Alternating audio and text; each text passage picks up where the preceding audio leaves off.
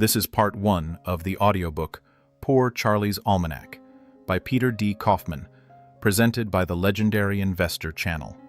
In this video, you'll hear from the introduction through Talk 3. Introduction by Peter D. Kaufman. You are about to embark on an extraordinary journey toward better investing and decision-making. You may arrive at a better understanding of life as well, all thanks to the wit, wisdom, speeches, and writings of Charlie Munger, this generation's answer to Benjamin Franklin.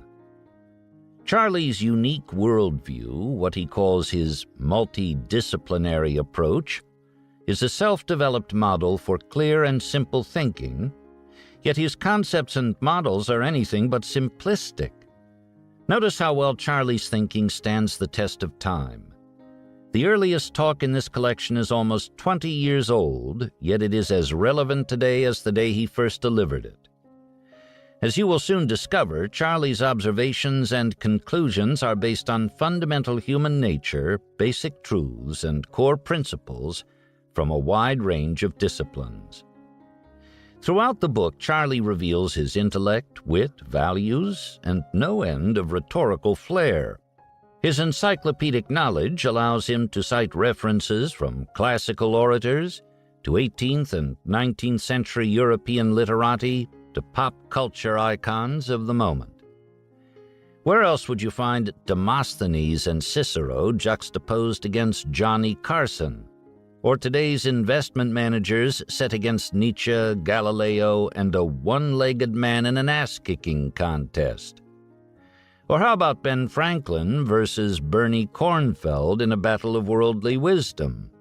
Using self-deprecation and imagination to great effect, Charlie cheerfully compares himself to a counting horse, proposes Glotz's sugared, caffeinated water as a marketing-bereft label for Coca-Cola, and attests, at least when I was young, I wasn't a total klutz. In one talk, Practical Thought About Practical Thought, Charlie even takes on the challenge of building from scratch a $2 trillion business and then walks us through his diverse mental models to accomplish that mighty feat. The quotes, talks, and speeches presented here are rooted in the old-fashioned Midwestern values for which Charlie has become known: lifelong learning, intellectual curiosity, sobriety, avoidance of envy and resentment, reliability, learning from the mistakes of others, perseverance, objectivity, willingness to test one's own beliefs, and many more. But his advice comes not in the form of stentorian admonishments.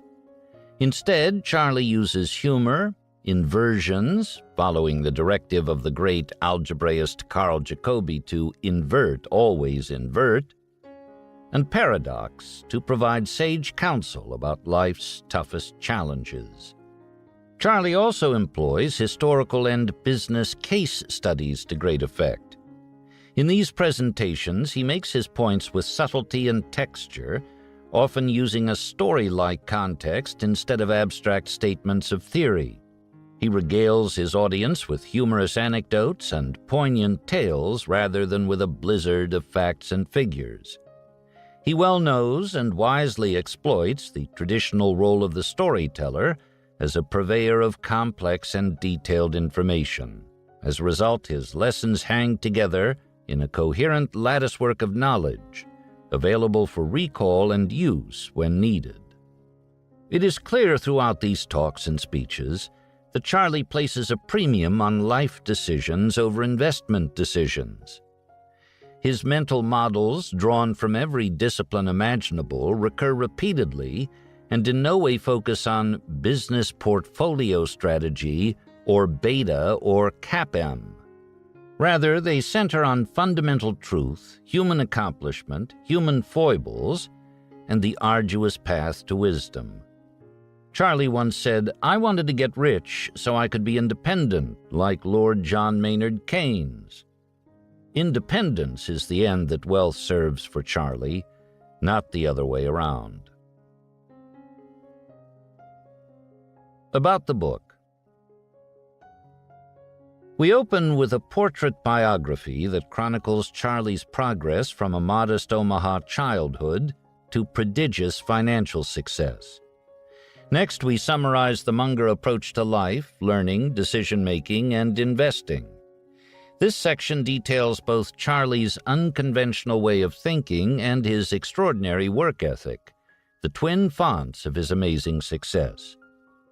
In the balance of the book, Charlie speaks to his audience via speeches and talks he gave over a 20-year period. In the expanded third edition of the book, we added a new talk Charlie delivered at the USC Gould School of Law commencement on May 13, 2007. So the original 10 talks have grown to become a not-so-round 11 talks. These speeches and addresses cover a wide spectrum of Charlie's interests, ranging from how one acquires worldly wisdom to how his multiple mental models can be applied to business, to how the investment strategies used by charitable foundations can be improved. The 11th talk is a special rendition of The Psychology of Human Misjudgment that Charlie created especially for this book. Each talk is well worth your time, not only for the enjoyment it will provide you, but also for what you can absorb from the rich assortment of ideas and practices that Charlie relies on. You will probably never find a better opportunity to learn from someone so smart and so forthright. In his talks, Charlie simply opens up and tells it like it is. A special note: Charlie's redundancy in expressions and examples is purposeful. For the kind of deep fluency he advocates, he knows that repetition is the heart of instruction. A word about the style and layout of the book. Charlie is enormously curious about nearly everything he bumps into in life. Accordingly, as we ourselves bumped into people, places, and subjects mentioned by Charlie in his talks, we supplemented his text with related information. The endnotes peppered throughout the talks, not included in the audio edition, serve to explain concepts, add a supporting voice, or emphasize an important Munger idea. We hope these will not only inform, but also amuse and even encourage you to further pursue these subjects on your own. I wish you good reading and an appreciation of the brightness and dry humor that those of us who know Charlie Munger have come to treasure and expect from him. Chapter 1. A Portrait of Charles T. Munger. Behind the extraordinary story of Berkshire Hathaway are two financial geniuses, the widely acclaimed Warren Buffett and his silent partner, Charlie Munger, who relishes his obscurity. Charlie is Warren's friend, lawyer, advisor, devil's advocate. Warren once called him the abominable no-man, and one of the largest stockholders in one of the most successful publicly traded companies in American business history. Since 1964, when Warren, and some years later Charlie, assumed management of Berkshire, its market value has increased an astonishing 13,500 times, from $10 million to roughly $135 billion, without much of an increase in outstanding shares. Such phenomenal growth is the singular achievement of these two unassuming Midwesterners who combined their synergistic abilities to recognize and seize opportunities other businessmen consistently overlook. While Warren is one of the most admired and publicized business leaders in the country, Charlie has purposefully sidestepped the limelight, choosing relative anonymity instead. To better understand this complex and highly private businessman, we must start at the beginning. Charles Thomas Munger was born on January 1, 1924, in America's heartland, Omaha, Nebraska. Many notables share his Midwestern roots: Will Rogers, Henry Fonda, John Pershing, Harry Truman, Walt Disney, Ann Landers, Gerald Ford, and, of course, Warren Buffett. Charlie initially crossed paths with the Buffett family during the formative years of his life when he worked at Buffett & Son, an upscale grocery store in Omaha, about 6 blocks from the Munger household. The boss and part owner was Warren's grandfather, Ernest. A strict disciplinarian, he scheduled his young workers for 12-hour shifts with no meals or breaks. According to Charlie, his boss's staunch anti-socialist attitude was manifested in his rule requiring the boys to present 2 pennies at the end of their shifts to cover their share of the cost of the new Social Security Act. In return, they received a $2 daily wage, along with a considerable lecture about the evils of socialism. The arduous working conditions in the Buffett grocery store had a lasting influence on both Charlie and Warren. Warren, 6 years younger, served his hard times under Grandpa Ernest several years after his future business partner had moved on. Charlie's formal education began at Dundee Elementary School, where he and his younger sisters, Mary and Carol, were indoctrinated with ethical homilies. Charlie's teachers remember a smart kid who was also inclined to be a bit of a wiseacre. He enjoyed challenging the conventional wisdom of teachers and fellow students with his ever-increasing knowledge gained through voracious reading, particularly biographies. Today, he can't remember the first time he was exposed to the aphorisms of Ben Franklin, but they fueled an ineffaceable admiration for the eclectic and eccentric statesman and inventor. Charlie's parents, Al and Florence Munger, encouraged reading and gave each of their children several books at Christmas, usually devoured by that night. At the nearby home of the Mungers' close friends, the Davises, Charlie often read the medical journals belonging to Dr. Ed Davis, who was both his father's best friend and a family physician. Charlie's early exposure to Dr. Davis's medical library spawned a lifelong interest in science. By the time he was 14, the precocious learner had also become one of the doctor's best friends. Charlie became so interested in medicine that he watched motion pictures of Dr. Davis, a urologist, performing surgery, and became fascinated with the statistical outcomes of similar procedures in the field.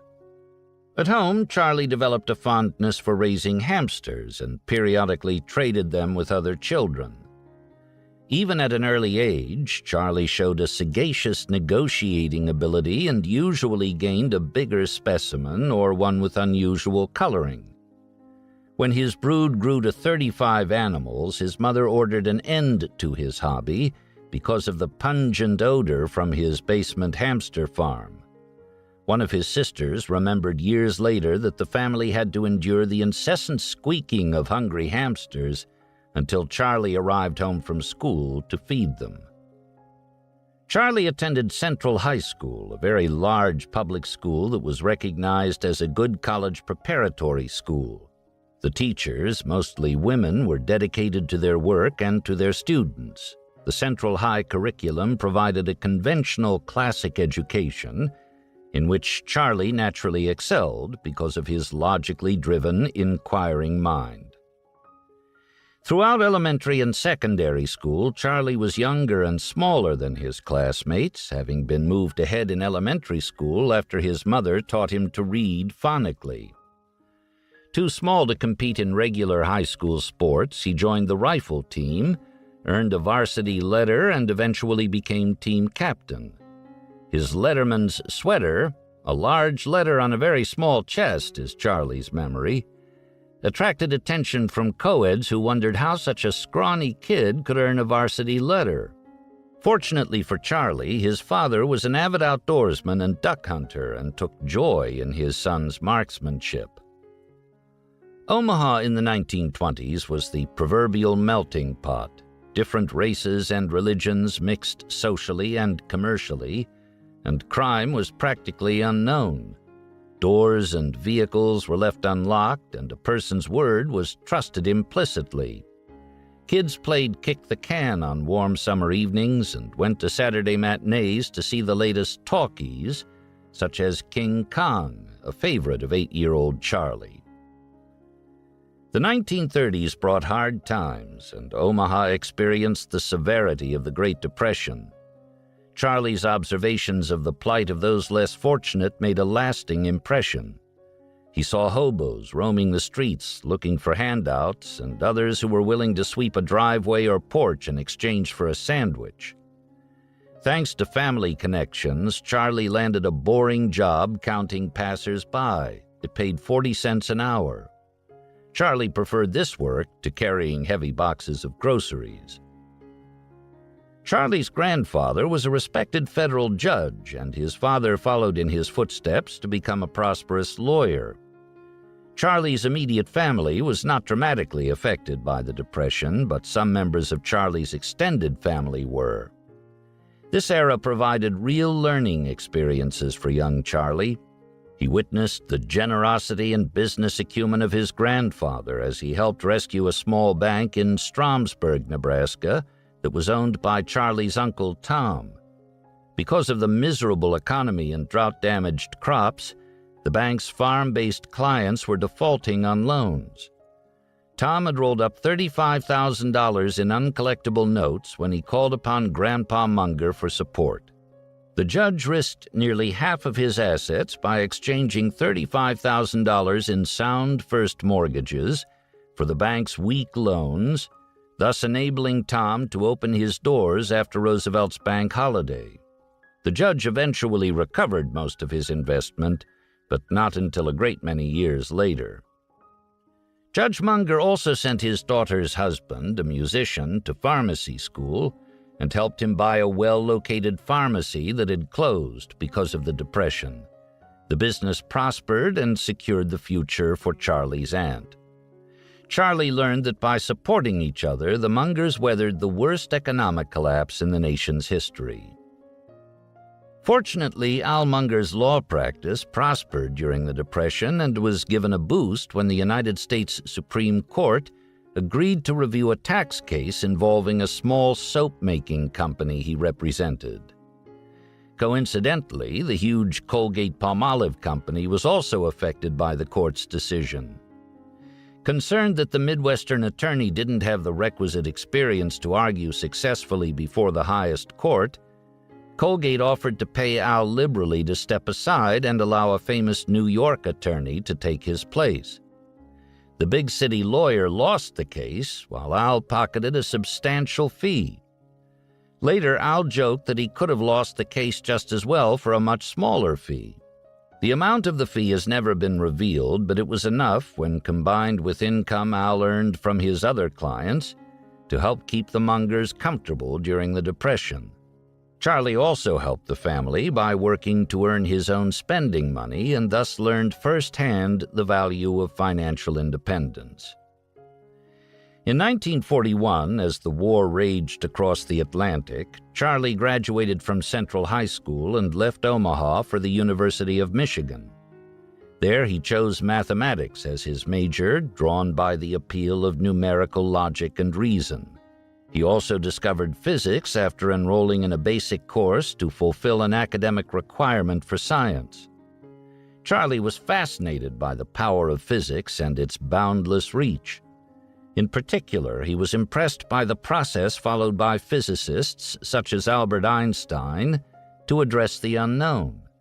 Physics-like problem-solving was to become a passion for Charlie and is a skill he considers helpful in framing the problems of life. He has often stated that anyone who wants to be successful should study physics because its concepts and formulas so beautifully demonstrate the powers of sound theory. College-aged men were then in high demand for military service. Days after turning 19 and completing his second year at Michigan, Charlie enlisted in the Army Air Corps in a program that would eventually make him a second lieutenant.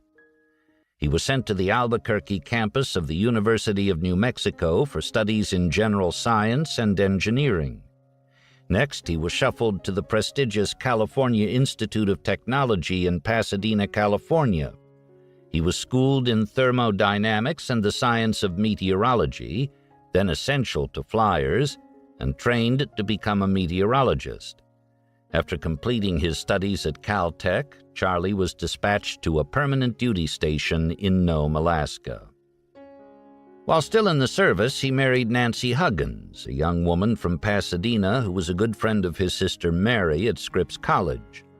They were stationed in Albuquerque and then San Antonio until Charlie was discharged from the Army Air Corps in 1946.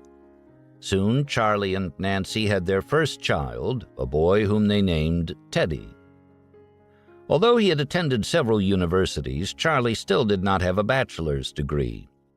Nevertheless, using the GI Bill, he applied to Harvard Law School, where his father had preceded him.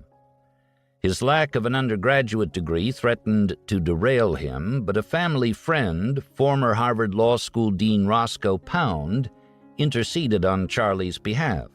Charlie was admitted, despite the determination of the admissions office to first send him back to college. As it turned out, Charlie had little trouble succeeding at Harvard, though he annoyed a few people along the way. Because of his intellect, the Army measured his IQ at the top of the curve. Charlie had a tendency to be abrupt, which was often interpreted as rudeness. Actually, Charlie was just in a hurry, and the customary pleasantries of the classroom were of little concern to him. Even so, he was liked by most of his peers and fully enjoyed the social aspects of student life in Cambridge. Charlie graduated from Harvard Law School in 1948 and was one of 12 in his class of 335 to graduate magna cum laude. He considered joining his father's law practice, but after a discussion with his father, both of them concluded that Charlie should try a larger city. He headed off to Southern California, a place he had liked while a student at Caltech. After passing the California bar exam, he joined the firm of Wright and Garrett, later renamed Music, Peeler and Garrett. Charlie built a house designed by his architect uncle, Frederick Stott, in South Pasadena, where he and Nancy and their 3 children, Teddy, Molly, and Wendy, lived. Despite outward appearances, all was not sunny in Charlie's world. His marriage was in trouble, and he and his wife finally divorced in 1953.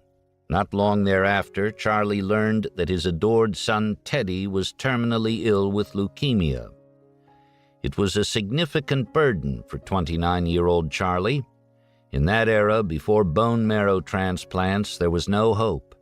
A friend remembers that Charlie would visit his dying son in the hospital and then walk the streets of Pasadena crying. During this sad time, his friend and law partner, Roy Tolles, arranged through a friend for Charlie to meet Nancy Barry Borthwick, who lived in Los Angeles. She was a Stanford graduate and had 2 small boys close to the ages of his girls. Charlie and Nancy had much in common and had fun together, and after a few months of dating became engaged.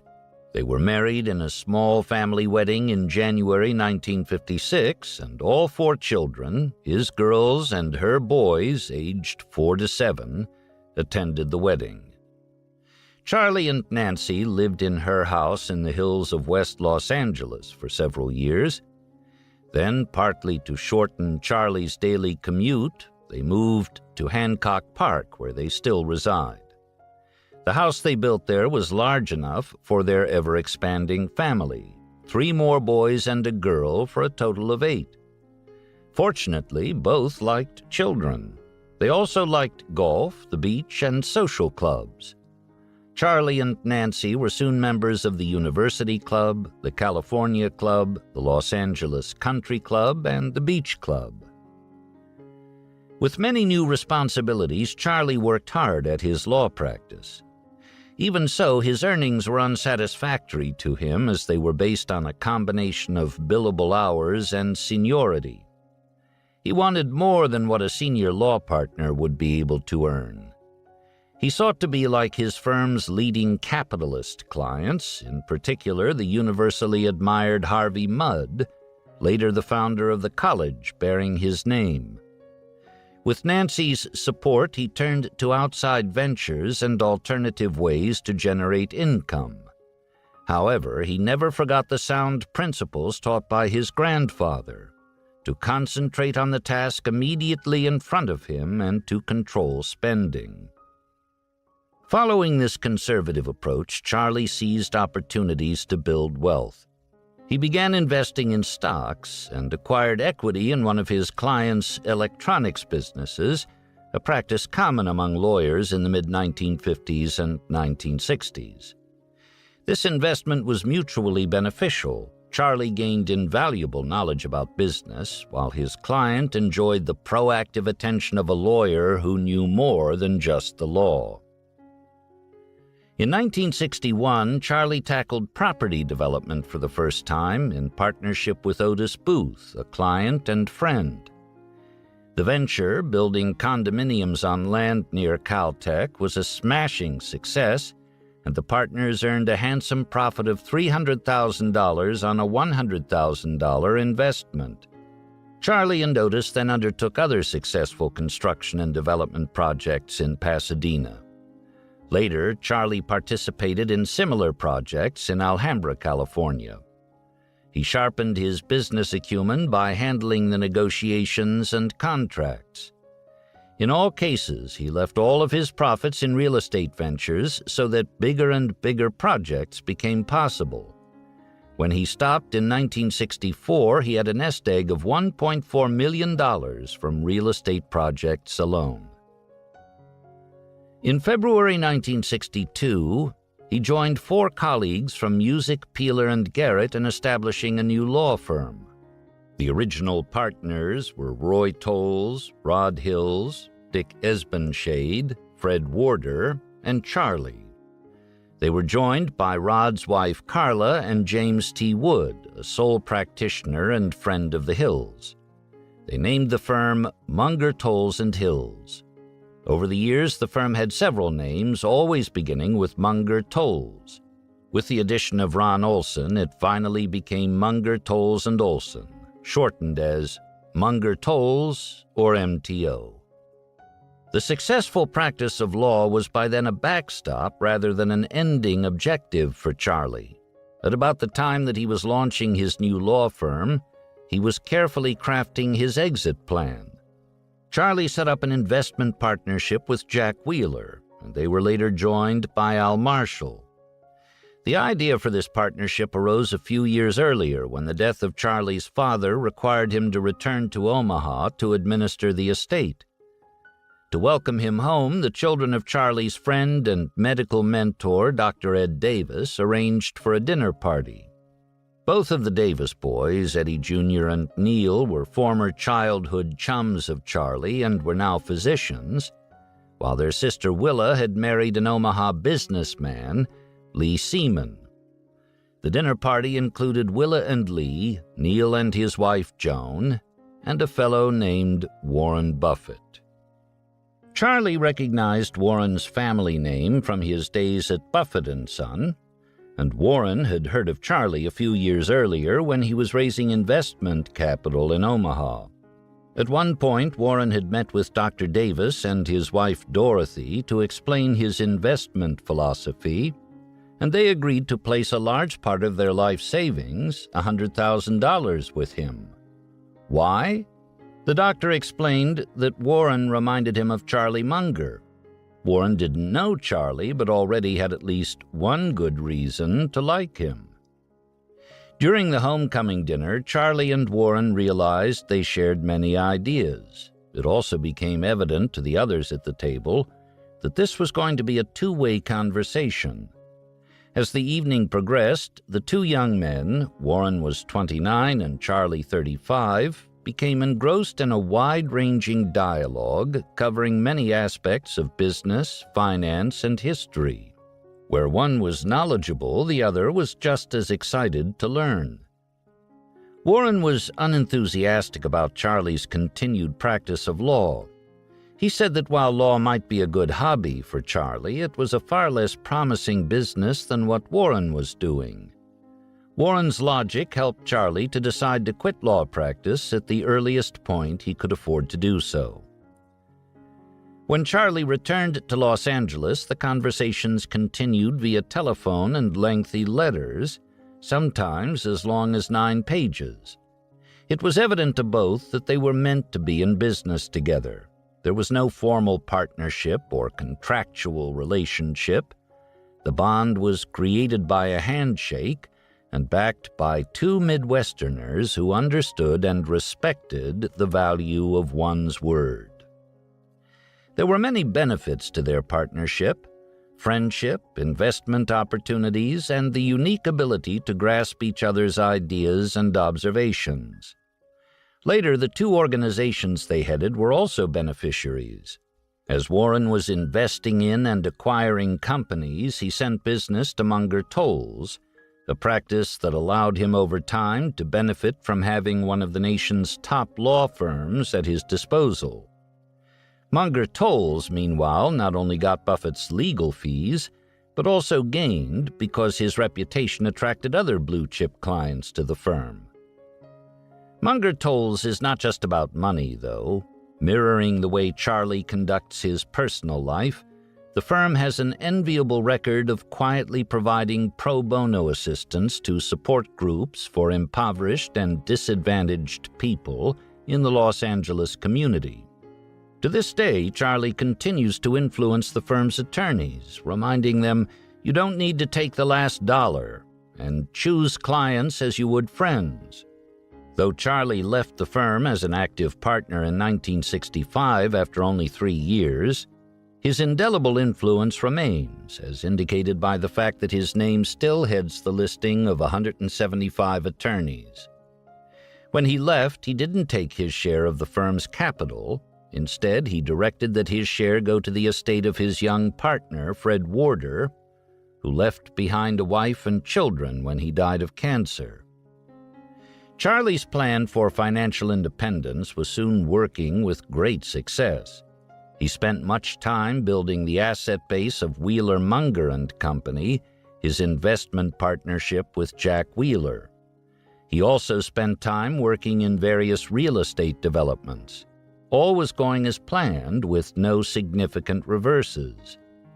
At Wheeler, Munger and Company, Charlie was investing in stocks, partly with his own money and partly with other people's money. Charlie concentrated more on putting his capital to work than attracting new clients. Because Jack Wheeler held 2 seats on the Pacific Coast Stock Exchange, the partnership paid low trading commissions, while Wheeler Munger kept the overhead cost at close to zero. As time passed, Charlie and Warren kept up their frequent telephone conversations and letters, sharing ideas and investment concepts. Sometimes they would agree to invest in the same company, other times they went in different directions. In time, their independent portfolios had overlapping investments. Warren invested in the Blue Chip Stamp Company and became the largest single shareholder. Charlie became the second largest shareholder, and eventually Berkshire Hathaway ended up acquiring the company. Charlie built the Wheeler-Munger partnership from 1962 through 1975. It did exceptionally well for the first 11 years, compounding at 28.3% gross, 20% net, versus 6.7% for the Dow, without a single down year. But the partnership was hit hard in the vicious bear market of 1973 and 1974, when it fell 31.9% and 31.5% in back-to-back years, as the partnership's largest holdings, Blue Chip Stamps and New America Fund, fell sharply. This decline was despite, as Charlie puts it, having its major investments virtually sure of eventually being saleable at prices higher than the quoted market prices. But the partnership rebounded strongly in 1975, rising 73.2%, bringing the overall record over 14 years to 19.8%, 13.7% net compounded annual returns versus 5% for the Dow. After this difficult experience, Charlie followed Warren in concluding that he no longer wanted to manage funds directly for investors. Warren had closed his own partnerships in 1969. Instead, they resolved to build equity through stock ownership in a holding company. When Wheeler Munger was liquidated, its stakeholders received shares in blue-chip stamps and diversified retailing. Later, these shares were converted into Berkshire Hathaway stock, which ended 1975 at $38. Today, each share is worth more than $85,000, making Charlie a member of the Forbes list of the 400 wealthiest individuals. While he doesn't mind the wealth, he regrets having his name on any such list. Despite his healthy self-image, Charlie would prefer to be anonymous. The story of Berkshire Hathaway's extraordinary success under Warren and Charlie's leadership has been told many times elsewhere, so the details won't be repeated here. To summarize, however, they have a spectacular track record of identifying undervalued companies and then either buying large stakes in the public markets or acquiring them outright. Regarding the latter, they have acquired a diverse assortment of businesses such as John's Manville, the Buffalo Evening News, Flight Safety International, NetJets, Shaw Carpet, Benjamin Moore, Geico, and Dairy Queen. In addition, they have purchased meaningful stakes in public companies such as the Washington Post, Coca-Cola, Gillette, and American Express. For the most part, they have held their major investments for the long term. In fact, they still own almost every business they've ever acquired outright. Charlie's affinity for Benjamin Franklin's expansive career in government, business, finance, and industry can be found in his many speeches and whenever he holds an audience, large or small. At the 75th anniversary of See's Candies, Charlie said, "I am a biography nut myself, and I think when you're trying to teach the great concepts that work, it helps to tie them into the lives and personalities of the people who develop them. I think you learn economics better if you make Adam Smith your friend. That sounds funny, making friends among the eminent dead, but if you go through life making friends with the eminent dead who had the right ideas, I think it will work better for you in life and work better in education. It's way better than just giving the basic concepts." Franklin used his self-made wealth to achieve financial independence so he could concentrate on societal improvement. Charlie admires that trait in his mentor and strives to emulate Franklin. He has had a long involvement with Good Samaritan Hospital and Harvard Westlake School, both in Los Angeles, and has chaired the boards of each. He and Nancy have also long supported Stanford University and the Huntington Library, art collections, and botanical gardens in San Marino, California. They provided funding for a major expansion to the Huntington called the Munger Research Center. Although Charlie is a self-described conservative Republican, chief among his causes is Planned Parenthood. He believes that every child deserves to be born to a welcoming mother. He also supports efforts to improve the environment and the quality of education. As the father of 8 and grandfather of 16, Charlie regards his legacy as helping future generations inherit a better world. Chapter 2. Remembering. The Children on Charlie. From Charles T. Munger, Jr. On the last day of a family ski vacation in Sun Valley when I was 15 or so, my dad and I were driving back in the snow when he took a 10-minute detour to gas the red Jeep we were driving. He was pressed for time to have our family catch the plane home, so I was surprised to notice as he pulled into the station that the tank was still half full. I asked my dad why we had stopped when we had plenty of gas, and he admonished me, "Charlie, when you borrow a man's car, you always return it with a full tank of gas." My freshman year at Stanford, an acquaintance lent me his car, more because friends we had in common twisted his arm than because he knew me all that well. The tank was half full and the Audi Fox was red. So I remembered the Jeep and topped up the tank before I brought the car back. He noticed. We've had a lot of good times since, and he stood as a groomsman at my wedding. After Stanford, I learned that on that vacation we had been staying at Rick Guerin's house and driving Rick Guerin's Jeep. Rick is one of my dad's friends who, on his return to Sun Valley, certainly wouldn't have been troubled and was unlikely even to notice if his Jeep had had less gas than when he left it. My dad still didn't skip a point of fairness and consideration. So I was taught that day not only how to get a good friend, but also how to keep one. From Wendy Munger. My dad often used the forum of the family dinner table to try to educate his children. His favorite educational tools were the morality tale, in which someone faced an ethical problem and chose the correct path, and the downward spiral tale, in which someone made the wrong choice and suffered an inevitable series of catastrophic personal and professional losses. His specialty was the downward spiral tale. He could really warm to the topic of apocalyptic consequences. He used such extreme and horrific examples that we were often simultaneously groaning and laughing by the time he finished. He's in a league of his own when it comes to describing negative outcomes and the lessons to be learned from them. His morality tales were more straightforward.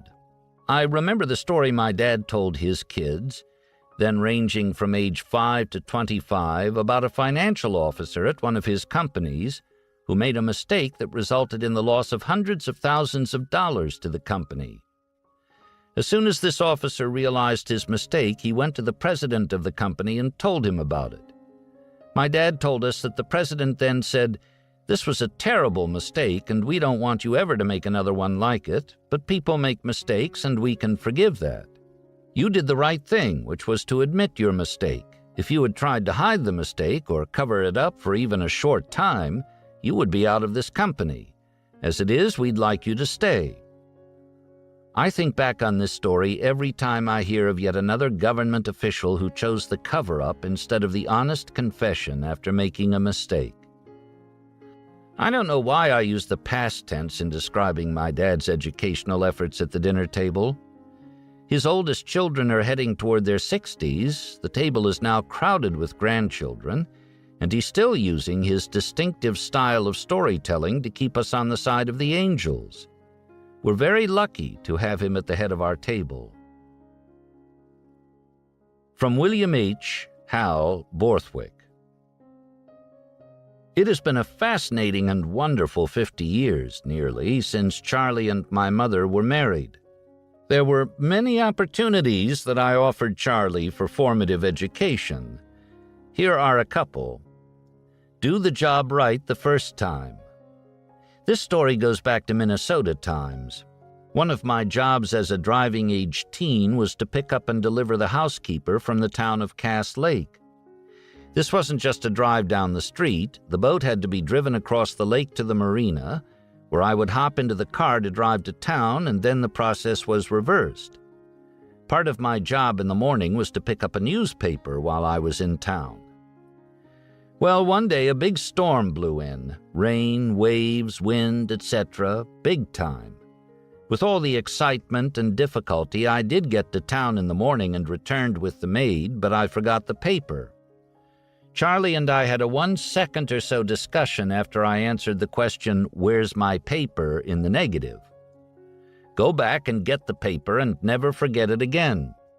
So back I went through the storm to get the paper, bouncing in the waves with rain sheeting off the boat, thinking to myself that I wasn't going to allow anything like this ever to happen again.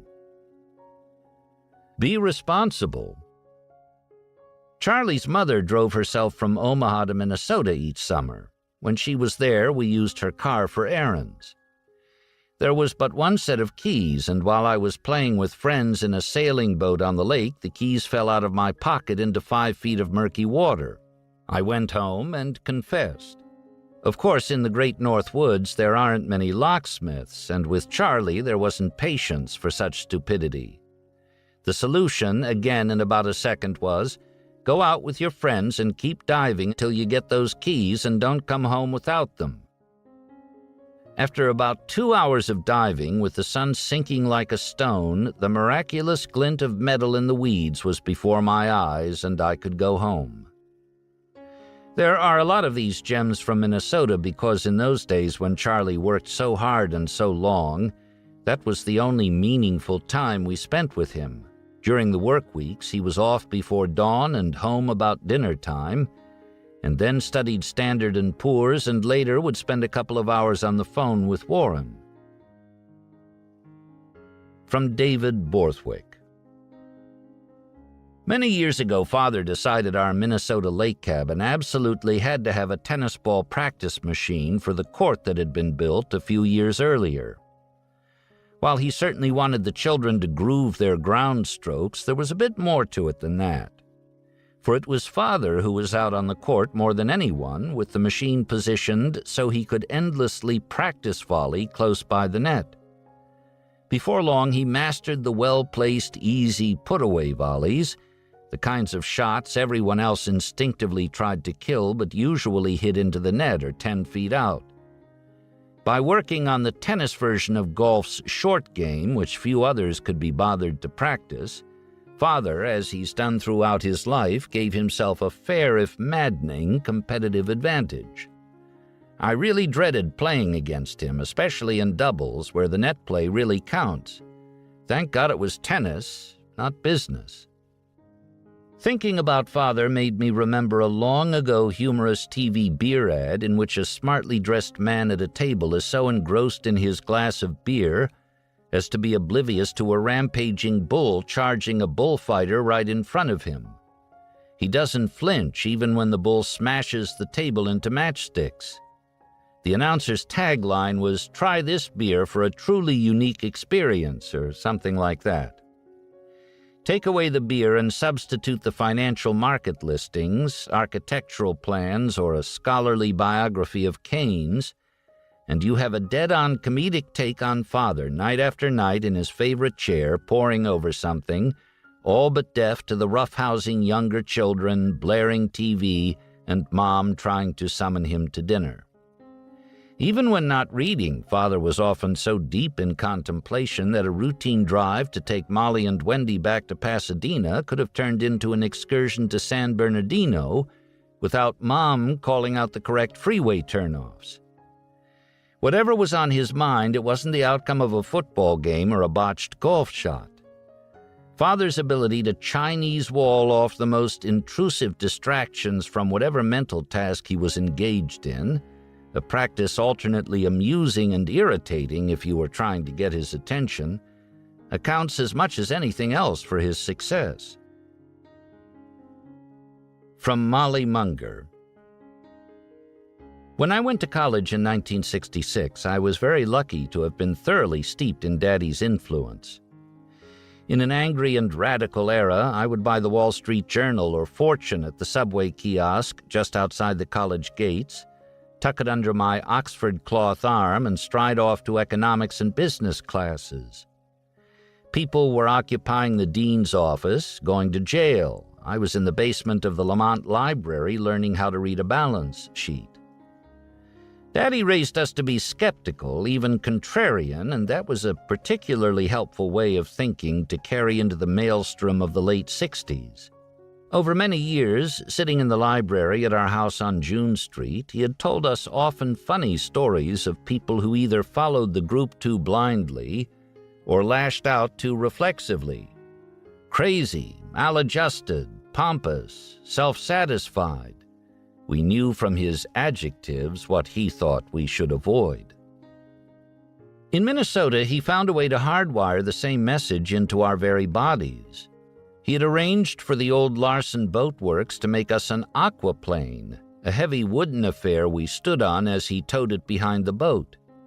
He would make sharp turns to see if we could hold on, and the only way to avoid the disgrace of a fall was to keep shifting our weight to compensate for the extreme angles. Then, and on into the future, I would always be viscerally terrified if it seemed any thought or activity was getting out of hand in one direction or another. When I was in college, Daddy had 7 other children to raise, worked in a seedy part of Spring Street, and owned but one company, a small grimy outfit that made motor additive. But he saw these were unhinged times. He sent me the allowance of a much richer father, keeping me in professionally ironed shirts and making me feel sharp as a bandbox. From 3,000 miles away, he continued to help me keep my balance. I could go on. Suffice it to say that our father has always known what he was doing, as a parent as in so much else. I appreciated it greatly. I still do. From Emily Ogden.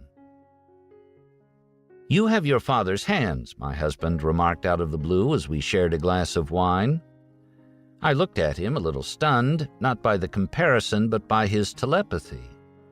I had been devising a short piece about my father, and the very subject had been on my mind. I had already noticed that my oldest son's hands are like his grandfather's, with fingertips slightly squared and nail beds shaped like teacups rather than ovals. But it's something about the way our hands take positions that first sparks the comparison. My father, my son, and I all cross our hands behind us in the same distinct manner, the left hand holding the wrist of the right as we walk, mine's elsewhere. "What is it about my hands exactly that reminds you of my father's?" I asked. "It's in the U where your index finger curves into your thumb," he said, showing me. "It's the way you hold things there." My father is holding his hands out above me. His fingers are curled and his thumbs are pointing at each other like handles on a bike. I reach my girl arms up straight and I grasp each of his thumbs as he lifts me off the ground. I hang on, delighted, until my strength is spent, and when one child is too big for thumbs, there is always another down through the line of grandchildren. Sometimes we'd get him to put down the Wall Street Journal and play sandwich. As he sits in the green armchair in the library, we pile on like the bacon, lettuce, and tomato of a BLT, his hands squeezing us together in a multi-layered hug. My father holds a perfect chicken egg. We've won the father-daughter egg toss, earning me one of my favorite possessions, a marble cube sprouting gilt acanthus leaves with a life-size golden replica of an egg on top. This trophy sits on my desk, reminding me of the sunny day when my dad was so present and so gentle as to keep a flying egg from breaking in either of our hands. My father's hands knew the tensile strength of different fishing lines by feel. They tie on a chartreuse jig or a plain old hook. His hands rise to his lips, where he cinches his knots with his teeth and bites off the extra line. His hands get wet reaching into tin bait buckets. They pinch twisting black leeches or one of Leroy's famous minnows, guaranteed to catch fish or die trying. His hands hold yellow-green zingers, pickles so spicy hot a bite will bring a laugh, and peanut butter mustard sandwiches. My father's hands rise early with the rest of him and appear at the edges of the business pages. In Minnesota, he might crumple this newsprint into loose balls, build kindling pyramids, strike long hearth matches, and press spade-shaped wooden bellows. With the fire lit, he might cook blueberry buckwheat pancakes on the Ben Franklin wood stove, using an old wood-handled spatula with chipped red paint. But if you play password and give the clue Charlie Munger's hands, anyone will first answer books. No matter where he is, his hands are always holding open a volume, typically a Ben Franklin biography or the latest treatise on genetics. One might also answer graph paper for the buildings he's been designing. When I think of my father's hands, I also see them up on stage in front of thousands in Omaha every year. His fingers encircle a Diet Coke, pinch peanut brittle or the stick of a dilly bar, or try to search incognito through a See's Candies box, zeroing in on the rum nougat. His hands are crossed in front of him as he shakes his head, saying, "I have nothing to add." Or they move to the rhythm of a longer philosophical answer, making all the hands in the stadium clap together. My father's hands, gesturing alongside every colorful joke and guiding story, have molded me as surely as a sculptor's. I can be nothing but glad and grateful for the touch of my father's hands in mine and in my son's. From Barry Munger. Several years ago, I came across a book by Calvin Trillin called Messages from My Father, a memoir about Trillin's father, Abe, who was born in Ukraine, grew up in Missouri, and spent much of his career operating neighborhood grocery stores in Kansas City. Abe Trillin regarded thrift as a moral virtue, paid his bills the day they arrived, and got up at 4 a.m. 6 days a week to pick the produce for his stores. A man of few words, he was nevertheless convivial, trenchantly funny, and spoke naturally to small children. He was skilled at cards. He was sardonic, but had an underlying optimism that one could get along in the world with the proper outlook and character. The fact that my father shares many of these qualities, even if he's not known for his discernment about produce, does not fully explain my attachment to this light, deft, and anecdotal little book. Reading it somehow conjures my father for me, even though in the broad outlines of his life my father has almost nothing in common with Abe Trillin, other than the fact that my father once worked part-time at a Midwestern grocery store, Buffett & Son in Omaha. Like my father, Abe Trillin had a fundamental reserve, partially Midwestern in origin, that was at odds with his personable qualities. He did not regard a long drive in a car or a fishing outing as an opportunity to catch up. He did not linger on the telephone. His son eventually came to marvel at how much my father managed to get across to me without those heart-to-hearts that I've read about fathers and sons having in the study or in the rowboat or in the car. The title Messages from My Father comes from the author's surmise that his father must have been communicating his expectations through coded messages. It's possible that my father had a code so subtle that I didn't know of its existence, he writes. Anyone who knows my father knows that his manner of expression is not always subtle, but he has many ways of sending his messages.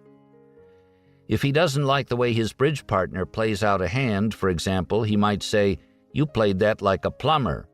But if he wants to offer serious counsel to one of his children, he is more likely to couch the message in an anecdote, preferably delivered in a group setting so that no one is singled out. In both instances, he appears blunt and avuncular, that inimitable Charlie, but at the card table he uses a lack of indirection for harmless ribbing, and at the dinner table he uses indirection to spare feelings. He's more subtle than he appears. A friend of mine recently began an anecdote about my father by saying, "So your dad's sitting in his chair like Rushmore?" I knew exactly what he meant. Not many people can summon up the image of a 5,700-foot granite mountain and the faces of 4 presidents simply by taking possession of an upholstered chair, but my father can.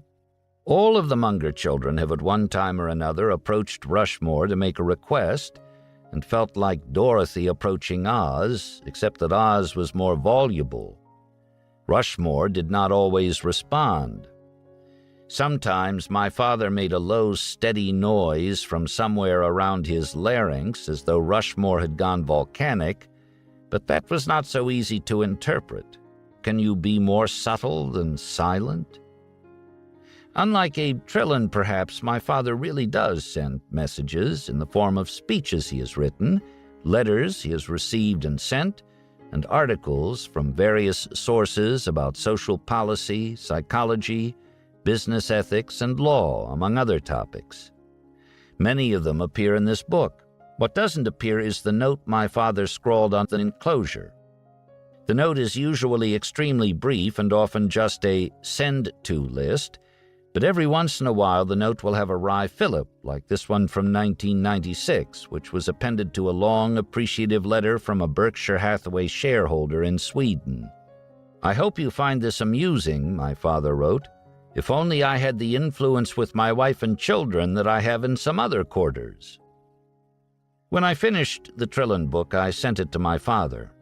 Even if he didn't recognize himself in it, I figured he would enjoy the book's Midwestern milieu, the immigrant striving of the Trillin family, and the humor. The book is written with so much affection that I thought I could even use it to communicate such feelings to my dad indirectly, which is the preferred route. At the very least, I thought the book might reassure my father that his messages were being received, even if they were not always heeded. About a week later, the book came back in a padded envelope with an address label supplied by his secretary. There was no note, so I wasn't sure whether he had read the book or rejected it. It seemed untouched, so I concluded that my message had gone unreceived, loose pages tossed on Rushmore. Not much escapes my father, however. It turned out that he had simply instructed his secretary to send copies to the whole family. From Philip Munger. Some of my most affectionate memories of my father are of shopping for clothes at Brooks Brothers and Marks & Spencer. Most people already know that Father is not a big fashion man. He once said that he was nonconformist enough in his behavior and opinions that it made sense to chart a very straight course in attire. His going along with normal social customs and his sense of humor, he said, were what allowed his otherwise sometimes prickly temperament to harmonize with other people. I vividly recall going with my father to Brooks Brothers when it was still housed in that beautiful old wood-paneled building in downtown Los Angeles to buy my first Syrus suit. I must have been about 11 or 12. I can see those polished brass elevator doors opening. We looked through the racks. Father picked out a pinstriped, charcoal gray suit. When I was 16, we went to buy another suit, this time a three-piece, which I wore religiously during my debate days. It kept the icy wind blowing off the lake at Northwestern during a tournament at bay. We bought at the same time a pair of wingtip shoes for my summer stint at the Daily Journal, a coming-of-age ceremony required by Father for each boy, shoes which have lasted to this day. There is another theme here. When we bought a brown tweed coat at Marks & Spencer in London, Father said, "This will always keep its crease." He admired both stores because they were durable institutions and because their merchandise was too, and fairly priced. Durability has always been a first-rate virtue in my father's view, along with ritual and tradition. He never had a desire to change his primary habits, sartorial or otherwise, once he had, like Franklin, acquired them. I still shop at Brooks, partly because each year at Christmas Father gives every child a gift card, which is perfectly timed for the winter sale. But I always end up going more often than that. One year I used his largesse to purchase trousers with pleats. My father looked at them askance and said, "Do you want to look like a jazz drummer?" In New York, Brooks is still housed in its grand old building. I think of my father every time I go. I'm very attached to the place.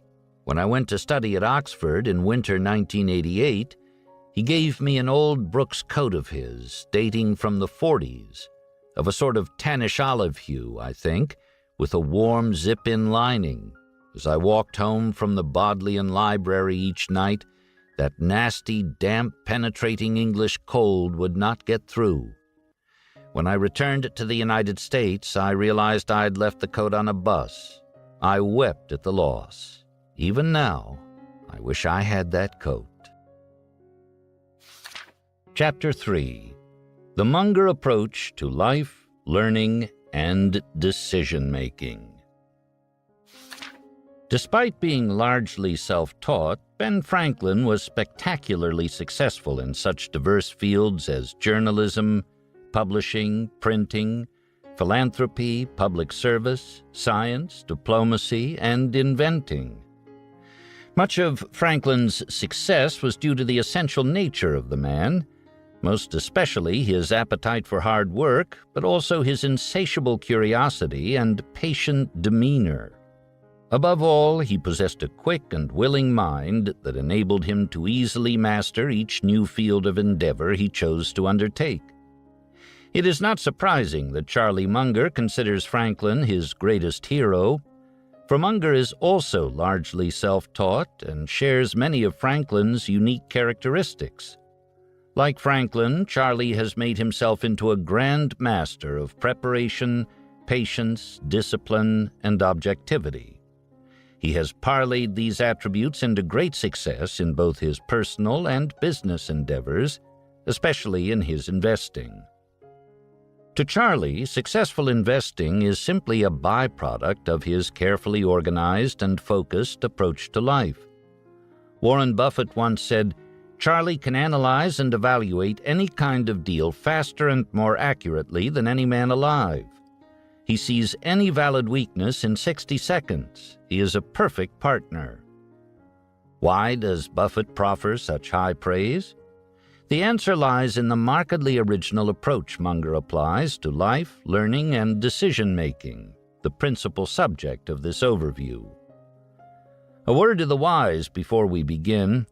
Given the complexity of Charlie's approach, what follows is not intended as a how-to lesson for the aspiring investor. Instead, it is a general overview of how he seems to do it. Our goal here is to present the basic outline of Charlie's approach to prepare you for the voluminous details that follow in the rest of the book.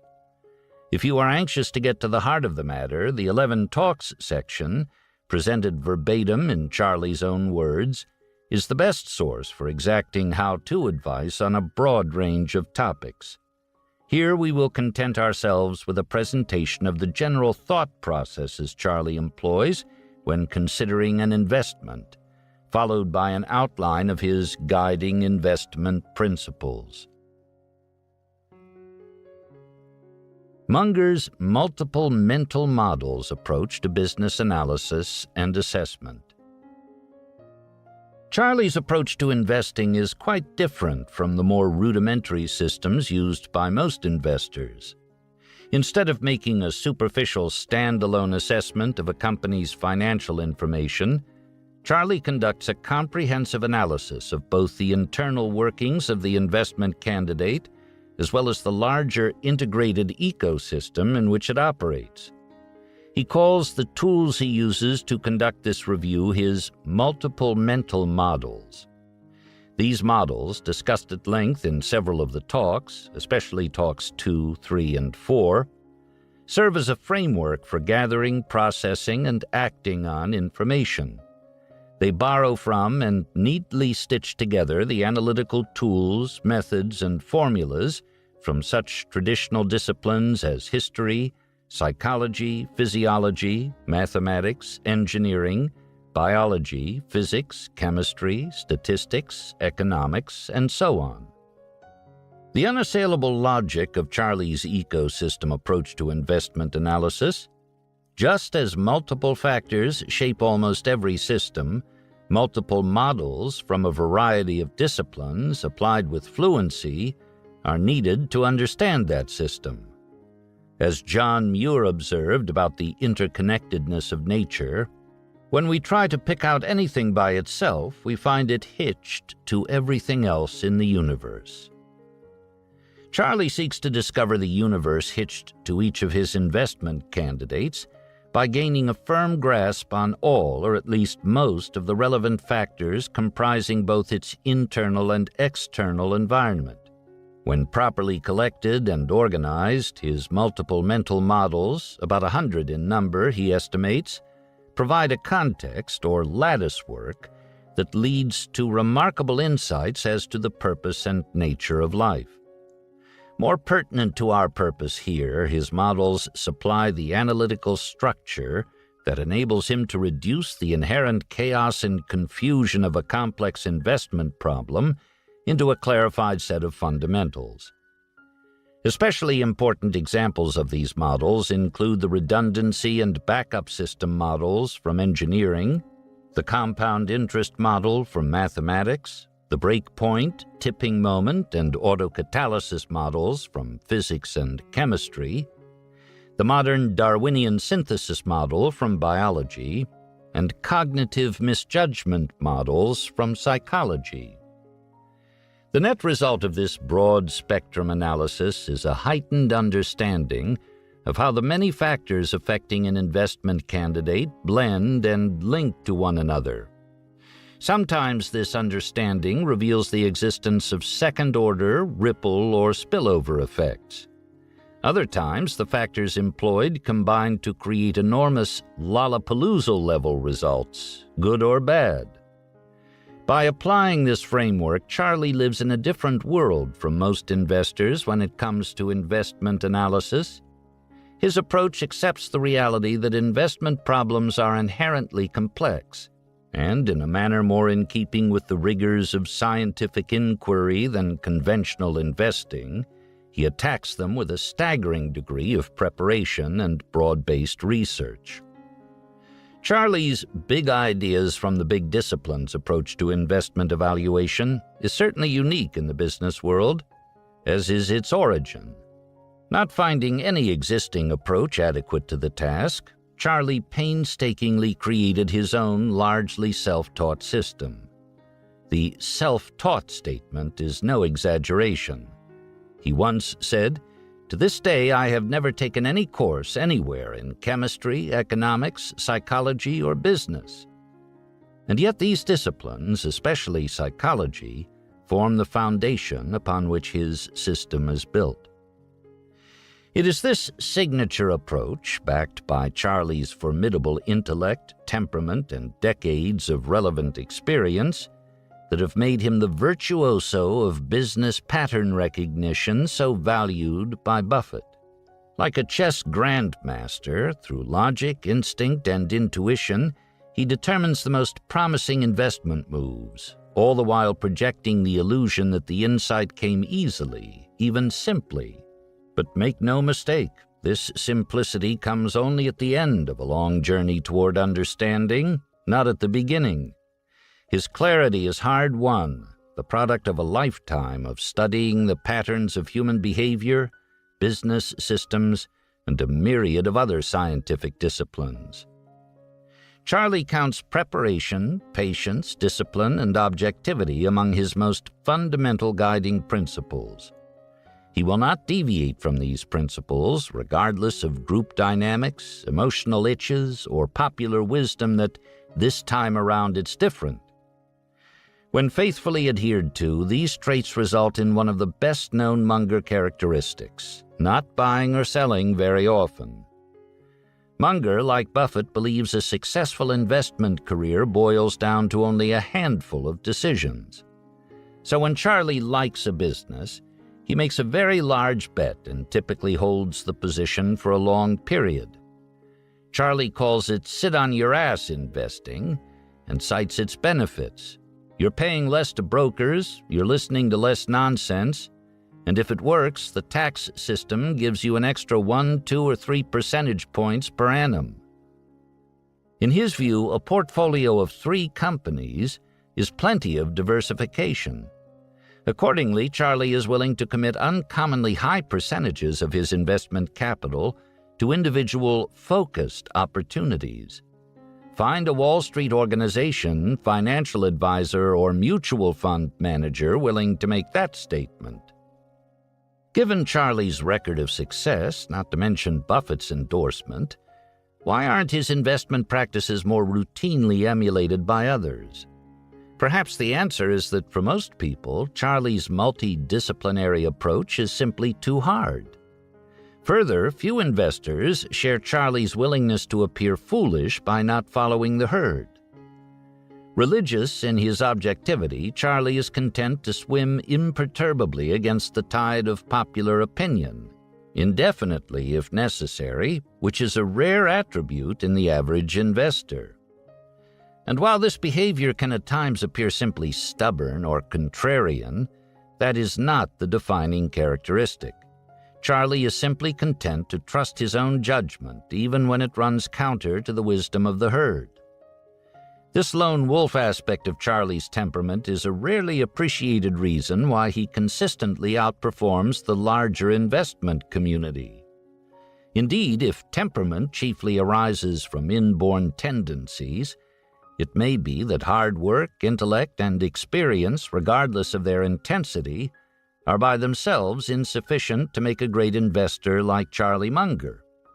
As we shall witness through the remainder of this book, the right kind of genetically predetermined wiring is needed as well. At the 2004 Berkshire Hathaway annual meeting, a young shareholder asked Buffett how to succeed in life. After Buffett shared his thoughts, Charlie chimed in, "Don't do cocaine, don't race trains, and avoid AIDS situations." Many would dismiss his seemingly flippant answer as merely humorous, which it certainly was, but in fact it faithfully reflects both his general views on avoiding trouble in life and his particular method for avoiding missteps in investing. Often, as in this case, Charlie generally focuses first on what to avoid, that is, on what not to do, before he considers the affirmative steps he will take in a given situation. "All I want to know is where I'm going to die, so I'll never go there," is one of his favorite quips.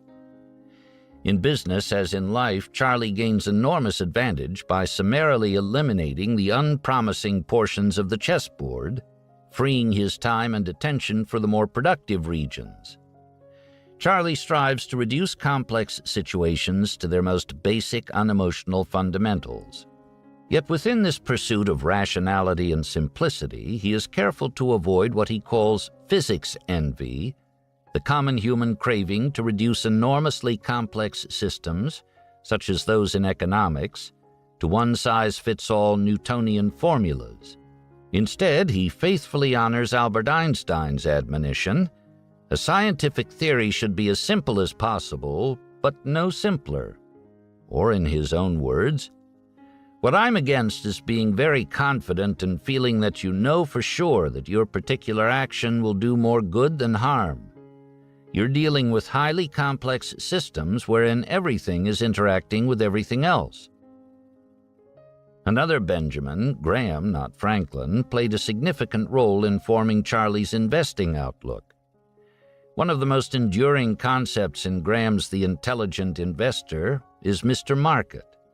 Usually, Mr. Market is a temperate and reasonable fellow, but some days he is gripped by irrational fear or greed.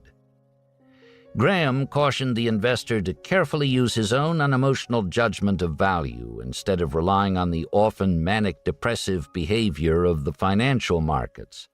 Similarly, Charlie recognizes that even among the most competent and motivated of people, decisions are not always made on a purely rational basis.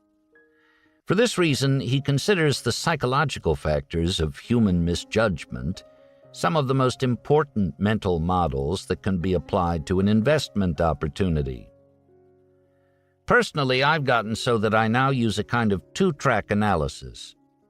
First, what are the factors that really govern the interests involved, rationally considered? And second, what are the subconscious influences where the brain at a subconscious level is automatically doing these things, which by and large are useful but which often misfunction? One approach is rationality, the way you'd work out a bridge problem, by evaluating the real interests, the real probabilities, and so forth. And the other is to evaluate the psychological factors that cause subconscious conclusions, many of which are wrong. For more specifics on this topic, see Talk 11, in which Charlie applies mental models from the field of psychology to illustrate 25 common causes of human misjudgment. Obviously, the methods described to this point can't be learned in a university classroom or on Wall Street. They were developed by Charlie from scratch to satisfy his own exacting requirements. They probably deserve a title of their own, something like "Quickly Eliminate the Big Universe of What Not to Do," follow up with a fluent, multidisciplinary attack on what remains, then act decisively when and only when the right circumstances appear. Is it worth the effort to develop and adhere to such an approach? Charlie seems to think so. It's kind of fun to sit there and outthink people who are way smarter than you are because you've trained yourself to be more objective and more multidisciplinary. Furthermore, there is a lot of money in it, as I can testify from my own personal experience. Munger's investment evaluation process. As we've noted, Charlie doesn't make a lot of investments. His approach is perhaps best summarized by Thomas Watson Sr., the founder of IBM. I'm no genius. I'm smart in spots, and I stay around those spots. If Charlie knows anything, he knows his spots, his carefully identified circles of competence. To stay within these circles, he first applies a basic overall screen designed to limit his investment field to only simple, understandable candidates. As he says, we have 3 baskets for investing: yes, no, and too tough to understand. To identify potential yes candidates, Charlie looks for an easy-to-understand, dominant business franchise that can sustain itself and thrive in all market environments. Understandably, few companies survive this first cut. Many investor favorites, such as pharmaceuticals and technology, for example, go straight to the too-tough-to-understand basket. Heavily promoted deals and IPOs earn immediate no's. Those that do survive this first winnowing are subjected to the screens and filters of Charlie's mental models approach. The process is intense and Darwinian, but also efficient. Charlie detests placer mining, the process of sifting through piles of sand for specks of gold. Instead, he applies his big ideas from the big disciplines to find the large, unrecognized nuggets of gold that sometimes lie in plain sight on the ground. Throughout his exhaustive evaluation, Charlie is no slave to a database. He takes into account all relevant aspects, both internal and external to the company and its industry, even if they are difficult to identify, measure, or reduce to numbers. His thoroughness, however, does not cause him to forget his overall ecosystem theme. Sometimes the maximization or minimization of a single factor, notably specialization, as he likes to point out regarding Costco's discount warehouses, can make that single factor disproportionately important. Charlie treats financial reports and their underlying accounting with a Midwestern dose of skepticism. At best, they are merely the beginning of a proper calculation of intrinsic valuation, not the end. The list of additional factors he examines is seemingly endless and includes such things as the current and prospective regulatory climate, the state of labor, supplier, and customer relations, the potential impact of changes in technology, competitive strengths and vulnerabilities, pricing power, scalability, environmental issues, and notably the presence of hidden exposures. Charlie knows that there is no such thing as a riskless investment candidate. He's searching for those with few risks that are easily understandable. He recasts all financial statement figures to fit his own view of reality, including the actual free or owner's cash being produced, inventory and other working capital assets, fixed assets, and such frequently overstated intangible assets as goodwill. He also completes an assessment of the true impact, current and future, of the cost of stock options, pension plans, and retiree medical benefits. He applies equal scrutiny to the liability side of the balance sheet. For example, under the right circumstances, he might view an obligation such as insurance float, premium income that may not be paid out in claims for many years, more properly as an asset. He especially assesses a company's management well beyond conventional number crunching, in particular the degree to which they are able, trustworthy, and owner-oriented. For example, how do they deploy cash? Do they allocate it intelligently on behalf of the owners? Or do they overcompensate themselves or pursue ego-oriented growth for growth's sake? Above all, he attempts to assess and understand competitive advantage in every respect: products, markets, trademarks, employees, distribution channels, societal trends, and so on, and the durability of that advantage. Charlie refers to a company's competitive advantage as its moat, the virtual physical barrier it presents against incursions. Superior companies have deep moats that are continuously widened to provide enduring protection. In this vein, Charlie carefully considers competitive destruction forces that, over the long term, lay siege to most companies. Munger and Buffett are laser-focused on this issue. Over their long business careers, they have learned, sometimes painfully, that few businesses survive over multiple generations. Accordingly, they strive to identify and buy only those businesses with a good chance of beating these tough odds.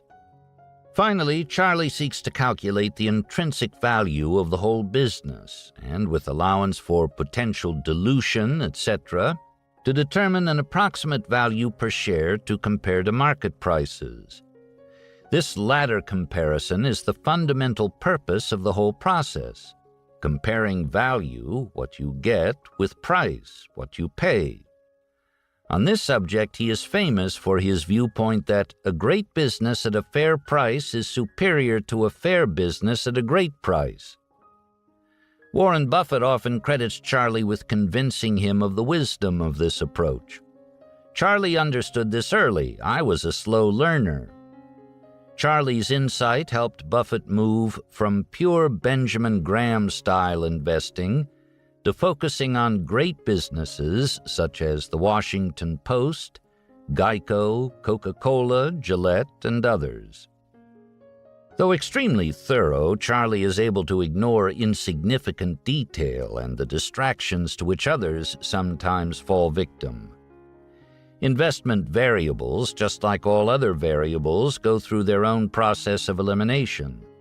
By the time he is finished with his analysis, he has reduced the candidate to its most salient elements and achieved a remarkable degree of confidence about whether or not to act. The evaluation finally becomes not so much mathematical as philosophical. Ultimately, a feel emerges, a function of both the analysis itself and Charlie's lifetime of accumulated experience and skill in recognizing patterns. At this point, only an exceptionally superior investment candidate will still be in the running. But Charlie does not immediately rush out and buy it.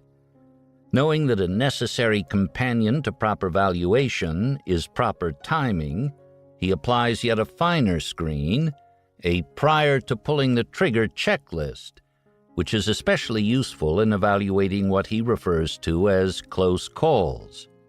The checklist includes such items as, what are the current price, volume, and trading considerations? What disclosure timing or other sensitivities exist? Do contingent exit strategies exist? Are better uses of capital currently or potentially available? Is sufficient liquid capital currently on hand, or must it be borrowed? What is the opportunity cost of that capital? And so on. Charlie's exhaustive screening process requires considerable self-discipline and results in long periods of apparent inactivity. But as Charlie says, hard work is an essential element in tracking down and perfecting a strategy or in executing it.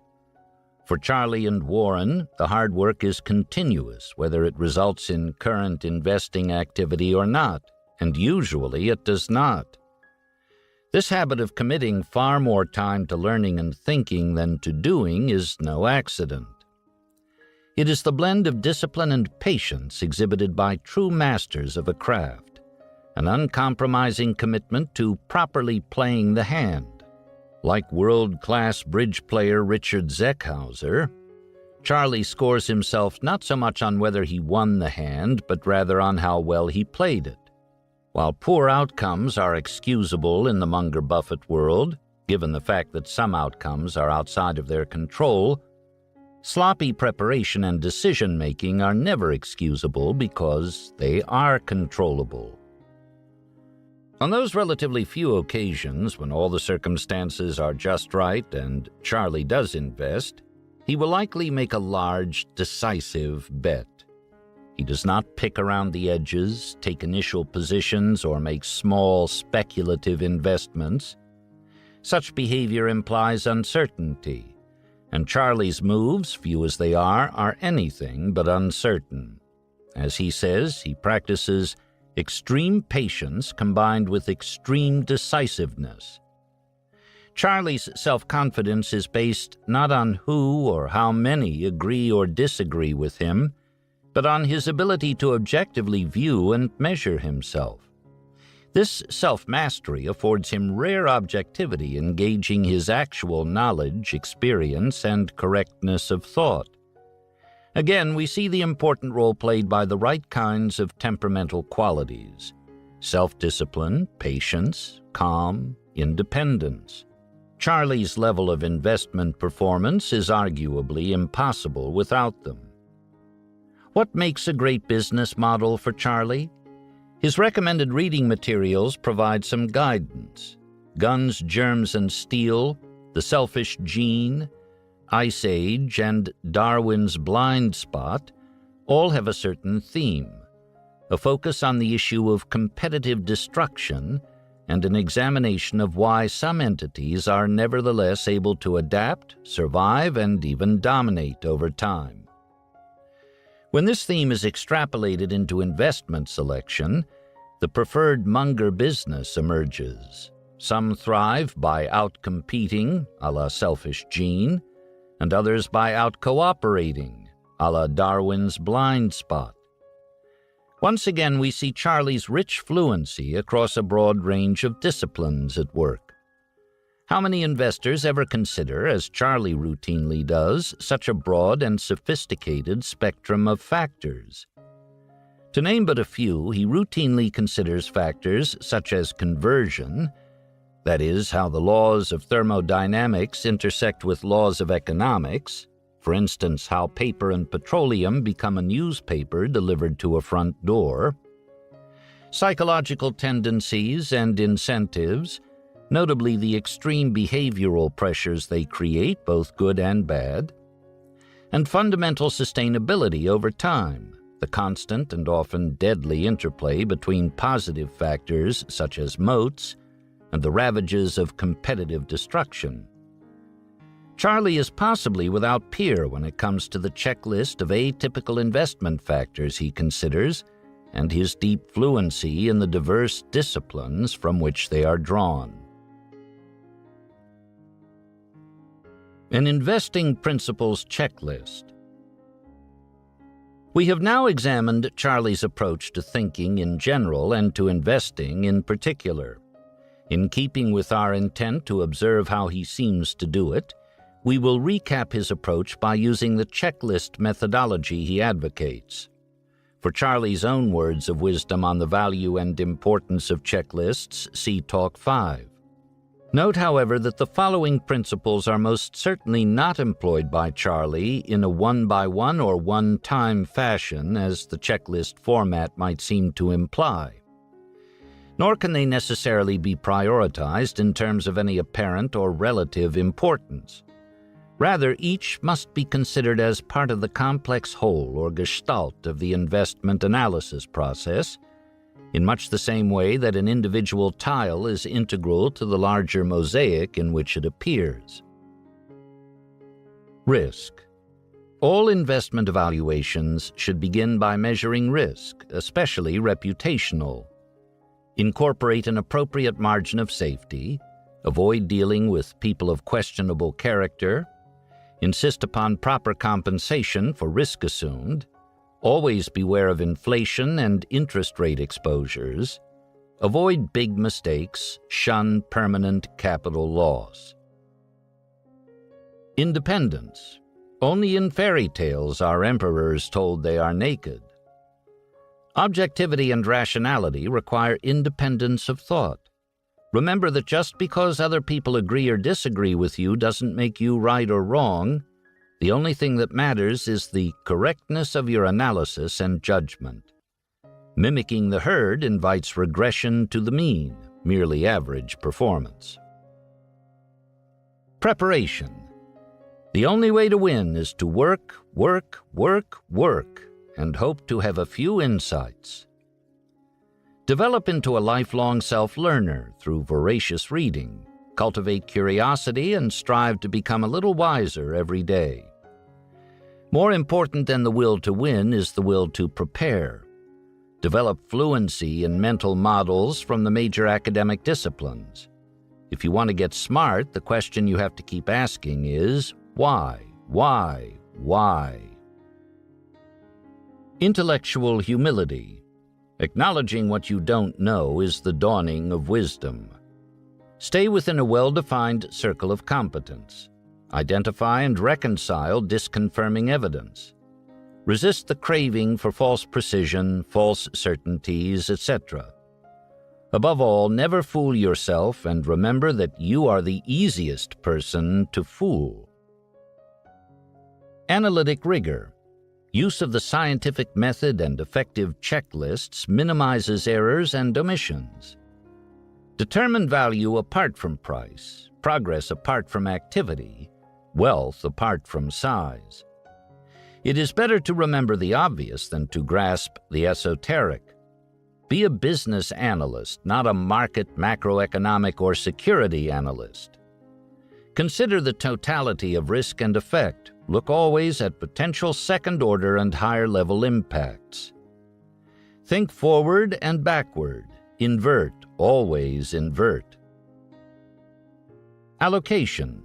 Proper allocation of capital is an investor's #1 job. Remember that the highest and best use is always measured by the next best use, opportunity cost. Good ideas are rare. When the odds are greatly in your favor, bet, allocate, heavily.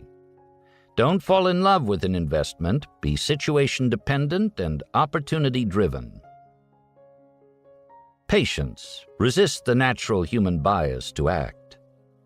Compound interest is the 8th wonder of the world. Einstein. Never interrupt it unnecessarily. Avoid unnecessary transactional taxes and frictional costs. Never take action for its own sake. Be alert for the arrival of luck.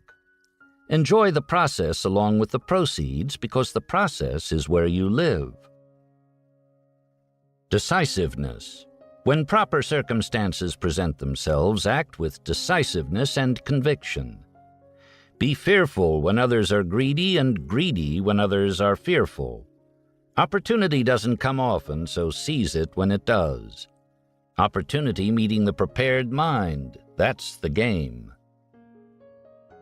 Change. Live with change and accept unremovable complexity. Recognize and adapt to the true nature of the world around you. Don't expect it to adapt to you. Continually challenge and willingly amend your best-loved ideas. Recognize reality even when you don't like it, especially when you don't like it. Focus. Keep things simple and remember what you set out to do. Remember that reputation and integrity are your most valuable assets and can be lost in a heartbeat. Guard against the effects of hubris and boredom. Don't overlook the obvious by drowning in minutiae. Be careful to exclude unneeded information or slop. A small leak can sink a great ship. Face your troubles, don't sweep them under the rug. Since human beings began investing, they have been searching for a magic formula or easy recipe for instant wealth. As you can see, Charlie's superior performance doesn't come from a magic formula or some business school-inspired system.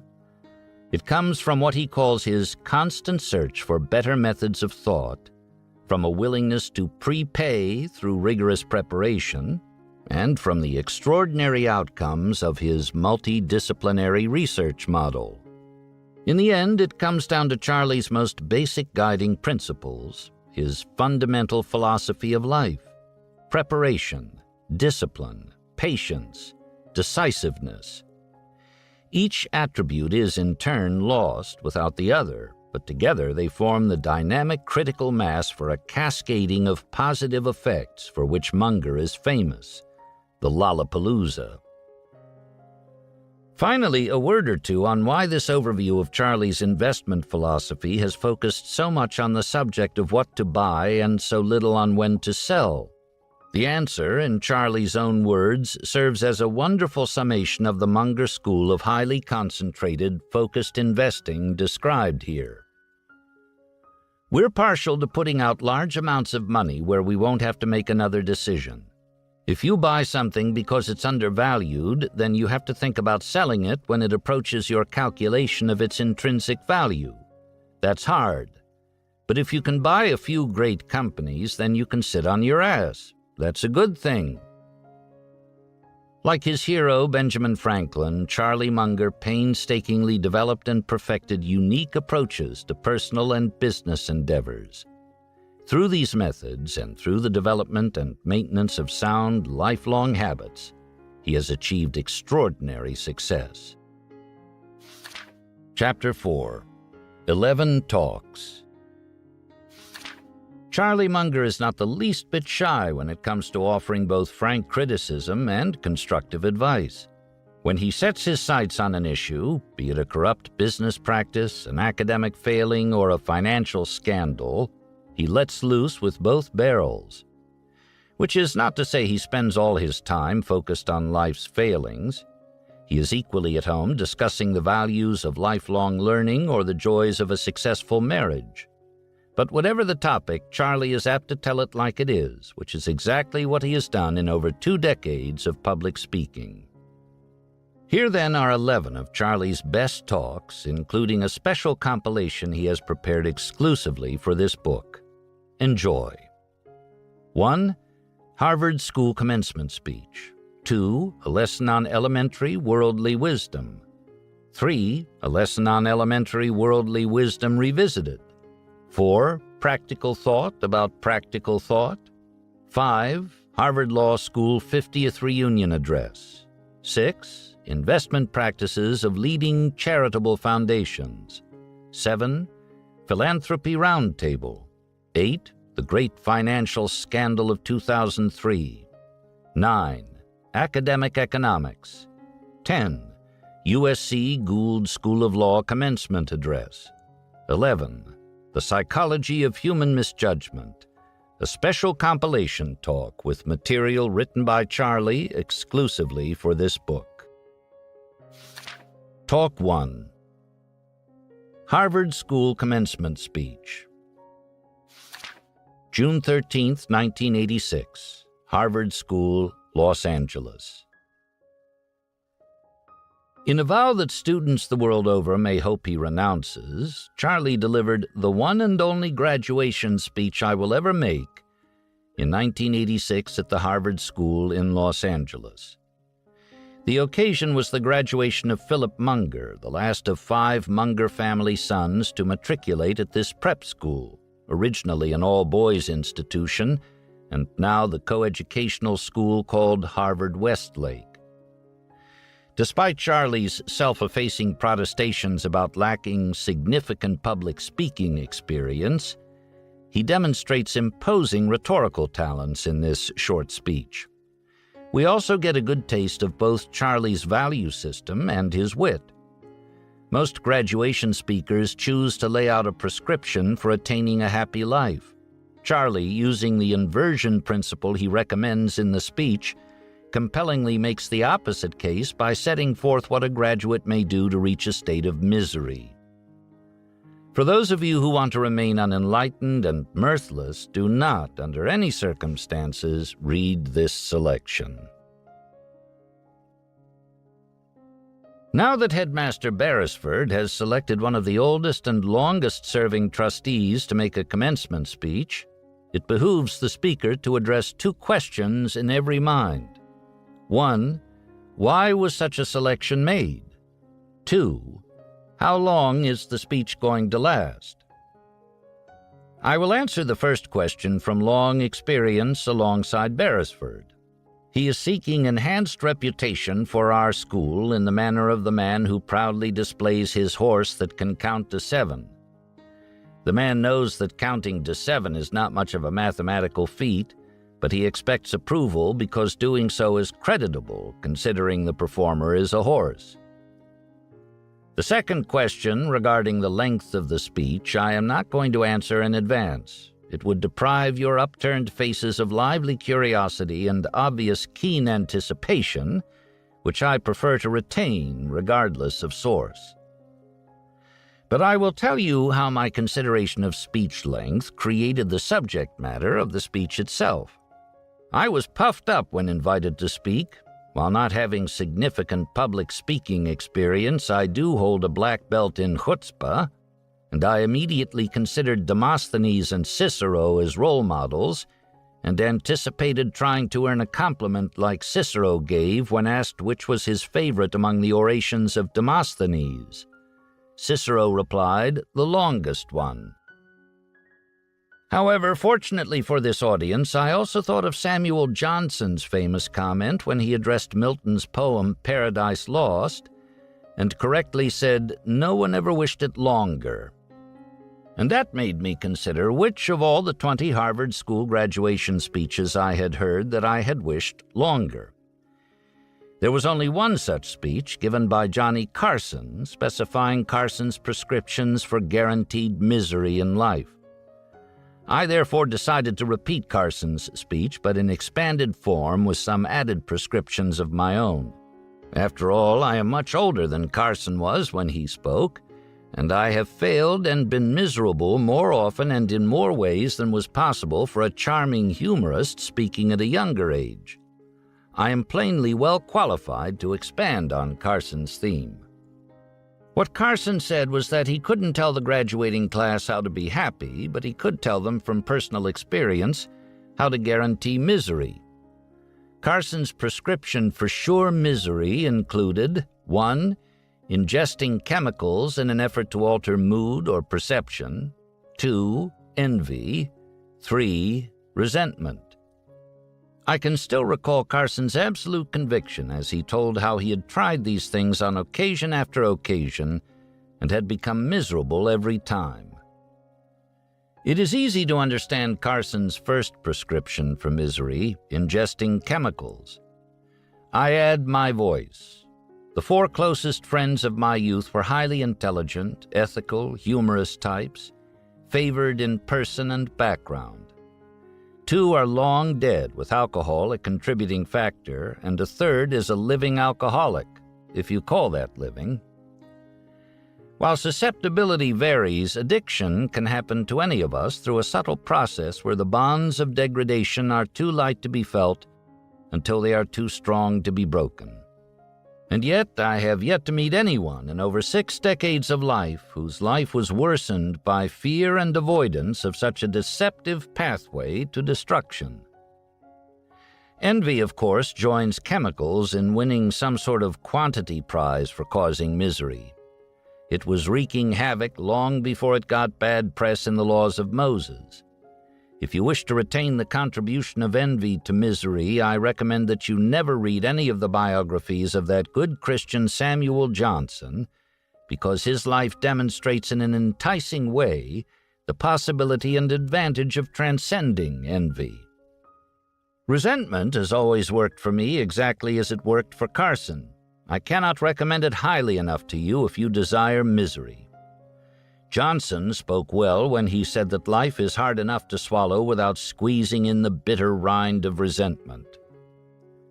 For those of you who want misery, I also recommend refraining from the practice of the Disraeli compromise, designed for people who find it impossible to quit resentment cold turkey.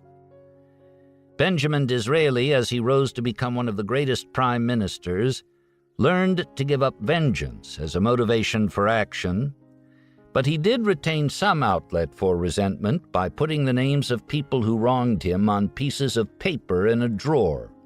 Then, from time to time, he reviewed these names and took pleasure in noting the way the world had taken his enemies down without his assistance. Well, so much for Carson's 3 prescriptions. Here are 4 more prescriptions from Munger. First, be unreliable.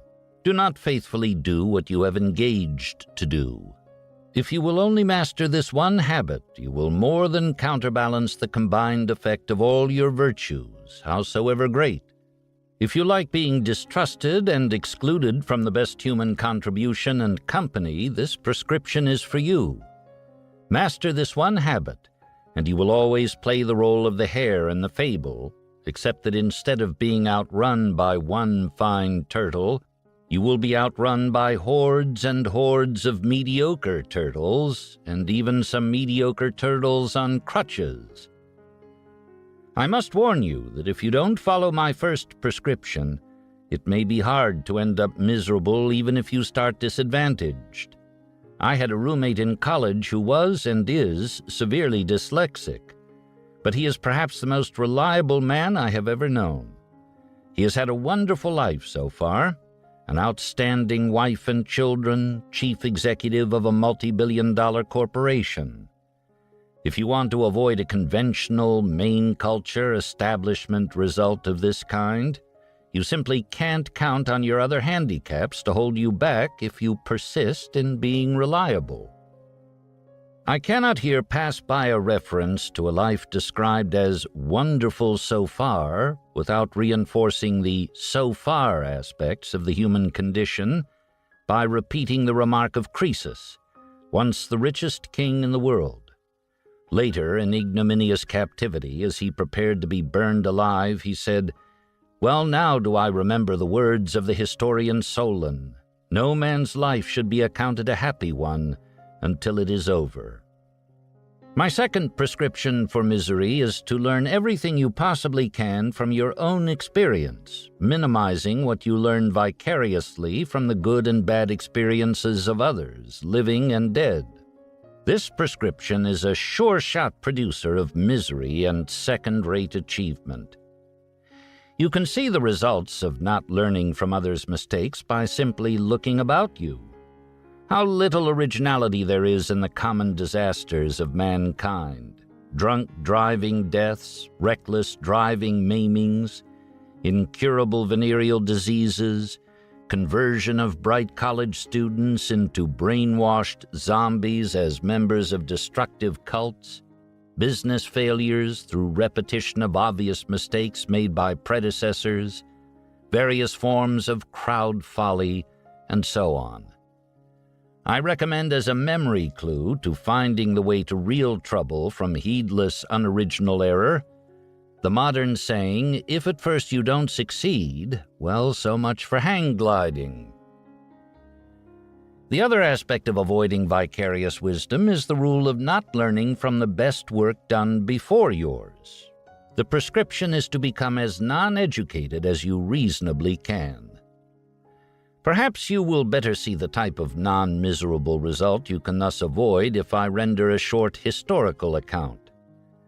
There once was a man who assiduously mastered the work of his best predecessors, despite a poor start and very tough time in analytical geometry. Eventually, his own work attracted wide attention, and he said of his work, "If I have seen a little farther than other men, it is because I stood on the shoulders of giants." The bones of that man lie buried now in Westminster Abbey under an unusual inscription. Here lie the remains of all that was mortal in Sir Isaac Newton. My third prescription to you for misery is to go down and stay down when you get your first, second, or third severe reverse in the battle of life. Because there is so much adversity out there, even for the lucky and wise, this will guarantee that in due course you will be permanently mired in misery.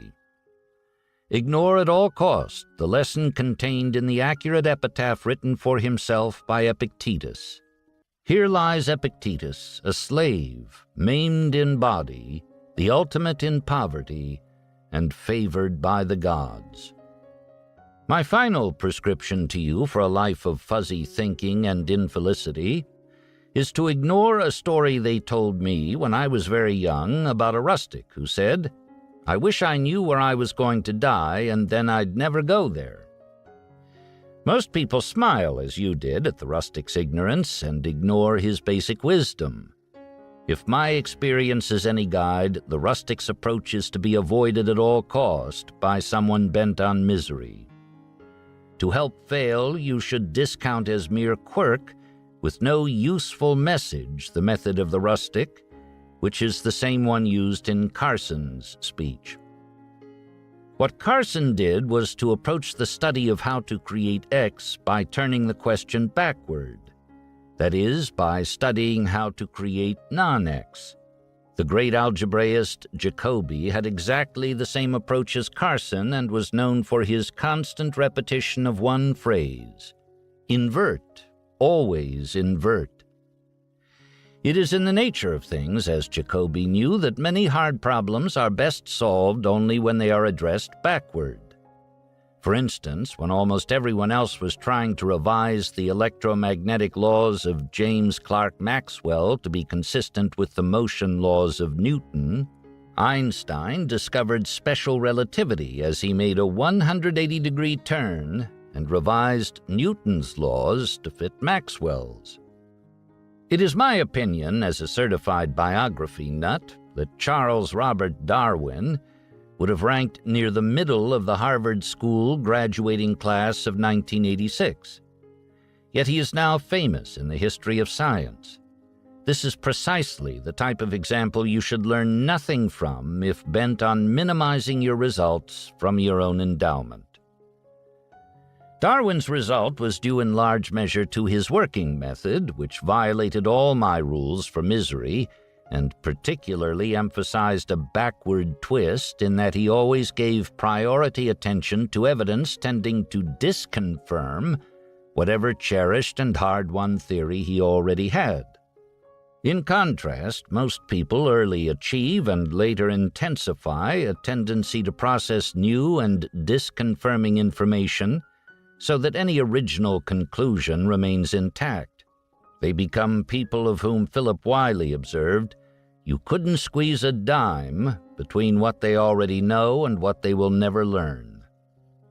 The life of Darwin demonstrates how a turtle may outrun a hare, aided by extreme objectivity, which helps the objective person end up like the only player without a blindfold in a game of pin the tail on the donkey.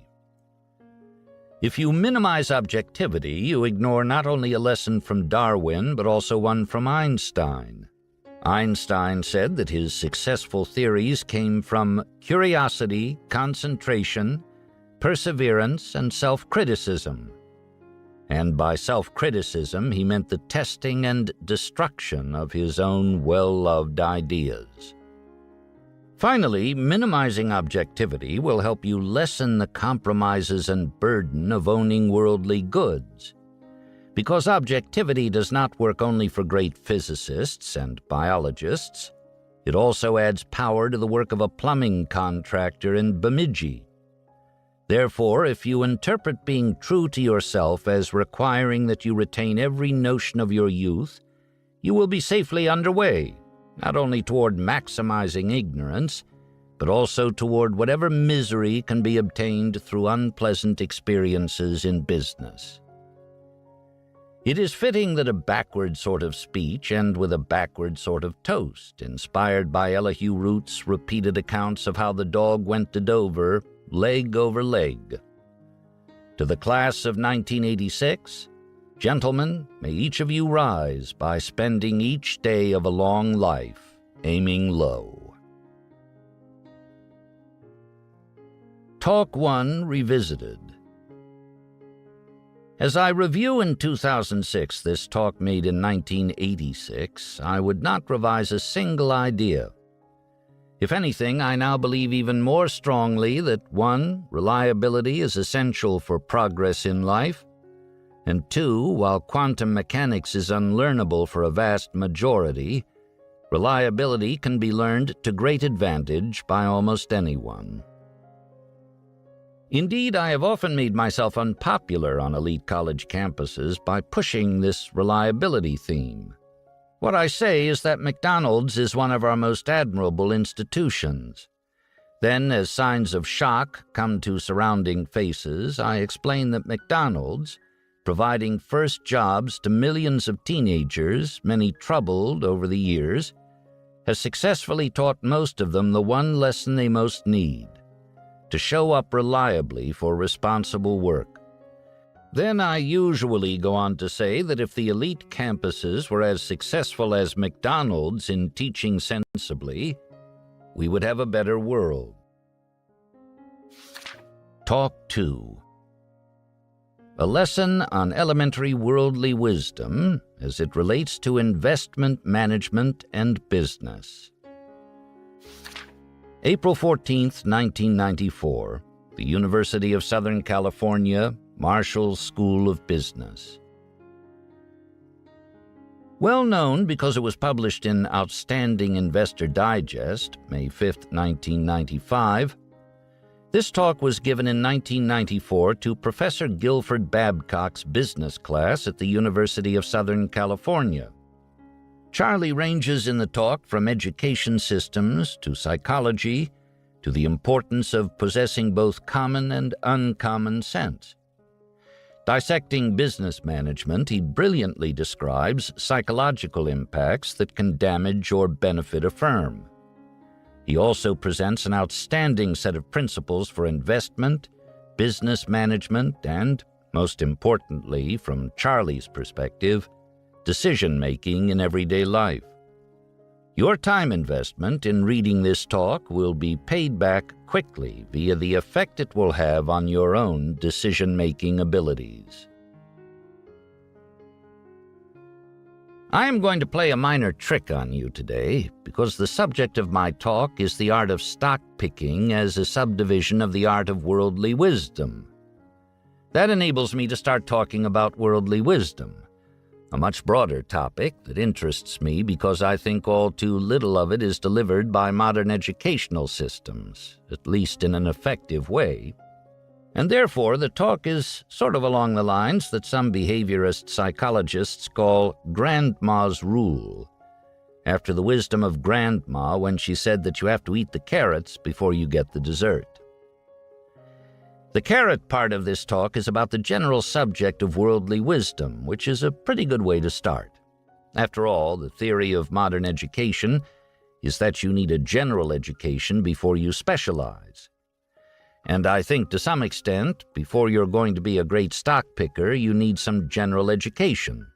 So, emphasizing what I sometimes waggishly call remedial worldly wisdom, I'm going to start by waltzing you through a few basic notions. What is elementary worldly wisdom? Well, the first rule is that you can't really know anything if you just remember isolated facts and try and bang them back. If the facts don't hang together on a latticework of theory, you don't have them in a usable form. You've got to have models in your head, and you've got to array your experience, both vicarious and direct, on this latticework of models. You may have noticed students who just try to remember and pound back what is remembered. Well, they fail in school and fail in life. You've got to hang experience on a latticework of models in your head. What are the models? Well, the first rule is that you've got to have multiple models. Because if you have just one or two that you're using, the nature of human psychology is such that you'll torture reality so that it fits your models, or at least you'll think it does. You become the equivalent of a chiropractor who, of course, is the great boob in medicine. It's like the old saying, to the man with only a hammer, every problem looks like a nail. And of course, that's the way the chiropractor goes about practicing medicine. But that's a perfectly disastrous way to think, and a perfectly disastrous way to operate in the world. So you've got to have multiple models. And the models have to come from multiple disciplines, because all the wisdom of the world is not to be found in one little academic department. That's why poetry professors, by and large, are so unwise in a worldly sense. They don't have enough models in their heads, so you've got to have models across a fair array of disciplines. You may say, my God, this is already getting way too tough.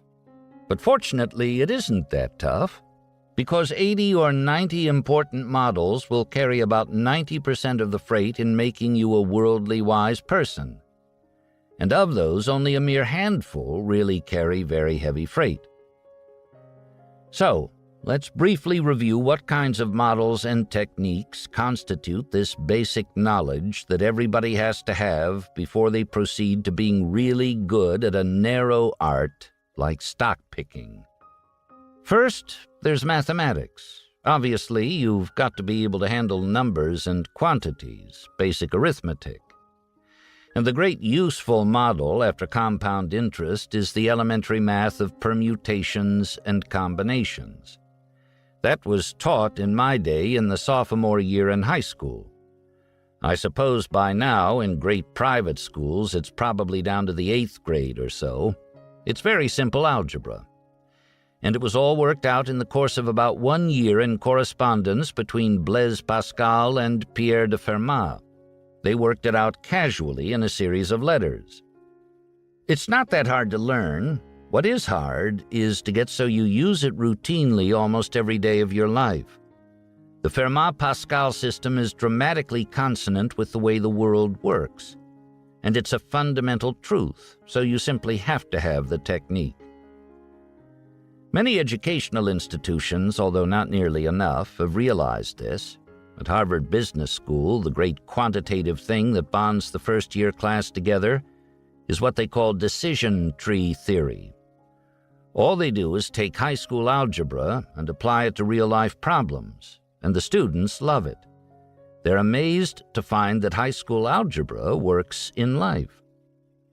By and large, as it works out, people can't naturally and automatically do this. If you understand elementary psychology, the reason they can't is really quite simple. The basic neural network of the brain is there through broad genetic and cultural evolution. And it's not Fermat-Pascal. It uses a very crude shortcut type of approximation. It's got elements of Fermat-Pascal in it, however, it's not good. So you have to learn in a very usable way this very elementary math and use it routinely in life. Just the way that if you want to become a golfer, you can't use the natural swing that broad evolution gave you. You have to learn to have a certain grip and swing in a different way to realize your full potential as a golfer. If you don't get this elementary but mildly unnatural mathematics of elementary probability into your repertoire, then you go through a long life like a one-legged man in an ass-kicking contest. You're giving a huge advantage to everybody else. One of the advantages of a fellow like Buffett, whom I've worked with all these years, is that he automatically thinks in terms of decision trees and the elementary math of permutations and combinations. Obviously, you have to know accounting. It's the language of practical business life. It was a very useful thing to deliver to civilization. I've heard it came to civilization through Venice, which of course was once the great commercial power in the Mediterranean. However, double-entry bookkeeping was a hell of an invention. And it's not that hard to understand, but you have to know enough about it to understand its limitations. Because although accounting is the starting place, it's only a crude approximation. And it's not very hard to understand its limitations. For example, everyone can see that you have to more or less just guess at the useful life of a jet airplane or anything like that. Just because you express the depreciation rate in neat numbers doesn't make it anything you really know. In terms of the limitations of accounting, one of my favorite stories involves a very great businessman named Karl Braun, who created the C.F. Braun Engineering Company. It designed and built oil refineries, which is very hard to do. And Braun would get them to come in on time and not blow up and have efficiencies and so forth. This is a major art. Braun, being the thorough Teutonic type that he was, had a number of quirks. One of them was that he took a look at standard accounting and the way it was applied to building oil refineries, and he said, "This is asinine." So he threw all of his accountants out, and he took his engineers and said, "Now we'll devise our own system of accounting to handle this process." And in due time, accounting adopted a lot of Karl Braun's notions. So he was a formidably willful and talented man who demonstrated both the importance of accounting and the importance of knowing its limitations. He had another rule from psychology, which, if you're interested in wisdom, ought to be part of your repertoire, like the elementary mathematics of permutations and combinations. His rule for all the Braun Company's communications was called the 5 W's. You had to tell who was going to do what, where, when, and why. And if you wrote a letter or directive in the Braun Company telling somebody to do something and you didn't tell him why, you could get fired. In fact, you would get fired if you did it twice. You might ask, why is that so important? Well, again, that's a rule of psychology. Just as you think better if you array knowledge on a bunch of models that are basically answers to the question, why, if you always tell people why, they'll understand it better, they'll consider it more important, and they'll be more likely to comply. Even if they don't understand your reason, they'll be more likely to comply. So there's an iron rule that just as you want to start getting worldly wisdom by asking why, in communicating with other people about everything, you want to include why. Even if it's obvious, it's wise to stick in the why. Which models are the most reliable? Well, obviously, the models that come from hard science and engineering are the most reliable models on this earth. And engineering quality control, at least the guts of it that matters to you and me and people who are not professional engineers, is very much based on the elementary mathematics of Fermat and Pascal. It costs so much and you get so much less likelihood of it breaking if you spend this much. It's all elementary high school mathematics. And an elaboration of that is what W. Edwards Deming brought to Japan for all of that quality control stuff. I don't think it's necessary for most people to be terribly facile in statistics.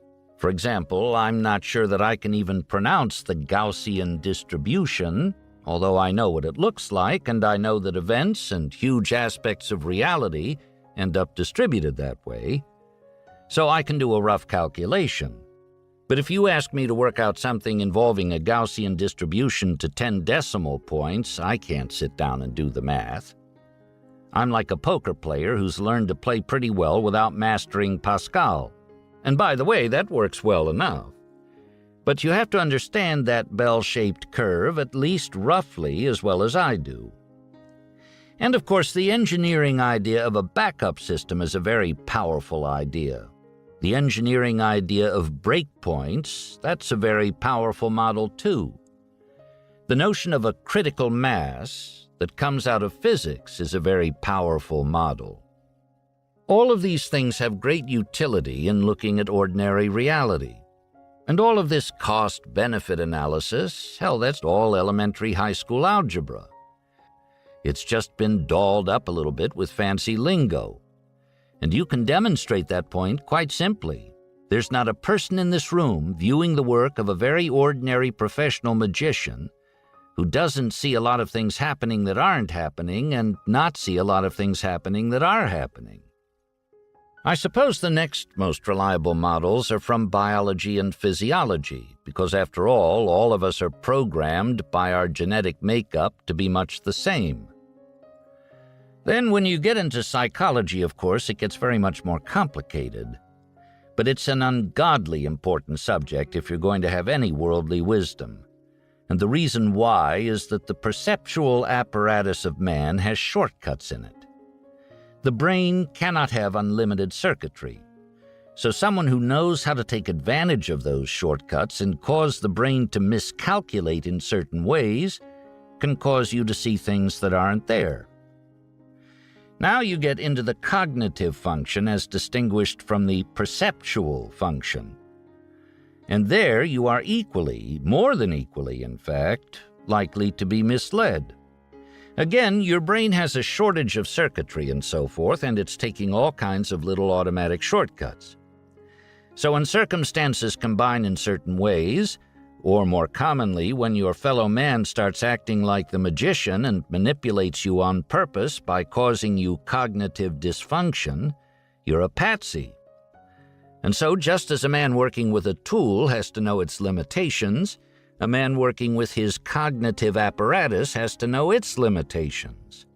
And this knowledge, by the way, can be used to control and motivate other people. So the most useful and practical part of psychology, which I personally think can be taught to any intelligent person in a week, is ungodly important. And nobody taught it to me, by the way. I had to learn it later in life, one piece at a time, and it was fairly laborious. It's so elementary, though, that when it was all over, I just felt like a total horse's ass. And yeah, I'd been educated at Caltech and the Harvard Law School and so forth. So very eminent places miseducated people like you and me. The elementary part of psychology, the psychology of misjudgment, as I call it, is a terribly important thing to learn. There are about 20 little principles, and they interact, so it gets slightly complicated, but the guts of it is unbelievably important. Terribly smart people make totally bonkers mistakes by failing to pay heed to it. In fact, I've done it several times during the last 2 or 3 years in a very important way. You never get totally over making silly mistakes. There's another saying that comes from Pascal that I've always considered one of the really accurate observations in the history of thought. Pascal said, "The mind of man at one and the same time is both the glory and the shame of the universe." And that's exactly right. It has this enormous power. However, it also has these standard misfunctions that often cause it to reach wrong conclusions. It also makes man extraordinarily subject to manipulation by others. For example, roughly half of the army of Adolf Hitler was composed of believing Catholics. Given enough clever psychological manipulation, what human beings will do is quite interesting. Personally, I've gotten so that I now use a kind of two-track analysis. First, what are the factors that really govern the interests involved, rationally considered? And second, what are the subconscious influences where the brain, at a subconscious level, is automatically doing these things, which by and large are useful but which often misfunction? One approach is rationality, the way you'd work out a bridge problem, by evaluating the real interests, the real probabilities, and so forth. And the other is to evaluate the psychological factors that cause subconscious conclusions, many of which are wrong. Now we come to another somewhat less reliable form of human wisdom, microeconomics. Here I find it quite useful to think of a free market economy, or a partly free market economy, as sort of the equivalent of an ecosystem. This is a very unfashionable way of thinking because early in the days after Darwin came along, people like the robber barons assumed that the doctrine of the survival of the fittest authenticated them as deserving power. You know, I'm the richest, therefore I'm the best, God's in his heaven, etc. And that reaction of the robber barons was so irritating to people that it made it unfashionable to think of an economy as an ecosystem. But the truth is that it is a lot like an ecosystem, and you get many of the same results. Just as in an ecosystem, people who narrowly specialize can get terribly good at occupying some little niche. Just as animals flourish in niches, people who specialize in the business world and get very good because they specialize frequently find good economics that they wouldn't get any other way. And once we get into microeconomics, we get into the concept of advantages of scale. Now we're getting closer to investment analysis because in terms of which businesses succeed and which businesses fail, advantages of scale are ungodly important.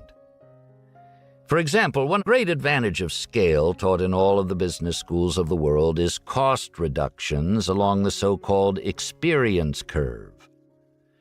Just doing something complicated in more and more volume enables human beings who are trying to improve and are motivated by the incentives of capitalism to do it more and more efficiently. The very nature of things is that if you get a whole lot of volume through your operation, you get better at processing that volume. That's an enormous advantage, and it has a lot to do with which businesses succeed and fail. Let's go through a list, albeit an incomplete one, of possible advantages of scale. Some come from simple geometry. If you're building a great circular tank, obviously, as you build it bigger, the amount of steel you use in the surface goes up with the square and the cubic volume goes up with the cube. So as you increase the dimensions, you can hold a lot more volume per unit area of steel. There are all kinds of things like that where the simple geometry, the simple reality, gives you an advantage of scale. For example, you can get advantages of scale from TV advertising. When TV advertising first arrived, when talking color pictures first came into our living rooms, it was an unbelievably powerful thing. And in the early days, we had 3 networks that had whatever it was, say 90% of the audience. Well, if you were Procter & Gamble, you could afford to use this new method of advertising. You could afford the very expensive cost of network television because you were selling so damn many cans and bottles. Some little guy couldn't. And there was no way of buying it in part, therefore he couldn't use it. In effect, if you didn't have a big volume, you couldn't use network TV advertising, which was the most effective technique. So when TV came in, the branded companies that were already big got a huge tailwind. Indeed, they prospered and prospered and prospered until some of them got fat and foolish, which happens with prosperity, at least to some people. And your advantage of scale can be an informational advantage. If I go to some remote place, I may see Wrigley chewing gum alongside Glotz's chewing gum. Well, I know that Wrigley is a satisfactory product, whereas I don't know anything about Glotz's. So if one is 40 cents and the other is 30 cents, am I going to take something I don't know and put it in my mouth, which is a pretty personal place, after all, for a lousy dime? So in effect, Wrigley, simply by being so well known, has advantages of scale, what you might call an informational advantage. Another advantage of scale comes from psychology. Psychologists use the term social proof. We are all influenced, subconsciously and to some extent consciously, by what we see others do and approve. Therefore, if everybody's buying something, we think it's better. We don't like to be the one guy who's out of step. Again, some of this is at a subconscious level and some of it isn't. Sometimes we consciously and rationally think, gee, I don't know much about this. They know more than I do. Therefore, why shouldn't I follow them? The social proof phenomenon, which comes right out of psychology, gives huge advantages to scale. For example, with very wide distribution, which of course is hard to get. One advantage of Coca-Cola is that it's available almost everywhere in the world. Well, suppose you have a little soft drink. Exactly how do you make it available all over the earth? The worldwide distribution setup, which is slowly won by a big enterprise, gets to be a huge advantage. And if you think about it, once you get enough advantages of that type, it can become very hard for anybody to dislodge you. There's another kind of advantage to scale. In some businesses, the very nature of things is to sort of cascade toward the overwhelming dominance of one firm. The most obvious one is daily newspapers. There's practically no city left in the United States, aside from a few very big ones, where there's more than one daily newspaper. And again, that's a scale thing. Once I get most of the circulation, I get most of the advertising. And once I get most of the advertising and circulation, why would anyone want the thinner paper with less information in it? So it tends to cascade to a winner-take-all situation. And that's a separate form of the advantages of scale phenomenon. Similarly, all these huge advantages of scale allow greater specialization within the firm. Therefore, each person can be better at what he does. And these advantages of scale are so great, for example, that when Jack Welch came into General Electric, he just said, "To hell with it." We're either going to be number one or number two in every field we're in, or we're going to be out. I don't care how many people I have to fire and what I have to sell. We're going to be number one or number two or out. That was a very tough-minded thing to do, but I think it was a very correct decision if you're thinking about maximizing shareholder wealth. And I don't think it's a bad thing to do for a civilization either, because I think that General Electric is stronger for having Jack Welch there. And there are also disadvantages of scale. For example, we, by which I mean Berkshire Hathaway, are the largest shareholder in Capital Cities ABC. And we had trade publications there that got murdered where our competitors beat us. And the way they beat us was by going to a narrower specialization. We'd have a travel magazine for business travel, so somebody would create one that was addressed solely at corporate travel departments. Like an ecosystem, we're getting a narrower and narrower specialization. Well, they got much more efficient. They could tell more to the guys who ran corporate travel departments. Plus, they didn't have to waste the ink and paper mailing out stuff that corporate travel departments weren't interested in reading. It was a more efficient system, and they beat our brains out as we relied on our broader magazine. That's what happened to the Saturday Evening Post and all those things. They're gone. What we have now is motocross, which is read by a bunch of nuts who like to participate in tournaments where they turn somersaults on their motorcycles, but they care about it. For them, it's the principal purpose of life. A magazine called Motocross is a total necessity to those people, and its profit margins would make you salivate.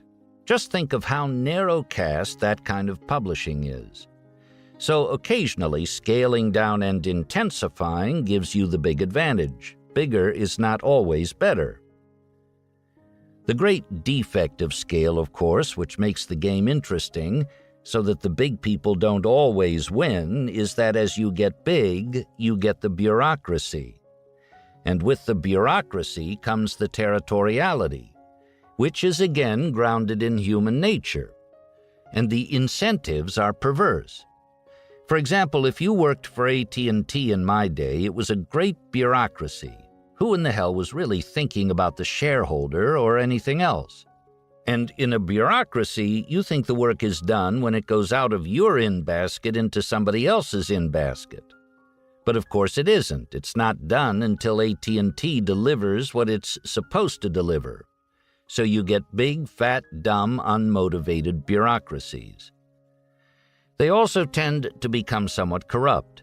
In other words, if I've got a department and you've got a department and we kind of share power running this thing, there's sort of an unwritten rule. If you won't bother me, I won't bother you, and we're both happy. So you get layers of management and associated costs that nobody needs. Then, while people are justifying all these layers, it takes forever to get anything done. They're too slow to make decisions, and nimbler people run circles around them. The constant curse of scale is that it leads to big, dumb bureaucracy, which of course reaches its highest and worst form in government, where the incentives are really awful. That doesn't mean we don't need governments, because we do, but it's a terrible problem to get big bureaucracies to behave. So people go to stratagems. They create little decentralized units and fancy motivation and training programs. For example, for a big company, General Electric has fought bureaucracy with amazing skill. But that's because they have a combination of a genius and a fanatic running it. And they put him in young enough so he gets a long run. Of course, that's Jack Welch. But bureaucracy is terrible. And as things get very powerful and very big, you can get some really dysfunctional behavior. Look at Westinghouse. They blew billions of dollars on a bunch of dumb loans to real estate developers. They put in some guy who'd come up by some career path. I don't know exactly what it was, but it could have been refrigerators or something. And all of a sudden, he's loaning money to real estate developers building hotels. It's a very unequal contest. And in due time, they lost all those billions of dollars. CBS provides an interesting example of another rule of psychology, namely Pavlovian association. If people tell you what you really don't want to hear, what's unpleasant, there's an almost automatic reaction of antipathy. You have to train yourself out of it. It isn't foredestined that you have to be this way, but you will tend to be this way if you don't think about it. Television was dominated by one network, CBS, in its early days, and William S. Paley was a god, but he didn't like to hear what he didn't like to hear, and people soon learned that. So they told Paley only what he liked to hear. Therefore, he was soon living in a little cocoon of unreality, and everything else was corrupt, although it was a great business. So the idiocy that crept into the system was carried along by this huge tide. It was a Mad Hatter's Tea Party the last 10 years under Bill Paley. And that is not the only example by any means. You can get severe misfunction in the high ranks of business.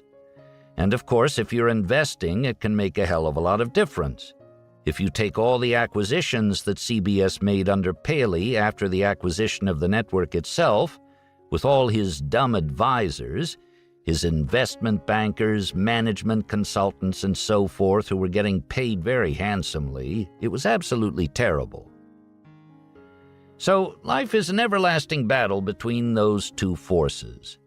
To get these advantages of scale on one side, and a tendency to get a lot like the U.S. Department of Agriculture on the other side, where they just sit around and so forth. I don't know exactly what they do. However, I do know they do very little useful work. On the subject of the advantages of economies of scale, I find chain stores quite interesting. Just think about it. The concept of a chain store was a fascinating invention. You get this huge purchasing power, which means that you have lower merchandise costs. You get a whole bunch of little laboratories out there in which you can conduct experiments, and you get specialization. If one little guy is trying to buy across 27 different merchandise categories influenced by traveling salesmen, he's going to make a lot of dumb decisions. But if your buying is done in headquarters for a huge bunch of stores, you can get very bright people who know a lot about refrigerators and so forth to do the buying. The reverse is demonstrated by the little store, where one guy is doing all the buying. It's like the old story about the little store with salt all over its walls. A stranger comes in and says to the store owner, "You must sell a lot of salt." And he replies, "No, I don't, but you should see the guy who sells me salt." So there are huge purchasing advantages, and then there are the slick systems of forcing everyone to do what works. So a chain store can be a fantastic enterprise. It's quite interesting to think about Walmart starting from a single store in Arkansas against Sears Roebuck with its name, reputation, and all its billions. How does a guy in Bentonville, Arkansas, with no money, blow right by Sears Roebuck? And he does it in his own lifetime. In fact, during his own late lifetime, because he was already pretty old by the time he started out with one little store. He played the chain store game harder and better than anyone else. Sam Walton invented practically nothing, but he copied everything anybody else ever did that was smart. And he did it with more fanaticism and better employee manipulation, so he just blew right by them all. He also had a very interesting competitive strategy in the early days. He was like a prize fighter who wanted a great record so he could be in the finals and make a big TV hit. So what did he do? He went out and fought 42 palookas, right? And the result was knockout, knockout, knockout, 42 times. Walton, being as shrewd as he was, basically broke other small-town merchants in the early days. With his more efficient system, he might not have been able to tackle some titan head-on at the time, but with his better system, he could sure as hell destroy those small-town merchants. And he went around doing it time after time after time. Then, as he got bigger, he started destroying the big boys. Well, that was a very, very shrewd strategy. You can say, is this a nice way to behave? Well, capitalism is a pretty brutal place. But I personally think that the world is better for having Walmart. I mean, you can idealize small-town life, but I've spent a fair amount of time in small towns. And let me tell you, you shouldn't get too idealistic about all those businesses he destroyed. Plus, a lot of people who work at Walmart are very high-grade, bouncy people who are raising nice children. I have no feeling that an inferior culture destroyed a superior culture. I think that is nothing more than nostalgia and delusion. But at any rate, it's an interesting model of how the scale of things and fanaticism combine to be very powerful. And it's also an interesting model on the other side, how with all its great advantages, the disadvantages of bureaucracy did such terrible damage to Sears Roebuck. Sears had layers and layers of people it didn't need. It was very bureaucratic. It was slow to think. And there was an established way of thinking. If you poked your head up with a new thought, the system kind of turned against you. It was everything in the way of a dysfunctional big bureaucracy that you would expect. In all fairness, there was also much that was good about it, but it just wasn't as lean and mean and shrewd and effective as Sam Walton. And in due time, all Sears's advantages of scale were not enough to prevent it from losing heavily to Walmart and other similar retailers. Here's a model that we've had trouble with. Maybe you'll be able to figure it out better. Many markets get down to 2 or 3 big competitors, or 5 or 6. And in some of those markets, nobody makes any money to speak of, but in others, everybody does very well. Over the years, we've tried to figure out why the competition in some markets gets sort of rational from the investor's point of view, so that the shareholders do well, while in other markets there's destructive competition that destroys shareholder wealth. If it's a pure commodity like airline seats, you can understand why no one makes any money. As we sit here, just think of what airlines have given to the world: safe travel, greater experience, time with your loved ones, you name it. Yet the net amount of money that's been made by the shareholders of airlines since Kitty Hawk is now a negative figure, a substantial negative figure. Competition was so intense that once it was unleashed by deregulation, it ravaged shareholder wealth in the airline business. Yet in other fields, like cereals, for example, almost all the big boys make out. If you're some kind of a medium-grade cereal maker, you might get 15% on your capital, and if you're really good, you might make 40%. But why are cereals so profitable, despite the fact that it looks to me like they're competing like crazy with promotions, coupons, and everything else? I don't fully understand it. Obviously, there's a brand identity factor in cereals that doesn't exist in airlines. That must be the main factor that accounts for it. And maybe the cereal makers, by and large, have learned to be less crazy about fighting for market share, because if you get even one person who's hell-bent on gaining market share, for example, if I were Kellogg and I decided that I had to have 60% of the market, I think I could take most of the profit out of cereals. I'd ruin Kellogg in the process, but I think I could do it. In some businesses, the participants behave like a demented Kellogg. In other businesses, they don't. Unfortunately, I do not have a perfect model for predicting how that's going to happen. For example, if you look around at bottler markets, you'll find many markets where bottlers of Pepsi and Coke both make a lot of money, and many others where they destroy most of the profitability of the two franchises. That must get down to the peculiarities of individual adjustment to market capitalism. I think you'd have to know the people involved to fully understand what was happening. In microeconomics, of course, you've got the concept of patents, trademarks, exclusive franchises, and so forth. Patents are quite interesting. When I was young, I think more money went into patents than came out. Judges tended to throw them out based on arguments about what was really invented and what relied on prior art. That isn't altogether clear, but they changed that. They didn't change the laws, they just changed the administration so that it all goes to one patent court. And that court is now very much more pro-patent. So I think people are now starting to make a lot of money out of owning patents. Trademarks, of course, have always made people a lot of money. A trademark system is a wonderful thing for a big operation if it's well known. The exclusive franchise can also be wonderful. If there were only 3 television channels awarded in a big city and you owned one of them, there were only so many hours a day that you could be on. So you had a natural position in an oligopoly in the pre-cable days. And if you get the franchise for the only food stand in an airport, you have a captive clientele and you have a small monopoly of a sort. The great lesson in microeconomics is to discriminate between when technology is going to help you and when it's going to kill you. And most people do not get this straight in their heads. But a fellow like Buffett does. For example, when we were in the textile business, which is a terrible commodity business, we were making low-end textiles, which are a real commodity product. And one day the people came to Warren and said they've invented a new loom that we think will do twice as much work as our old ones. And Warren said, "Gee, I hope this doesn't work, because if it does, I'm going to close the mill." And he meant it.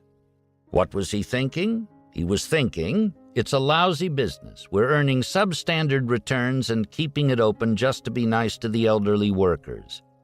But we're not going to put huge amounts of new capital into a lousy business. And he knew that the huge productivity increases that would come from a better machine introduced into the production of a commodity product would all go to the benefit of the buyers of the textiles. Nothing was going to stick to our ribs as owners. That's such an obvious concept, that there are all kinds of wonderful new inventions that give you nothing as owners except the opportunity to spend a lot more money in a business that's still going to be lousy. The money still won't come to you. All of the advantages from great improvements are going to flow through to the customers. Conversely, if you own the only newspaper in Oshkosh and they were to invent more efficient ways of composing the whole newspaper, then when you got rid of the old technology and got new fancy computers and so forth, all of the savings would come right through to the bottom line. In all cases, the people who sell the machinery, and by and large even the internal bureaucrats urging you to buy the equipment, show you projections with the amount you'll save at current prices with the new technology. However, they don't do the second step of the analysis, which is to determine how much is going to stay home and how much is just going to flow through to the customer. I've never seen a single projection incorporating that second step in my life. And I see them all the time. Rather, they always read, "This capital outlay will save you so much money that it will pay for itself in 3 years." So you keep buying things that will pay for themselves in 3 years. And after 20 years of doing it, somehow you've earned a return of only about 4% per annum. That's the textile business. And it isn't that the machines weren't better, it's just that the savings didn't go to you. The cost reductions came through, all right, but the benefit of the cost reductions didn't go to the guy who bought the equipment. It's such a simple idea, it's so basic, and yet it's so often forgotten. Then there's another model from microeconomics that I find very interesting. When technology moves as fast as it does in a civilization like ours, you get a phenomenon that I call competitive destruction. You know, you have the finest buggy whip factory, and all of a sudden in comes this little horseless carriage. And before too many years go by, your buggy whip business is dead.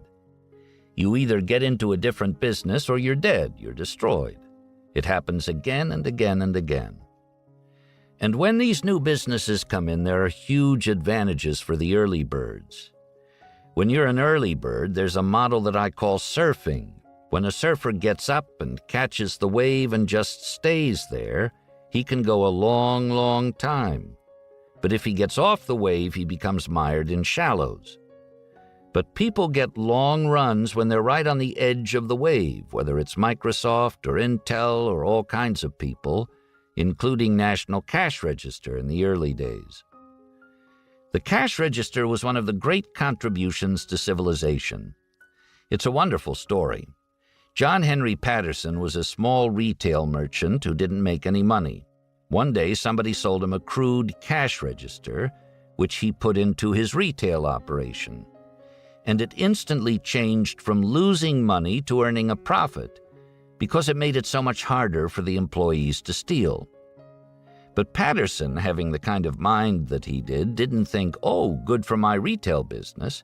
He thought, I'm going into the cash register business. And of course, he created National Cash Register, and he surfed. He got the best distribution system, the biggest collection of patents, and the best of everything. He was a fanatic about everything important as the technology developed. I have in my files an early National Cash Register Company report in which Patterson described his methods and objectives. And a well-educated orangutan could see that buying into a partnership with Patterson in those early days, given his notions about the cash register business, was a total 100% cinch. And of course, that's exactly what an investor should be looking for. In a long life, you can expect to profit heavily from at least a few of those opportunities if you develop the wisdom and will to seize them. At any rate, surfing is a very powerful model. However, Berkshire Hathaway, by and large, does not invest in these people who are surfing on complicated technology. After all, we're cranky and idiosyncratic, as you may have noticed, and Warren and I don't feel like we have any great advantage in the high-tech sector. In fact, we feel like we're at a big disadvantage in trying to understand the nature of technical developments in software, computer chips, or what have you. So we tend to avoid that stuff based on our personal inadequacies. Again, that is a very, very powerful idea. Every person is going to have a circle of competence, and it's going to be very hard to enlarge that circle. If I had to make my living as a musician, I can't even think of a level low enough to describe where I would be sorted out to if music were the measuring standard of the civilization. So you have to figure out what your own aptitudes are. If you play games where other people have the aptitudes and you don't, you're going to lose. And that's as close to certain as any prediction you can make. You have to figure out where you've got an edge, and you've got to play within your own circle of competence. If you want to be the best tennis player in the world, you may start out trying and soon find out that it's hopeless, that other people blow right by you. However, if you want to become the best plumbing contractor in Bemidji, that is probably doable by 2/3 of you. It takes a will, it takes the intelligence. But after a while, you'd gradually know all about the plumbing business in Bemidji and master the art. That is an attainable objective, given enough discipline. And people who could never win a chess tournament or stand in center court in a respectable tennis tournament can rise quite high in life by slowly developing a circle of competence, which results partly from what they were born with and partly from what they slowly developed through work. So some edges can be acquired, and the game of life, to some extent for most of us, is trying to be something like a good plumbing contractor in Bemidji. Very few of us are chosen to win the world's chess tournaments. Some of you may find opportunities surfing along in the new high-tech fields, the Intels, the Microsofts, and so on. The fact that we don't think we're very good at it and have pretty well stayed out of it doesn't mean that it's irrational for you to do it. Well, so much for the basic microeconomic models, a little bit of psychology, a little bit of mathematics, helping create what I call the general substructure of worldly wisdom. Now, if you want to go on from carrots to dessert, I'll turn to stock picking, trying to draw on this general worldly wisdom as we go. I don't want to get into emerging markets, bond arbitrage, and so forth. I'm talking about nothing but plain vanilla stock picking. That, believe me, is complicated enough, and I'm talking about common stock picking. The first question is, what is the nature of the stock market? And that gets you directly to this efficient market theory that got to be the rage, a total rage, long after I graduated from law school. And it's rather interesting because one of the greatest economists of the world is a substantial shareholder in Berkshire Hathaway and has been from the very early days after Buffett was in control. His textbook always taught that the stock market was perfectly efficient and that nobody could beat it. But his own money went into Berkshire and made him wealthy. So, like Pascal in his famous wager, he hedged his bet. Is the stock market so efficient that people can't beat it?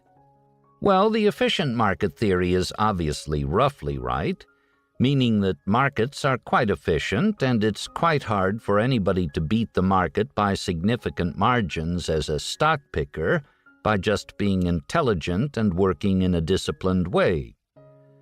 Indeed, the average result has to be the average result. By definition, everybody can't beat the market.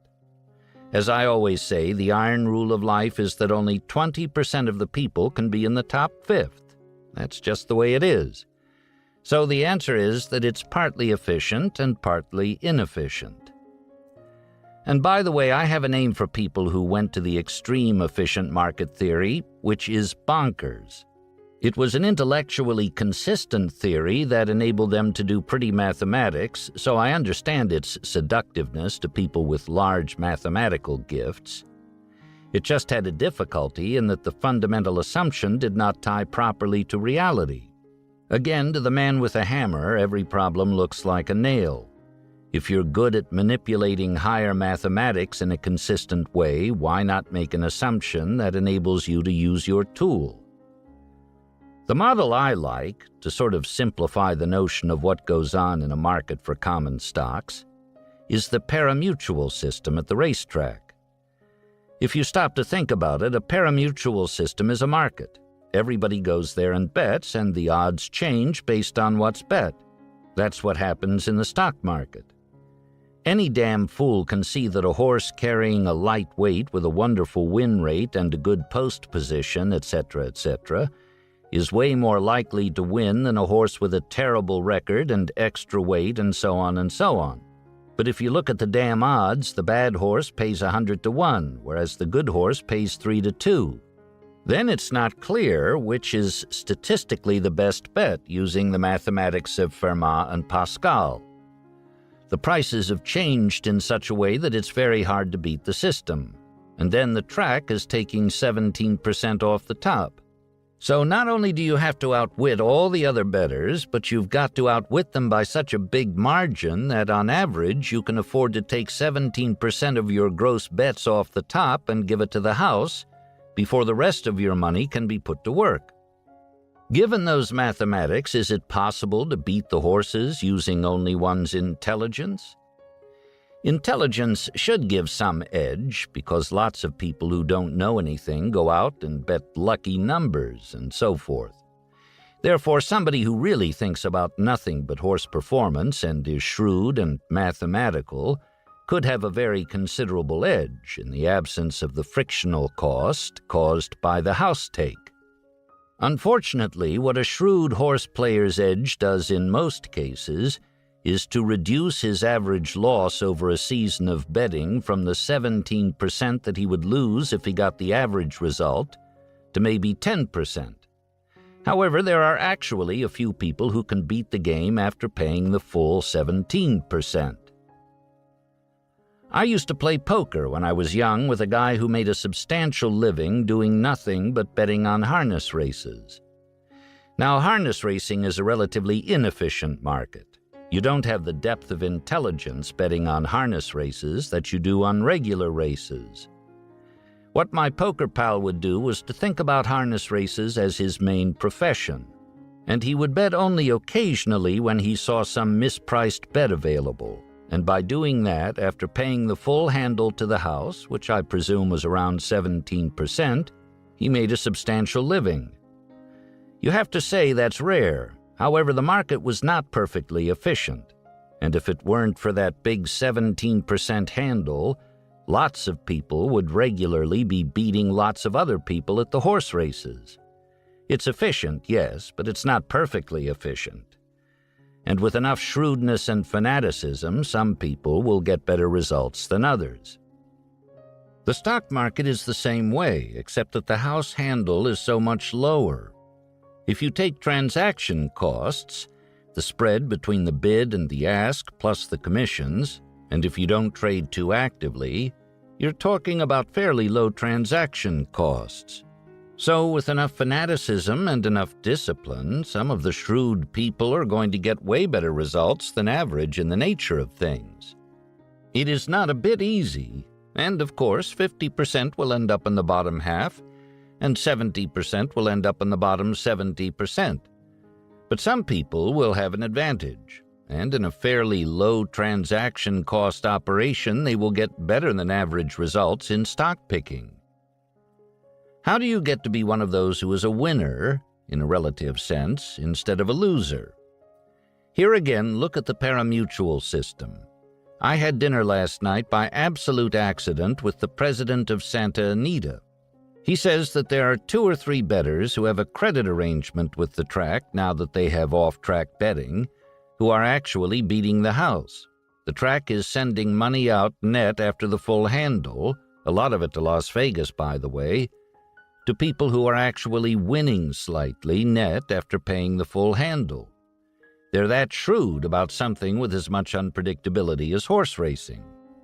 It's not given to human beings to have such talent that they can just know everything about everything all the time. But it is given to human beings who work hard at it, who look and sift the world for a mispriced bet, that they can occasionally find one, and the wise ones bet heavily when the world offers them that opportunity. They bet big when they have the odds, and the rest of the time they don't. It's just that simple. That is a very simple concept, and to me it's obviously right, based on experience not only from the parimutuel system, but everywhere else. And yet in investment management, practically nobody operates that way. We operate that way. I'm talking about Buffett and Munger. And we're not alone in the world, but a huge majority of people have some other crazy construct in their heads.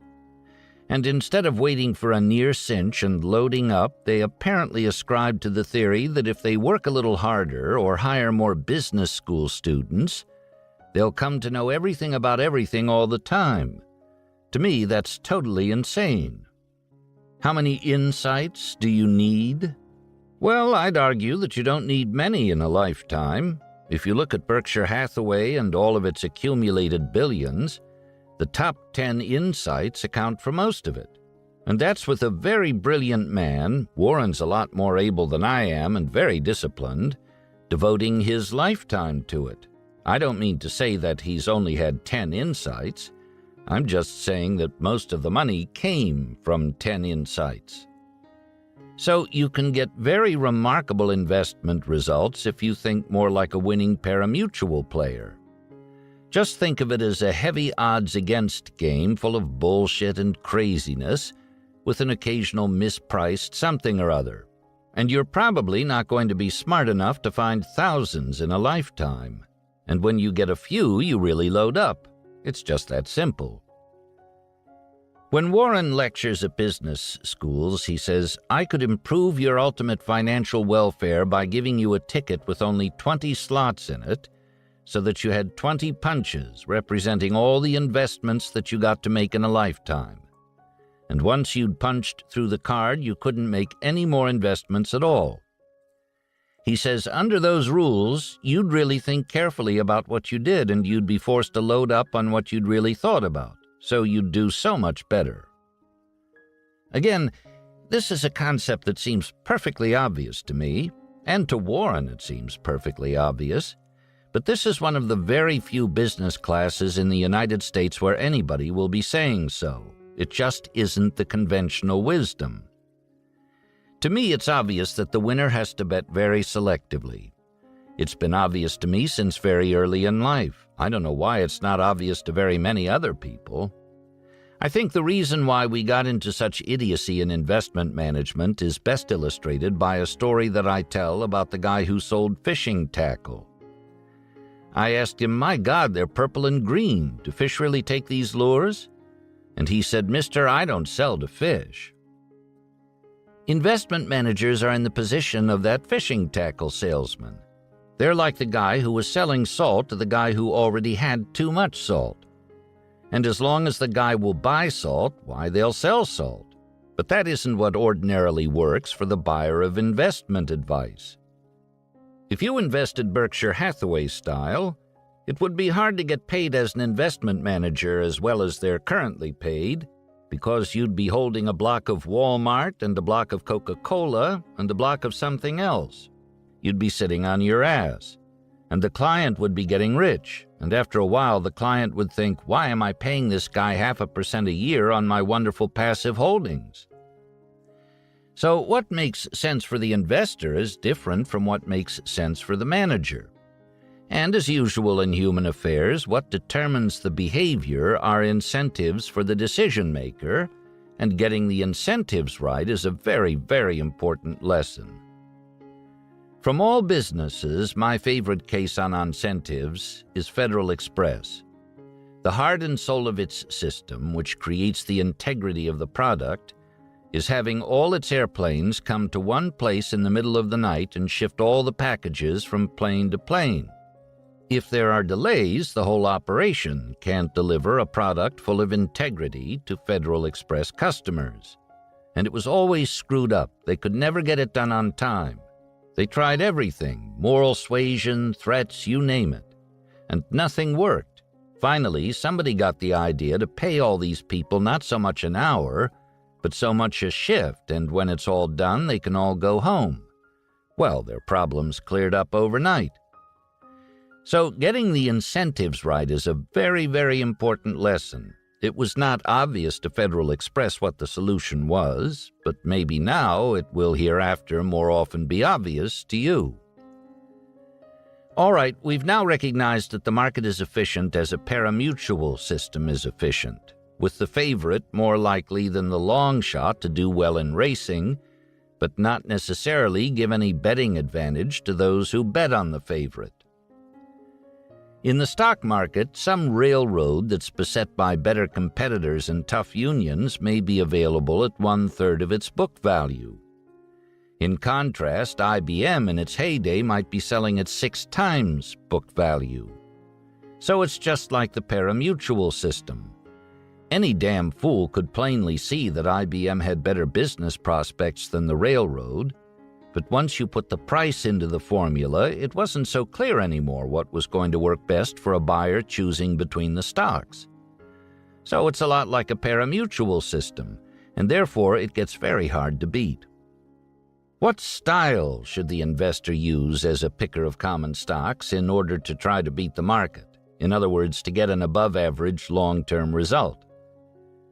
A standard technique that appeals to a lot of people is called sector rotation. You simply figure out when oils are going to outperform retailers, etc., etc., etc. You just kind of flit around, being in the hot sector of the market, making better choices than other people. And presumably, over a long period of time, you get ahead. However, I know of no really rich sector rotator. Maybe some people can do it. I'm not saying they can't. All I know is that all the people I know who got rich, and I know a lot of them, did not do it that way. The second basic approach is the one that Ben Graham used, much admired by Warren and me. As one factor, Graham had this concept of value to a private owner, what the whole enterprise would sell for if it were available. And that was calculable in many cases. Then, if you could take the stock price and multiply it by the number of shares and get something that was 1/3 or less of sellout value, he would say that you've got a lot of edge going for you. Even with an elderly alcoholic running a stodgy business, this significant excess of real value per share working for you means that all kinds of good things can happen to you. You had a huge margin of safety, as he put it, by having this big excess value going for you. But he was, by and large, operating when the world was in shell shock from the 1930s, which was the worst contraction in the English-speaking world in about 600 years. Wheat in Liverpool, I believe, got down to something like a 600-year low, adjusted for inflation. People were so shell-shocked for a long time thereafter that Ben Graham could run his Geiger counter over this detritus from the collapse of the 1930s and find things selling below their working capital per share and so on.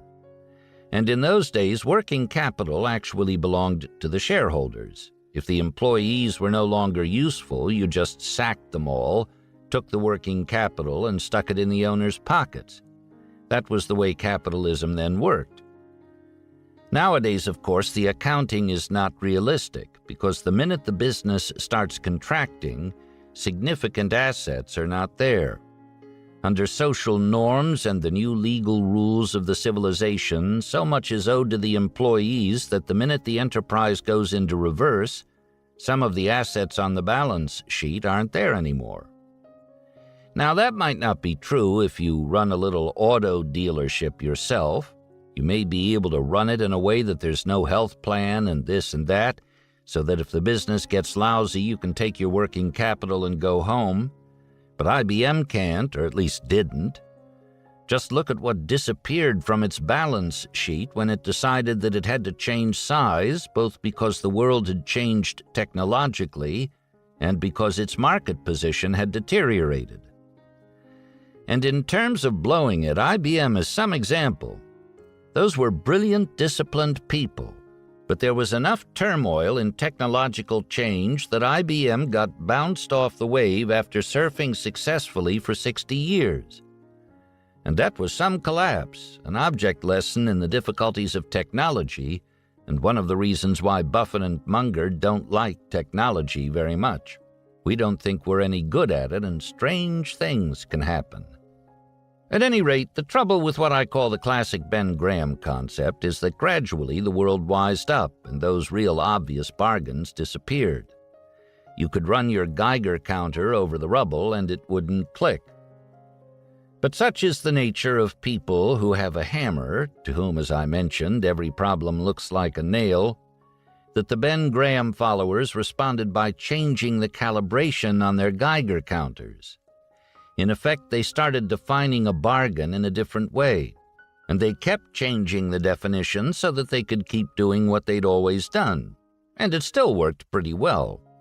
So the Ben Graham intellectual system was a very good one. Of course, the best part of it all was his concept of Mr. Market. Instead of thinking the market was efficient, Graham treated it as a manic depressive who comes by every day. And some days Mr. Market says, "I'll sell you some of my interest for way less than you think it's worth." And other days he comes by and says, "I'll buy your interest at a price that's way higher than you think it's worth."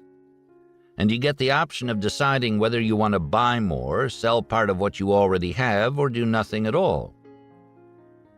To Graham, it was a blessing to be in business with a manic depressive who gave you this series of options all the time. That was a very significant mental construct. And it's been very useful to Buffett, for instance, over his whole adult lifetime. However, if we'd stayed with classic Graham the way Ben Graham did it, we would never have had the record we have, and that's because Graham wasn't trying to do what we did. For example, Graham didn't want to ever talk to management. And his reason was that, like the best sort of professor aiming his teaching at a mass audience, he was trying to invent a system that anybody could use.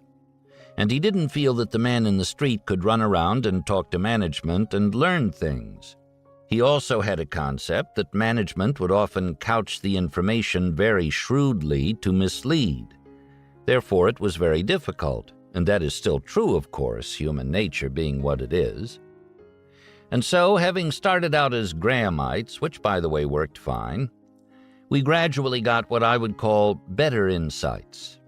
And we realized that some company that was selling at 2 or 3 times book value could still be a hell of a bargain because of momentums implicit in its position, sometimes combined with an unusual managerial skill plainly present in some individual or other or some system or other. And once we'd gotten over the hurdle of recognizing that a thing could be a bargain based on quantitative measures that would have horrified Graham, we started thinking about better businesses. And by the way, the bulk of the billions in Berkshire Hathaway have come from the better businesses. Much of the first $200 or $300 million came from scrambling around with our Geiger counter. But the great bulk of the money has come from the great businesses. And even some of the early money was made by being temporarily present in great businesses. Buffett Partnership, for example, owned American Express and Disney when they got pounded down.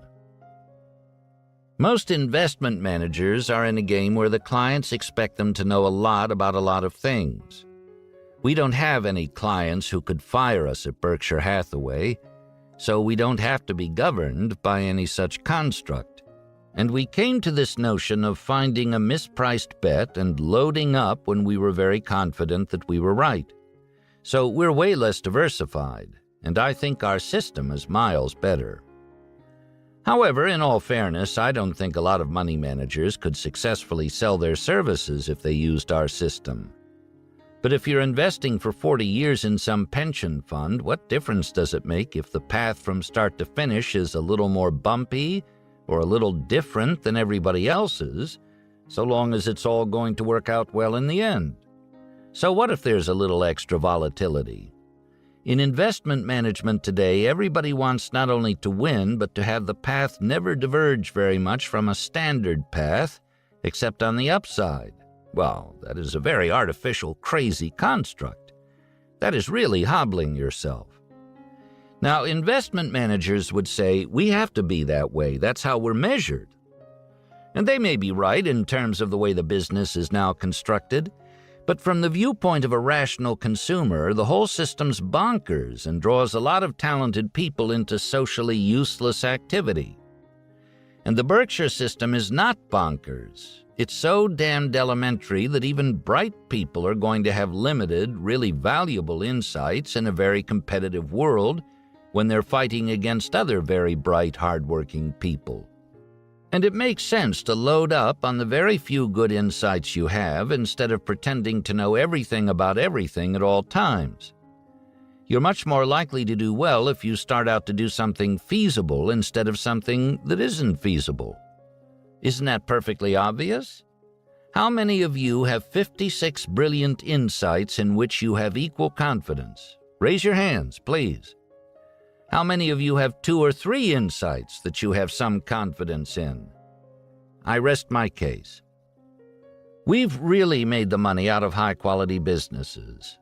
In some cases, we bought the whole business, and in some cases, we just bought a big block of stock. But when you analyze what happened, the big money's been made in the high-quality businesses, and most of the other people who've made a lot of money have done so in high-quality businesses. I'd say that Berkshire Hathaway's system is adapting to the nature of the investment problem as it really is. Over the long term, it's hard for a stock to earn a much better return than the business that underlies it earns. If the business earns 6% on capital over 40 years and you hold it for that 40 years, you're not going to make much different than a 6% return, even if you originally buy it at a huge discount. Conversely, if a business earns 18% on capital over 20 or 30 years, even if you pay an expensive-looking price, you'll end up with one hell of a result. So the trick is getting into better businesses, and that involves all of these advantages of scale that you could consider momentum effects. How do you get into these great companies? One method is what I'd call the method of finding them small. Get them when they're little.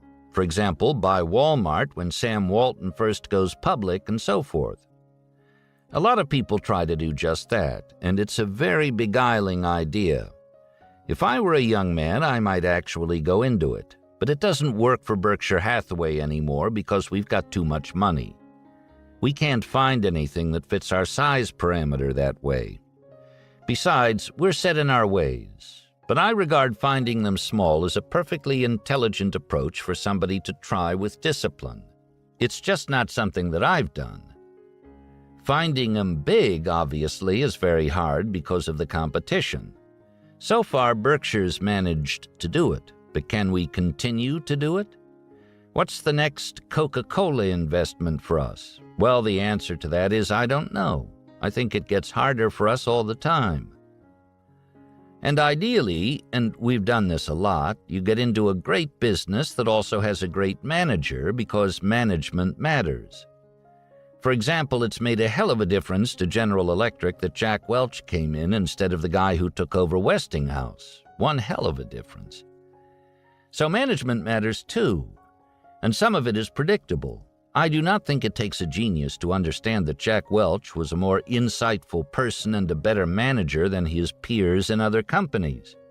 Nor do I think it took tremendous genius to understand that Disney had basic momentums in place that are very powerful, and that Michael Eisner and Frank Wells were very unusual managers.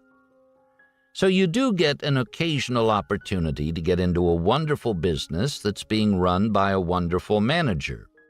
And of course, that's Hog Heaven Day. If you don't load up when you get those opportunities, it's a big mistake. Occasionally, you'll find a human being who's so talented that he can do things that ordinary skilled mortals can't.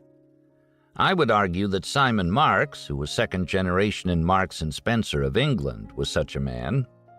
Patterson was such a man at National Cash Register, and Sam Walton was such a man. These people do come along, and in many cases, they're not all that hard to identify. If they've got a reasonable hand, with the fanaticism and intelligence and so on that these people generally bring to the party, then management can matter very much. However, averaged out, betting on the quality of a business is better than betting on the quality of management. In other words, if you have to choose one, bet on the business momentum, not the brilliance of the manager. But very rarely you find a manager who's so good that you're wise to follow him into what looks like a mediocre business. Another very simple effect I very seldom see discussed either by investment managers or anybody else is the effect of taxes. If you're going to buy something that compounds for 30 years at 15% per annum and you pay 135% tax at the very end, the way that works out is that after taxes, you keep 13.3% per annum. In contrast, if you bought the same investment but had to pay taxes every year of 35% out of the 15% that you earned, then your return would be 15% minus 35% of 15%, or only 9.75% per year compounded. So the difference there is over 3.5%. And what 3.5% does to the numbers over long holding periods like 30 years is truly eye-opening. If you sit on your ass for long stretches in great companies, you can get a huge edge from nothing but the way income taxes work. Even with a 10% per annum investment, paying a 35% tax at the end gives you 8.3% after taxes as an annual compounded result after 30 years. In contrast, if you pay the 35% each year instead of at the end, your annual result goes down to 6.5%. So you add nearly 2% of after-tax return per annum if you only achieve an average return by historical standards from common stock investments in companies with low dividend payout ratios. But in terms of business mistakes that I've seen over a long lifetime, I would say that trying to minimize taxes too much is one of the great standard causes of really dumb mistakes. I see terrible mistakes from people being overly motivated by tax considerations. Warren and I personally don't drill oil wells. We pay our taxes, and we've done pretty well so far. Anytime somebody offers you a tax shelter from here on in life, my advice would be don't buy it. In fact, anytime anybody offers you anything with a big commission and a 200-page prospectus, don't buy it. Occasionally you'll be wrong if you adopt Munger's rule. However, over a lifetime, you'll be a long way ahead, and you will miss a lot of unhappy experiences that might otherwise reduce your love for your fellow man.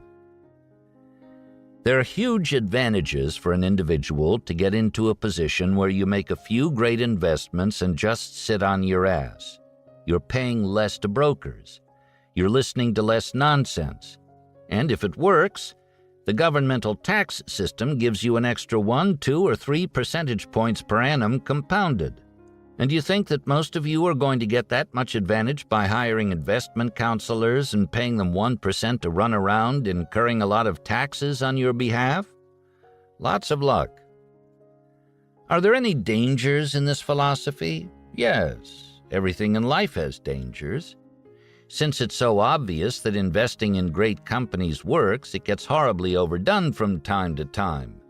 In the nifty 50 days, everybody could tell which companies were the great ones. So they got up to 50, 60, and 70 times earnings. And just as IBM fell off the wave, other companies did too. Thus, a large investment disaster resulted from too high prices. And you've got to be aware of that danger, so there are risks. Nothing is automatic and easy. But if you can find some fairly priced, great company and buy it and sit, that tends to work out very, very well indeed, especially for an individual. Within the growth stock model, there's a sub-position. There are actually businesses that you will find a few times in a lifetime where any manager could raise the return enormously just by raising prices, and yet they haven't done it. So they have huge untapped pricing power that they're not using. That is the ultimate no-brainer. That existed in Disney. It's such a unique experience to take your grandchild to Disneyland. You're not doing it that often. And there are lots of people in the country. And Disney found that it could raise those prices a lot and the attendance stayed right up. So a lot of the great record of Eisner and Wells was utter brilliance, but the rest came from just raising prices at Disneyland and Disney World and through video cassette sales of classic animated movies. At Berkshire Hathaway, Warren and I raised the prices of See's candies a little faster than others might have. And of course we invested in Coca-Cola, which had some untapped pricing power. And it also had brilliant management. So a Roberto Goizueta and Donald Keogh could do much more than raise prices. It was perfect. You will get a few opportunities to profit from finding underpricing. There are actually people out there who don't price everything as high as the market will easily stand. And once you figure that out, it's like finding money in the street if you have the courage of your convictions. If you look at Berkshire's investments where a lot of the money's been made and you look for the models, you can see that we twice bought into 2 newspaper towns, which have since become 1 newspaper towns. So we made a bet to some extent. In one of those, the Washington Post, we bought it at about 20% of the value to a private owner. So we bought it on a Ben Graham-style basis, at 1/5 of obvious value, and in addition, we faced a situation where you had both the top hand in a game that was clearly going to end up with one winner, and a management with a lot of integrity and intelligence. That one was a real dream. They're very high-class people, the Catherine Graham family. That's why it was a dream, an absolute damn dream. Of course, that came about back in 73, 74. That was almost like 1932. That was probably a once-in-40-years type denouement in the markets.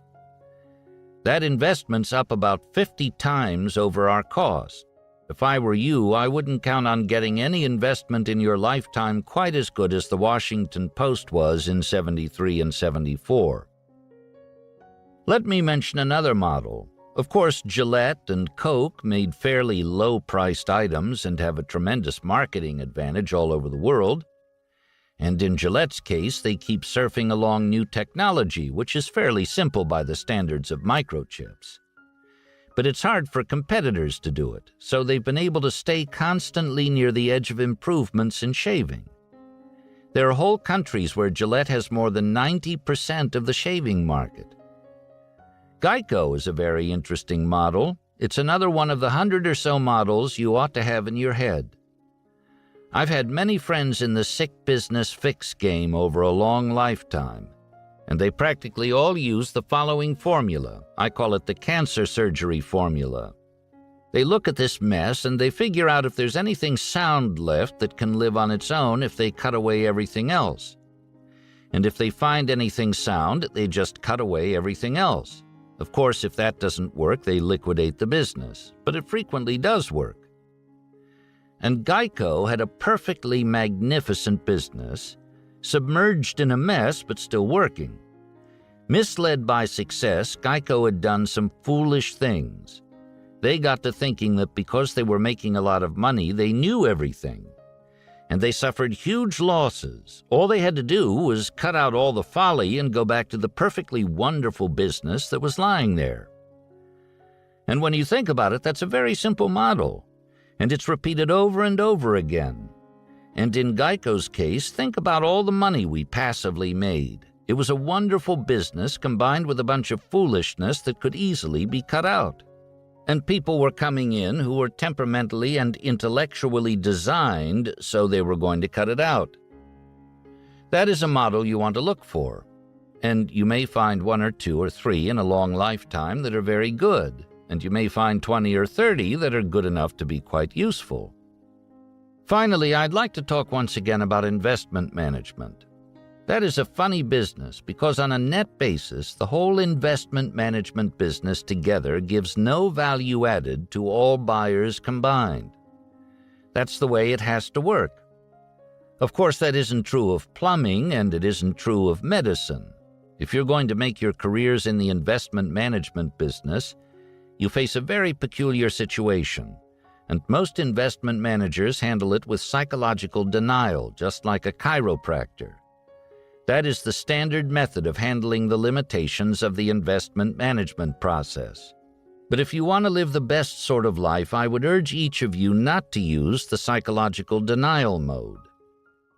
I think a select few, a small percentage of the investment managers, can deliver value added, but I don't think brilliance alone is enough to do it. I think that you have to have a little of this discipline of calling your shots and loading up if you want to maximize your chances of becoming one who provides above-average real returns for clients over the long pull. But I'm just talking about investment managers engaged in common stock picking. I am agnostic elsewhere. I think there may well be people who are so shrewd about currencies and this, that, and the other thing that they can achieve good long-term records operating on a pretty big scale in that way. But that doesn't happen to be my milieu. I'm talking about stock picking in American stocks. I think it's hard to provide a lot of value added to the investment management client, but it's not impossible. Talk 2 Revisited. As I reviewed Talk 2 in 2006, I thought it would be improved by adding 1. An attempt to explain the extreme investment success of Harvard and Yale in recent years, plus 2. A prediction about the outcomes for the many pools of capital that will now try to duplicate the past success of Harvard and Yale by copying or continuing their methods, plus 3. A brief comment about the implications for the efficient market hypothesis as demonstrated in a 2005 book, Fortune's Formula by William Poundstone. To me, it seems likely that as Harvard and Yale de-emphasized conventional unleveraged holding of diversified U.S. common stocks, their investment success was boosted by factors including the 4 described below. 1. By investing in LBO, leveraged buyout funds, Harvard and Yale introduced leverage into their results from owning interests in U.S. businesses.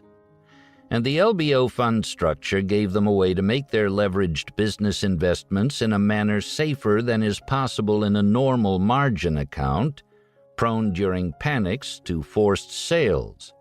Decent comparative results often followed in markets with tolerable general outcomes. And this happened even when net after cost results from investments in the LBO funds were no better than would have occurred through only slightly leveraged investment in an index of U.S. stocks. 2. In category after category, Harvard and Yale selected or directly employed investment managers who were way above average in ability, providing additional evidence that investment markets are not perfectly efficient and that some good investment results come from abnormal skill or other abnormal advantage. As one example, Harvard and Yale, by reason of their own prestige, were able to get into some of the most profitable high-tech venture capital funds not available to all other investors. These funds, using momentum provided by their own past success, had an opportunity advantage over less well-established venture capital operations, in that the best entrepreneurs, quite logically, made early presentations to the best-regarded funds. 3. Harvard and Yale wisely and opportunistically imitated investment banking firms by going into several activities that were then non-traditional, like investing in distressed U.S. corporate bonds and high-coupon foreign bonds and leveraged fixed-income arbitrage, during a period when many good opportunities were available to skilled operators in the activities chosen. 4. Finally, the benefits that came to Harvard and Yale in recent years through leverage and unconventionality were often, of course, given a large tailwind by a happy combination of declining interest rates and rising price-earnings ratios for stocks. The extreme investment success of Harvard and Yale gives me both pleasure and pain. My pleasure comes from this demonstration that academic skill is often useful in worldly affairs. People like me who were attracted by academia yet have gone into business naturally respond to such worldly achievement, much like the many modern scientists who relish the example of Thales of Miletus. This scientist of antiquity made a large profit by leasing most of the olive presses in his area just before the occurrence of a particularly bountiful harvest. My pain comes from, 1, foreseeing a lot of future adversity for other worthy institutions, driven by envy and salesmen into enthusiastic imitation of Harvard and Yale, and 2, disapproval of the conduct of many of the salesmen likely to succeed in pushing the imitation. Something similar to what I fear happened near the end of the high-tech bubble. At that time, envy of successful early-stage high-tech venture capital investors like Stanford, plus the dubious sales methods of many venture capitalists, caused about $90 billion to rush into low-quality, imitative early-stage ventures that by now may have created as much as $45 billion in net losses for late-coming investors. Moreover, Harvard and Yale may now need new displays of unconventional wisdom that are different from their last displays. It is quite counterintuitive to decrease that part of one's activity that has recently worked best, but this is often a good idea. And so also with reducing one's perception of one's needs, instead of increasing risks in an attempt to satisfy perceived needs. Talk 2 was made in 1994, about 12 years before this addendum was written. And during that 12 years, much useful thought and data collection has supported the idea that neither securities markets nor pari-mutuel betting systems at racetracks prevent some venturers from gaining highly satisfactory, way above average results through unusual skill. William Poundstone's book Fortune's Formula collects much of the modern evidence on this point in a highly entertaining way. Moreover, the book contains an account of the Lollapalooza investment record of Claude Shannon, pioneer scientist in information theory, that makes Shannon's methods look much like those of Charlie Munger. Worldly Wisdom Updated. Q&A with Charlie. How do you and Warren evaluate an acquisition candidate? We're light on financial yardsticks. We apply lots of subjective criteria. Can we trust management? Can it harm our reputation? What can go wrong? Do we understand the business? Does it require capital infusions to keep it going? What is the expected cash flow? We don't expect linear growth. Cyclicality is fine with us as long as the price is appropriate. What should a young person look for in a career? I have 3 basic rules. Meeting all 3 is nearly impossible, but you should try anyway. Don't sell anything you wouldn't buy yourself. Don't work for anyone you don't respect and admire. Work only with people you enjoy. I have been incredibly fortunate in my life. With Warren, I had all 3. What overall life advice do you have for young people? Spend each day trying to be a little wiser than you were when you woke up. Discharge your duties faithfully and well. Step by step you get ahead, but not necessarily in fast spurts. But you build discipline by preparing for fast spurts. Slug it out 1 inch at a time, day by day, and at the end of the day, if you live long enough, like most people, you will get out of life what you deserve. Life and its various passages can be hard, brutally hard. The 3 things I have found helpful in coping with its challenges are: have low expectations, have a sense of humor, surround yourself with the love of friends and family. Above all, live with change and adapt to it. If the world didn't change, I'd still have a 12 handicap. Talk 3. A lesson on elementary worldly wisdom as it relates to investment management and business, revisited. April 19th, 1996, Stanford Law School. This talk was given in 1996 to the students of Professor William C. Lazier, who was the Nancy and Charles Munger Professor of Business at Stanford University Law School. Because this talk, published in Outstanding Investor Digest on December 29, 1997, and March 13, 1998, repeats many of the ideas and much of the language included in other talks, particularly practical thought about practical thought, your editor has abridged certain passages and added comments to maintain the logic and flow of the speech. Even with the abridgments, this talk includes many unique ideas, as well as familiar ones expressed in novel ways. What I'm going to try to do today is to extend the remarks I made 2 years ago at the USC Business School. You were assigned a transcript of my USC talk. There's nothing I said then that I wouldn't repeat today, but I want to amplify what I said then. It's perfectly clear that if Warren Buffett had never learned anything new after graduating from the Columbia Business School, Berkshire would be a pale shadow of its present self. Warren would have gotten rich because what he learned from Ben Graham at Columbia was enough to make anybody rich, but he wouldn't have the kind of enterprise Berkshire Hathaway is if he hadn't kept learning. How do you get worldly wisdom? What system do you use to rise into the tiny top percentage of the world in terms of having sort of an elementary, practical wisdom? I've long believed that a certain system, which almost any intelligent person can learn, works way better than the systems that most people use. As I said at the USC Business School, what you need is a latticework of mental models in your head.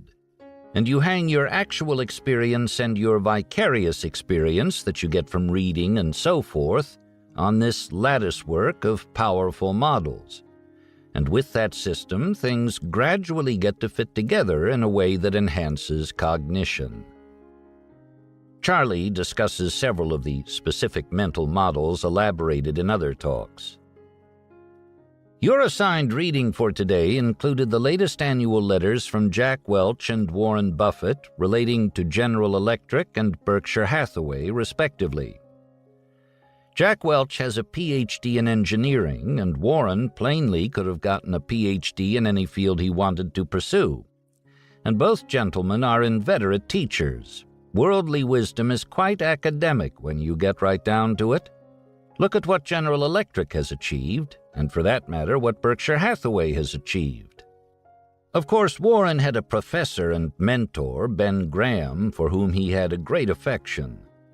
Graham was so academic that when he graduated from Columbia, 3 different academic departments invited him into their PhD programs and asked him to start teaching immediately as part of the PhD program: literature, Greek and Latin classics, and mathematics. Graham had a very academic personality. I knew him. He was a lot like Adam Smith. Very preoccupied, very brilliant. He even looked like an academic, and he was a good one. And Graham, without ever really trying to maximize the gaining of wealth, died rich. even though he was always generous and spent 30 years teaching at Columbia and authored or co-authored the best textbooks in his field. So I would argue that academia has a lot to teach about worldly wisdom, and that the best academic values really work. Of course, when I urge a multidisciplinary approach, that you've got to have the main models from a broad array of disciplines, and you've got to use them all, I'm really asking you to ignore jurisdictional boundaries. And the world isn't organized that way. It discourages the jumping of jurisdictional boundaries. Big bureaucratic businesses discourage it. And of course, academia itself discourages it. All I can say there is that in that respect, academia is horribly wrong and dysfunctional. Some of the worst dysfunctions in businesses come from the fact that they balkanize reality into little individual departments with territoriality and turf protection and so forth. So if you want to be a good thinker, you must develop a mind that can jump the jurisdictional boundaries. You don't have to know it all. Just take in the best big ideas from all these disciplines, and that's not hard to do. I might try and demonstrate that point using the card game of contract bridge. Suppose you want to be good at declarer play in contract bridge.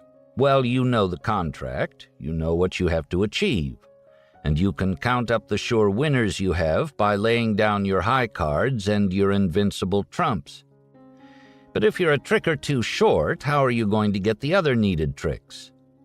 Well, there are only 6 or so different standard methods. You've got long suit establishment, you've got finesses, you've got throw-in plays, you've got cross roughs, you've got squeezes, and you've got various ways of misleading the defense into making errors.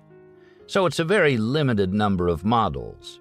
But if you only know 1 or 2 of those models, then you're going to be a horse's patoot in declarer play.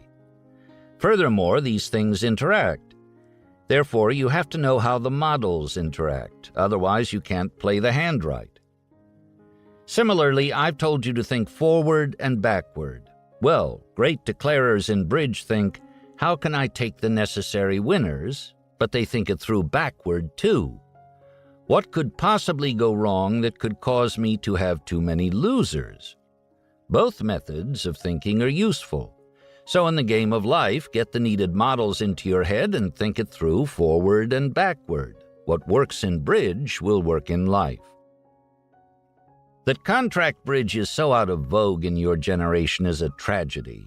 China is way smarter than we are about bridge. They're teaching bridge in grade school now. And God knows the Chinese do well enough when introduced to capitalist civilization. If we compete with a bunch of people who really know how to play bridge when our people don't, it'll be just one more disadvantage we don't need.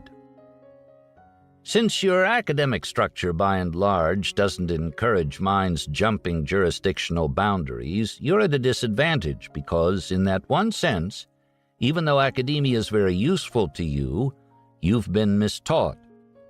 My solution for you is one that I got at a very early age from the nursery. The story of the little red hen. The punchline, of course, is, "Then I'll do it myself," said the little red hen.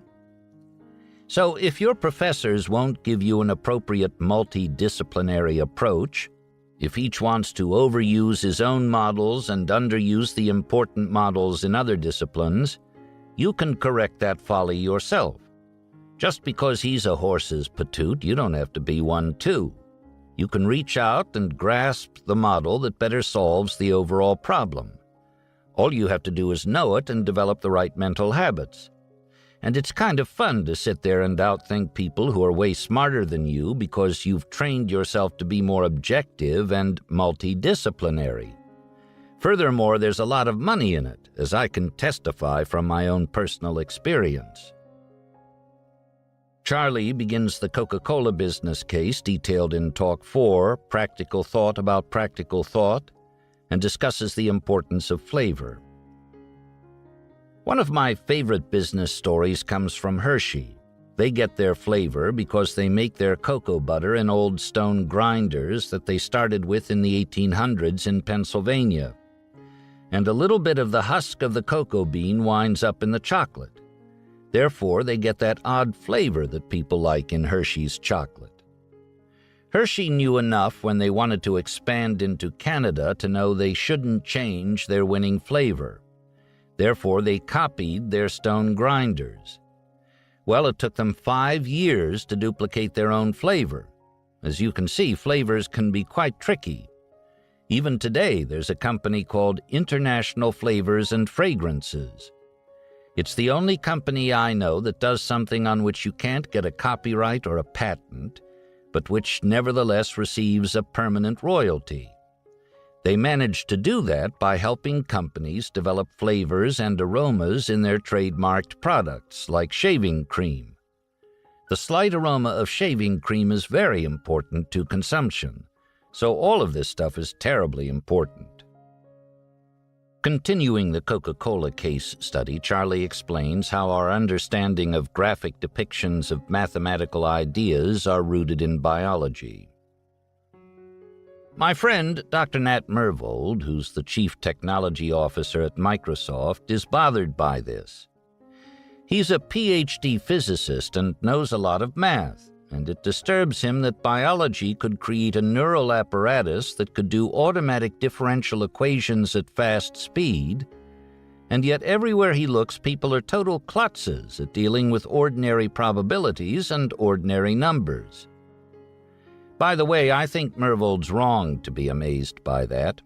The so-called fitness landscape of our ancestors forced them to know how to throw spears, run around, turn corners, and what have you long before they had to think correctly like Mervold. So I don't think he should be so surprised. However, the difference is so extreme that I can understand how he finds it incongruous. At any rate, mankind invented a system to cope with the fact that we are so intrinsically lousy at manipulating numbers. It's called the graph. Oddly enough, it came out of the Middle Ages. It's the only intellectual invention of the monks during the Middle Ages I know of that's worth a damn. The graph puts numbers in a form that looks like motion, so it's using some of this primitive neural stuff in your system in a way that helps you understand it. So the value line graphs are very useful. The graph I've distributed is on log paper, which is based on the natural table of logarithms. And that's based on the elementary mathematics of compound interest, which is one of the most important models there is on Earth. So there's a reason why that graph is in that form. And if you draw a straight line through data points on a graph on log paper, it will tell you the rate at which compound interest is working for you. So these graphs are marvelously useful. I don't use value lines predictions because our system works better for us than theirs, in fact, a lot better.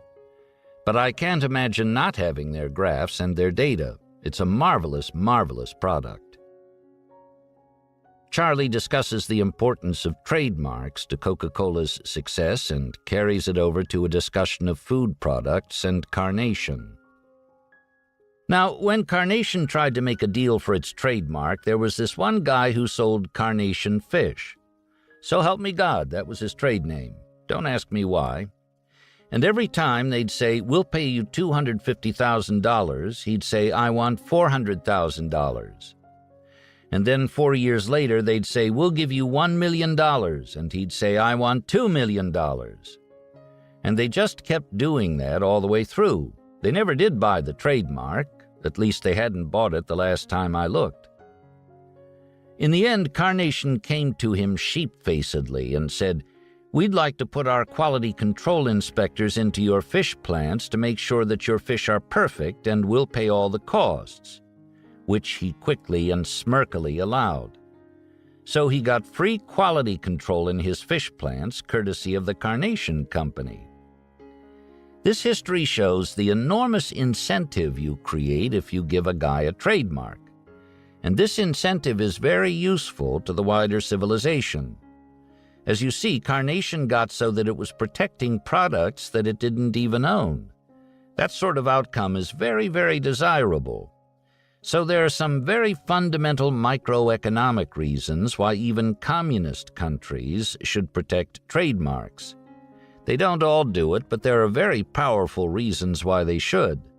And by and large, averaged out around the world, trademark protection has been pretty good.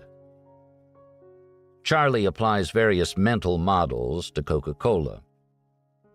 However, if you don't have the basic models and the basic mental methods for dealing with the models, then all you can do is to sit there twiddling your thumbs as you look at the value line graph. But you don't have to twiddle your thumbs. You've got to learn 100 models and a few mental tricks and keep doing it all of your life. It's not that hard.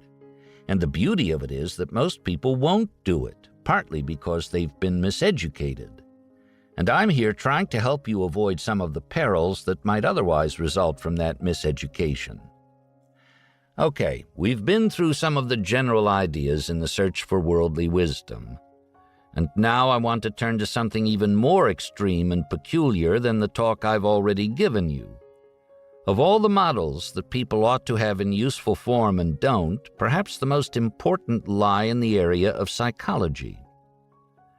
I recently had an instructive experience. I just returned from Hong Kong. I have a pal there who's a headmaster of one of the leading schools. He gave me this book called The Language Instinct, written by Steven Pinker. Well, Pinker is a semanticist professor who rose in the shadow of Noam Chomsky, Linguistics Institute professor at MIT, who is probably the greatest semanticist who ever lived. And Pinker says that human language ability is not just learned, it's deeply buried to a considerable extent in the genome. It's not in the genome of the other animals, including the chimpanzee, to any really useful extent. It's a gift that came to humans. And Pinker proves his point pretty well. Of course, Chomsky's already proven it. You have to be pretty ignorant not to realize that a good deal of language ability is right there in the human genome. And even though you have to work like hell to improve it through education, you start with a big leg up in your genes. Pinker can't understand why Chomsky, who again is such a genius, takes the position that the jury's still out about why this ability is in the human genome. Pinker, in effect, says, like hell the jury is still out. The language instinct got into humans in exactly the same way that everything else got there, through Darwinian natural selection. Well, the junior professor is clearly right, and Chomsky's hesitation is a little daft. But if the junior professor and I are right, how has a genius like Chomsky made an obvious misjudgment? The answer's quite clear to me. Chomsky is passionately ideological. He is an extreme egalitarian leftist who happens to be a genius. And he's so smart that he realized that if he concedes this particular Darwinian point, the implications threaten his leftist ideology. So he naturally had his conclusion affected by his ideological bias. And that gets into another lesson in worldly wisdom. If ideology can screw up the head of Chomsky, imagine what it does to people like you and me. Ideology does some strange things and distorts cognition terribly. If you get a lot of heavy ideology young and then you start expressing it, you are really locking your brain into a very unfortunate pattern, and you are going to distort your general cognition. There's a very interesting history if you take Warren Buffett as an example of worldly wisdom. Warren adored his father, who was a wonderful man, but Warren's father was a very heavy ideologue, right-wing it happened to be, who hung around with other very heavy ideologues, right-wing naturally. Warren observed this as a kid, and he decided that ideology was dangerous and that he was going to stay a long way away from it. And he has throughout his whole life. That has enormously helped the accuracy of his cognition. I learned the same lesson in a different way. My father hated ideology. Therefore, all I had to do was imitate my father and thereby stay on what I regard as the right path. People like Bob Dornan on the right or Ralph Nader on the left have obviously gone a little daft. They're extreme examples of what ideology will do to you, particularly violently expressed ideology. Since it pounds ideas in better than it convinces out, it's a very dangerous thing to do. Therefore, in a system of multiple models across multiple disciplines, I should add as an extra rule that you should be very wary of heavy ideology. You can have heavy ideology in favor of accuracy, diligence, and objectivity, but a heavy ideology that makes you absolutely sure that the minimum wage should be raised or that it shouldn't, and it's kind of a holy construct where you know you're right, makes you a bit nuts. This is a very complicated system, and life is one damn relatedness after another. It's all right to think that on balance you suspect that civilization is better if it lowers the minimum wage or raises it. Either position is okay. But being totally sure on issues like that with a strong, violent ideology, in my opinion, turns you into a lousy thinker. So beware of ideology-based mental misfunctions. Charlie laments how poorly the field of psychology deals with incentive-caused bias. Another reason that I mentioned Pinker, the semanticist who wrote the book that I told you about earlier, is that at the end of his book he says roughly, "I've read the psychology textbooks, and they're daft." He says this whole subject is misorganized and mistaught. Well, I have far less in the way of qualifications than Pinker. In fact, I've never taken a single course in psychology. However, I've come to exactly the same conclusion, that the psychology texts, while they are wonderful in part, are also significantly daft. In fact, just take a simple psychological denial. About 3 centuries before the birth of Christ, Demosthenes said, "What a man wishes, that also will he believe." Well, Demosthenes was right. I had a family acquaintance whose much-loved son, who was brilliant and a star football player, flew off over the ocean and never came back. Well, his mother thought he was still alive. The mind will sometimes flip so that the wish becomes the belief. It will do so at various levels. Individuals vary in how much psychological denial they get, but miscognition from denial overwhelmingly pervades the reality that you're going to have to deal with. And yet you won't find an adequate treatment of simple psychological denial in psychology texts. So you can't learn psychology the way your professors teach it. You've got to learn everything they teach, but you've got to learn a lot more that they don't teach, because they don't handle their own subject correctly. Psychology, to me, as currently organized, is like electromagnetism after Michael Faraday, but before Maxwell. A lot has been discovered, but no one mind has put it all together in proper form. And it should be done, because it wouldn't be that hard to do, and it's enormously important. Just open a psychology text, turn to the index, and look up envy. Well, envy made it into 1 or 2 or 3 of the 10 Commandments. Moses knew all about envy. The old Jews, when they were herding sheep, knew all about envy. It's just that psychology professors don't know about envy. Books that thick are teaching a psychology course without envy and with no simple psychological denial and no incentive-caused bias. And psychology texts don't deal adequately with combinations of factors. I told you earlier to be aware of the Lollapalooza effect when 2 or 3 or more forces are operating in the same direction. Well, the single most publicized psychology experiment ever done is the Milgram experiment, where they asked people to apply what they had every reason to believe was heavy electrical torture on innocent fellow human beings. And they manipulated most of these decent volunteers into doing the torture.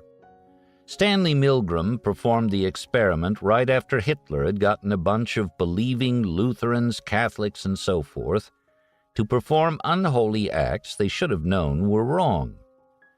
Milgram was trying to find out how much authority could be used to manipulate high-grade people into doing things that were clearly and grossly wrong. And he got a very dramatic effect. He managed to get high-grade people to do many awful things. But for years it was in the psychology books as a demonstration of authority, how authority could be used to persuade people to do awful things. Of course, that's mere first conclusion bias. That's not the complete and correct explanation. Authority is part of it. However, there were also quite a few other psychological principles, all operating in the same direction, that achieved that Lollapalooza effect precisely because they acted in combination toward the same end. People have gradually figured that out. And if you read the recent psychology texts at a place like Stanford, you'll see that they've now managed to get it about 2/3 right. However, here's the main experiment in all of psychology, and even at Stanford, they still leave out some of the important causes of Milgram's results. How can smart people be so wrong? Well, the answer is that they don't do what I'm telling you to do, which is to take all the main models from psychology and use them as a checklist in reviewing outcomes in complex systems. No pilot takes off without going through his checklist, A, B, C, D. And no bridge player who needs 2 extra tricks plays a hand without going down his checklist and figuring out how to do it. But these psychology professors think they're so smart that they don't need a checklist. But they aren't that smart. Almost nobody is. Or maybe nobody is. If they use a checklist, they'd realize the Milgram experiment harnesses 6 psychological principles at least, not 3.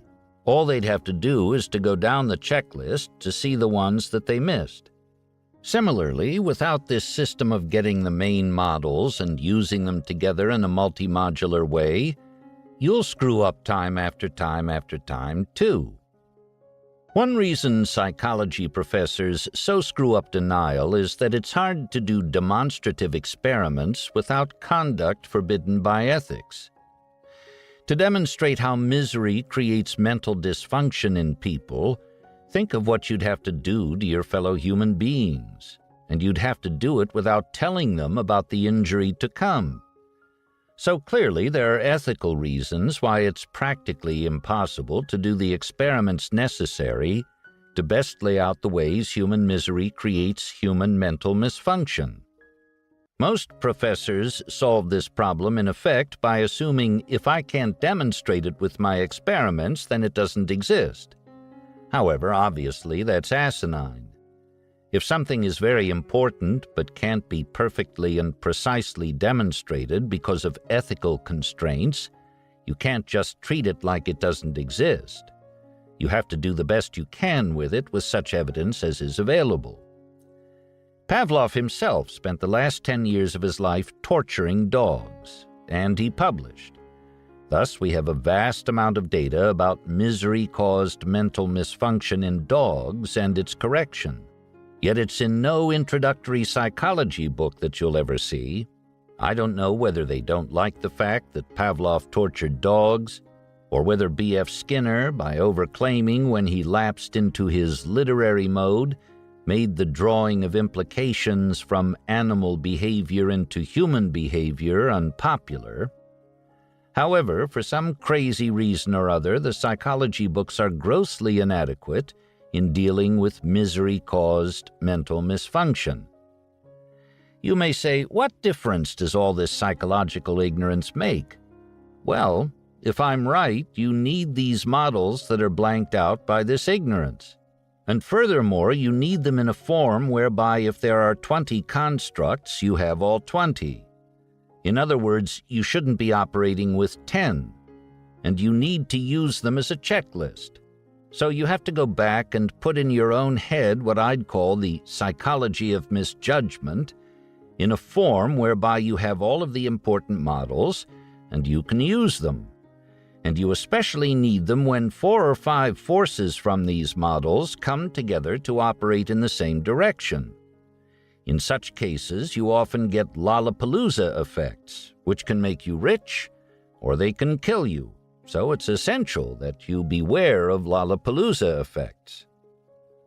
There's only one right way to do it. You have to get the main doctrines together and use them as a checklist. And to repeat for emphasis, you have to pay special attention to combinatorial effects that create Lollapalooza consequences. Charlie discusses the lack of multidisciplinary teaching in the professions, especially how the field of psychology is virtually ignored in academia. You can also learn when you're playing the game of persuasion, for a reputable reason, to combine these forces in a way that makes you more effective. Let me give you an example of that, of wise psychology of yore. In Captain James Cook's day, he took these long voyages. At the time, scurvy was the dread of the long voyage. In scurvy, your living gums putrefy in your mouth, after which the disease gets unpleasant and kills you. And being on a primitive sailing ship with a bunch of dying sailors is a very awkward business. So everybody was terribly interested in scurvy, but they didn't know about vitamin C.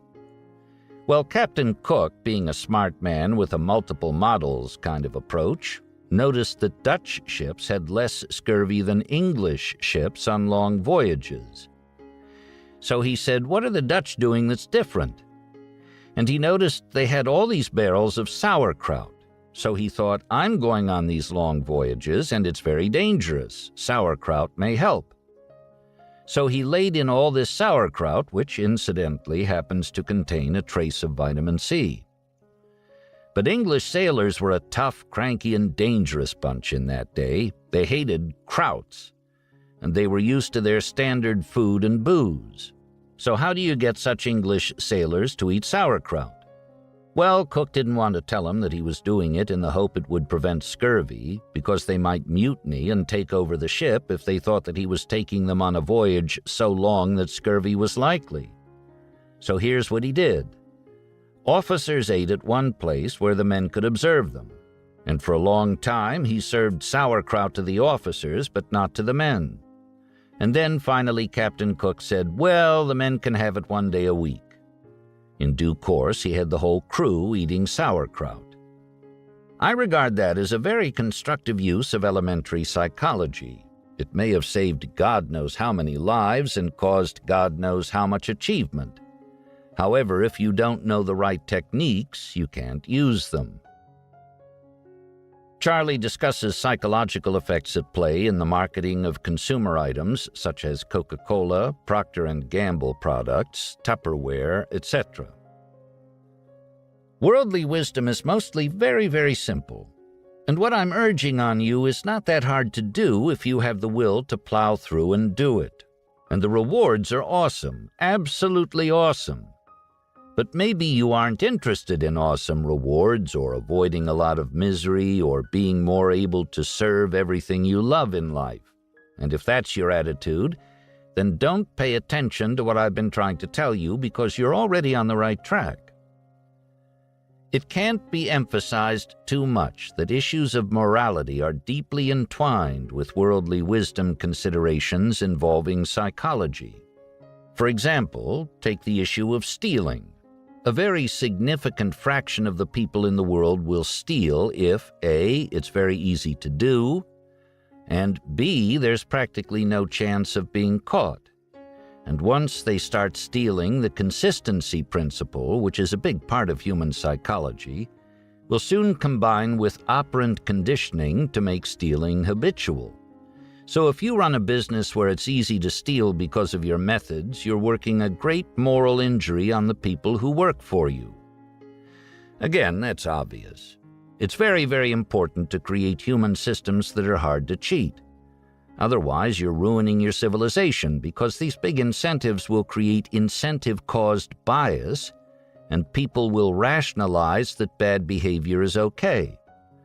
Then if somebody else does it, now you've got at least two psychological principles, incentive-caused bias plus social proof. Not only that, but you get Serpico effects. If enough people are profiting in a general social climate of doing wrong, then they'll turn on you and become dangerous enemies if you try and blow the whistle. It's very dangerous to ignore these principles and let slop creep in. Powerful psychological forces are at work for evil. How does this relate to the law business? Well, people graduate from places like Stanford Law School and go into the legislatures of our nation and, with the best of motives, pass laws that are easily used by people to cheat. Well, there can hardly be a worse thing you could do. Let's say you have a desire to do public service. As a natural part of your planning, you think in reverse and ask, what can I do to ruin our civilization? That's easy.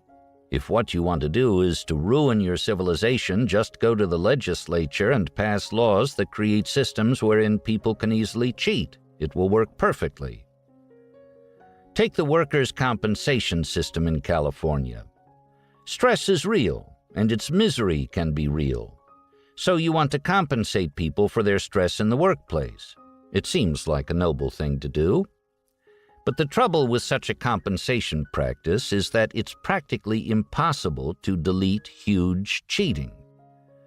And once you reward cheating, you get crooked lawyers, crooked doctors, crooked unions, etc., participating in referral schemes. You get a total miasma of disastrous behavior. And the behavior makes all the people doing it worse as they do it. So you were trying to help your civilization, but what you did was create enormous damage net.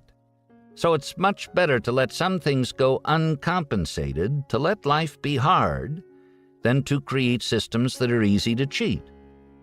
Let me give you an example. I have a friend who made an industrial product at a plant in Texas not far from the border.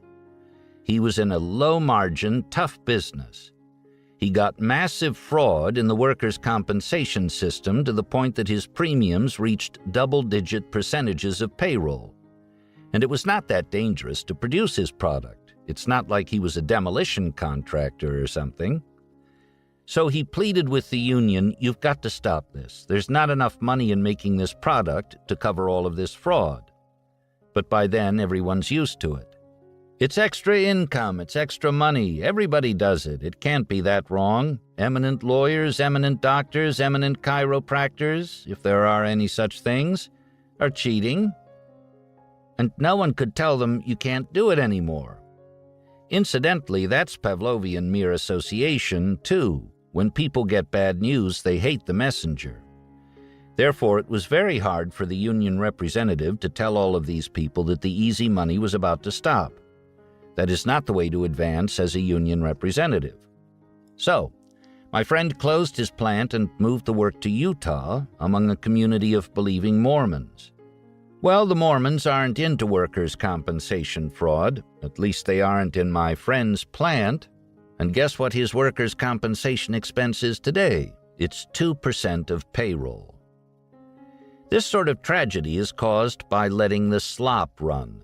You must stop slop early. It's very hard to stop slop and moral failure if you let it run for a while. Charlie describes his notion of deprival superreaction syndrome as it relates to gambling and the new Coke debacle of the mid-1980s. Of course, as I said before, there is one big consideration that needs huge and special attention as part of any use of techniques deliberately harnessing elementary psychological forces, and that is that once you know how to do it, there are real moral limits regarding how much you should do it. Not all of what you know how to do should you use to manipulate people. Also, if you're willing to transcend the moral limits and the person you're trying to manipulate realizes what you're doing because he also understands the psychology, he'll hate you. There is wonderfully persuasive evidence of this effect taken from labor relations, some in Israel. So not only are there moral objections, but there are also practical objections, big ones in some cases. Audience question: how do you incorporate psychology in your investment decisions? I think it would be more than just picking products that will appeal to everybody like Coke. After all, there are a lot of smart people out there who obviously think just the way you showed us today.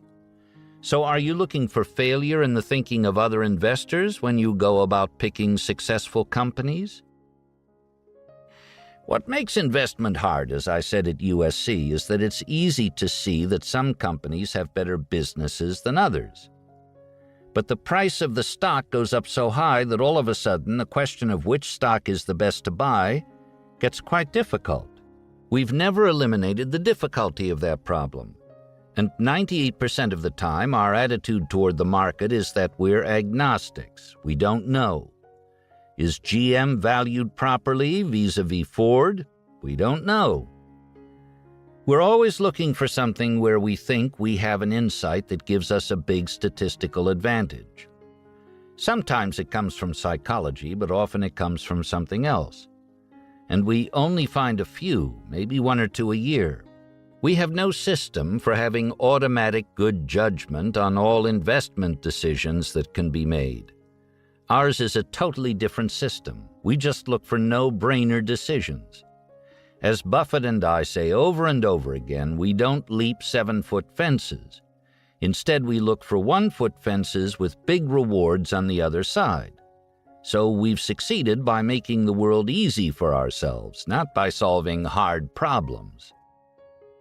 Based on statistical analysis and insight?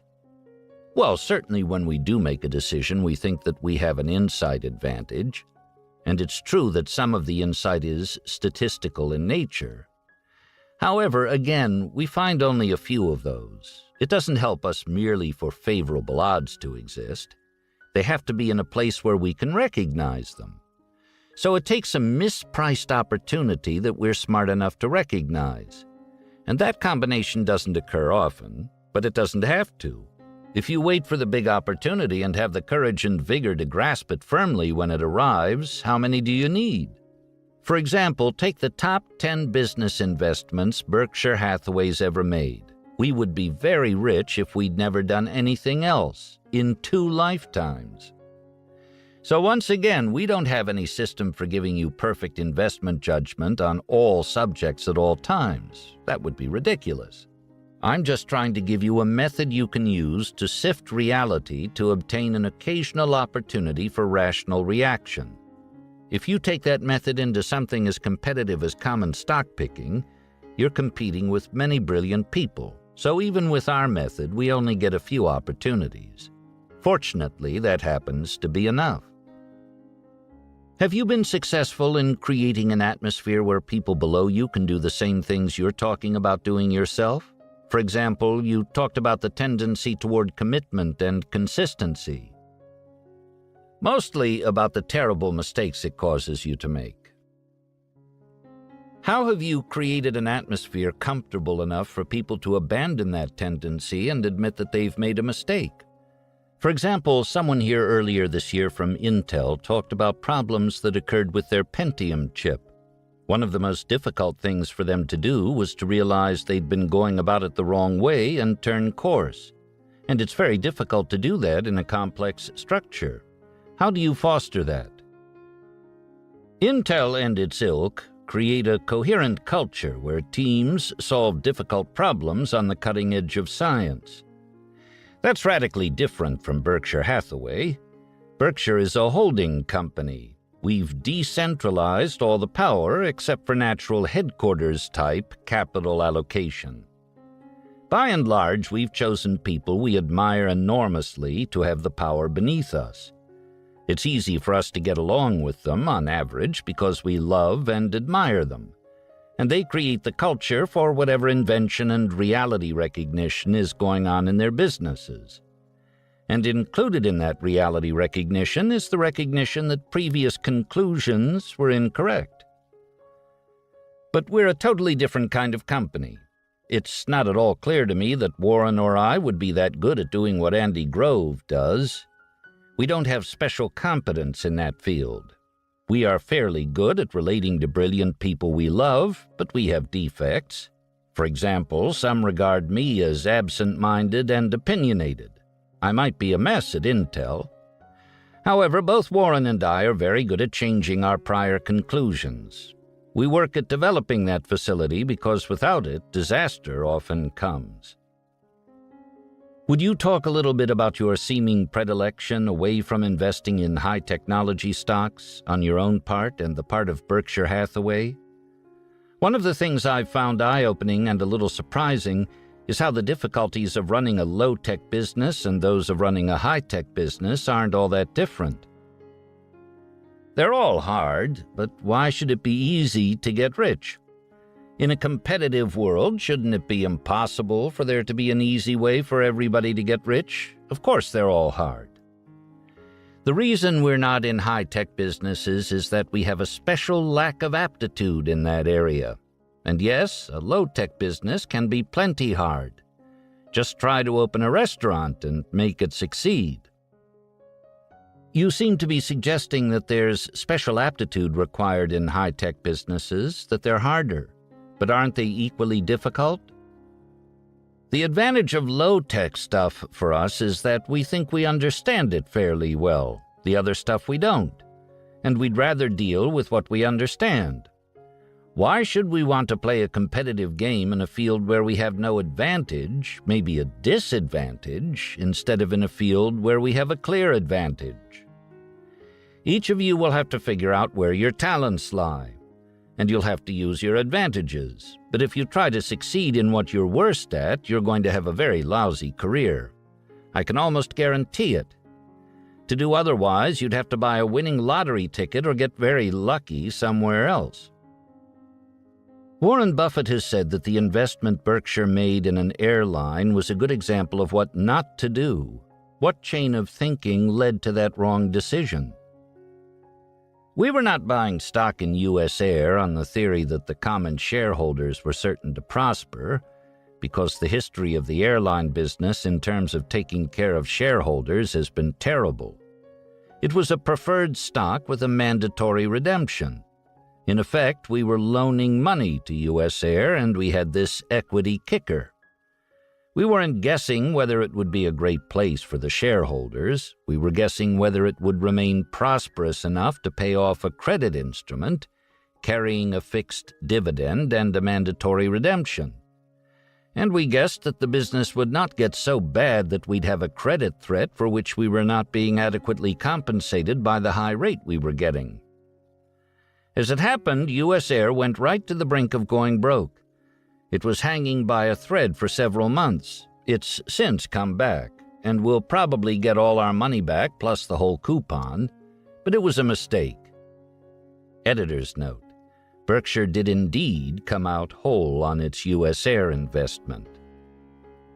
I don't want you to think that we have any way of learning or behaving so you won't make a lot of mistakes. I'm just saying that you can learn to make fewer mistakes than other people, and how to fix your mistakes faster when you do make them. But there's no way that you can live an adequate life without making many mistakes. Part of what you must learn is how to handle mistakes and new facts that change the odds. Life in part is like a poker game wherein you have to learn to quit sometimes when holding a much-loved hand. In fact, one trick in life is to get so you can handle mistakes. Failure to handle psychological denial is a common way for people to go broke. You've made an enormous commitment to something. You've poured effort and money in. And the more you put in, the more the whole consistency principle makes you think, now it has to work. If I put in just a little more, then it'll work. And deprival superreaction syndrome also comes in. You're going to lose the whole thing if you don't put in a little more. People go broke that way because they can't stop, rethink, and say, I can afford to write this one off and live to fight again. I don't have to pursue this thing as an obsession in a way that will break me. Could you talk about the thoughts that went into your decision to swap your capital city's stock for Disney rather than taking cash? In the media, it was reported that you mentioned thinking about taking the cash. Disney's a perfectly marvelous company, but it's also very high-priced. Part of what it does is make ordinary movies, which is not a business that attracts me at all. However, part of what Disney has is better than a great gold mine. I mean those video cassettes. Disney is an amazing example of autocatalysis. They had all those movies in the can. They owned the copyright. And just as Coke could prosper when refrigeration came, when the video cassette was invented, Disney didn't have to invent anything or do anything. except take the thing out of the can and stick it on the cassette. And every parent and grandparent wanted his descendants to sit around and watch that stuff at home on videocassette. So Disney got this enormous tailwind from life, and it was billions of dollars worth of tailwind. Obviously, that's a marvelous model if you can find it. You don't have to invent anything. All you have to do is sit there while the world carries you forward. Disney's done a lot of new things, right? Don't misunderstand me. But a lot of what happened to Disney was like what a friend of mine said about an ignorant fraternity brother of his who succeeded in life. He was a duck sitting on a pond, and they raised the level of the pond. Eisner and Wells were brilliant in how they ran Disney, but the huge tailwind from videocassette sales on all of the old stuff that was there when they came in, that was just an automatic break for the new management. To be fair, they have been brilliant about creating new stuff like Pocahontas and The Lion King to catch the same tailwind, but by the time it's done, The Lion King alone is going to do plural billions. And by the way, when I say when it's done, I mean 50 years from now or something. But plural billions from one movie? Could you talk about why you left the law? I had a huge family. Nancy and I supported 8 children. And I didn't realize that the law was going to get as prosperous as it suddenly got. The big money came into law shortly after I left it. By 1962, I was mostly out, and I was totally out by 1965, so that was a long time ago. Also, I preferred making the decisions and gambling my own money. I usually thought I knew better than the client anyway, so why should I have to do it his way? So partly it was having an opinionated personality, and partly it was a desire to get resources permitting independence. Also, the bulk of my clients were terrific, but there were 1 or 2 I didn't enjoy. Plus, I like the independence of a capitalist. And I'd always had sort of a gambling personality. I like figuring things out and making bets, so I simply did what came naturally. Did you ever gamble Las Vegas style? I wouldn't bet $100 against house odds between now and the grave. I don't do that. Why should I? I will gamble recreationally with my pals, and I'll occasionally play a much better bridge player like Bob Hammond, who might be the best card player in the world. But I know I'm paying for the fun of playing with him. That's recreational. As for gambling with simple mechanical house odds against me, why in the world would I ever want to do that? Particularly given how I detest the manipulative culture of legalized gambling. I don't like legalized gambling, and I'm not comfortable in Las Vegas, even though it does now include a higher percentage of wholesome family recreation. I don't like to be with many of the types who hang around card parlors and so forth. On the other hand, I do like the manly art of wagering, so to speak, and I like light social gambling among friends, but I do not like the professional gambling milieu. Could you say something about how the mutual fund and money management business has changed since you got into it, and the growth of capital markets? Actually, I didn't really get into it. I had a little private partnership for 14 years up until a little over 20 years ago. However, I never had enough money from other people to amount to a hill of beans, at least by current investment management standards. So I've never really been part of the mutual fund business. But the money management business has been one of the great growth businesses in the recent history of the United States. It's created many affluent professionals and multimillionaires. It's been a perfect gold mine for people who got in it early. The growth of pension funds, the value of American corporations, and the world's wealth have created a fabulous profession for many and carried lots of them up to affluence. And we deal with them in a variety of ways. However, we haven't been part of it for many years. We've basically invested our own money for a long, long time. Do you expect this bull run to continue? Well, I'd be amazed if the capitalized value of all American business weren't considerably higher 25 years from now. And if people continue to trade with one another and shuffle these pieces of paper around, then money management may continue to be a marvelous business for the managers, but except for what might be called our own money, we're really not in it. I was interested in the evolution of your investment strategy from when you first began using the Ben Graham model to the Berkshire Hathaway model. Would you recommend that model to a beginning investor, i.e., dumping most of it or all of it into one opportunity we think is a great one and leaving it there for decades? Or is that strategy really for a more mature investor? Each person has to play the game given his own marginal utility considerations and in a way that takes into account his own psychology. If losses are going to make you miserable, and some losses are inevitable, you might be wise to utilize a very conservative pattern of investment and saving all your life. So you have to adapt your strategy to your own nature and your own talents. I don't think there's a one-size-fits-all investment strategy that I can give you. Mine works for me, but in part that's because I'm good at taking losses. I can take them psychologically, and besides, I have very few. The combination works fine. You and Buffett have said that Berkshire's stock is overvalued and you wouldn't recommend buying it. We didn't say we thought it was overvalued. We just said that we wouldn't buy it or recommend that our friends buy it at the prices then prevailing. But that just related to Berkshire's intrinsic value as it was at that time. If I had the money, I would buy it because you've been saying that your returns will go down for 20 years. Well, I hope that your optimism is justified, but I do not change my opinion. After all, today we're in uncharted territory. I sometimes tell my friends I'm doing the best I can, but I've never grown old before. I'm doing it for the first time, and I'm not sure that I'll do it right. Warren and I have never been in this kind of territory, with high valuations and a huge amount of capital.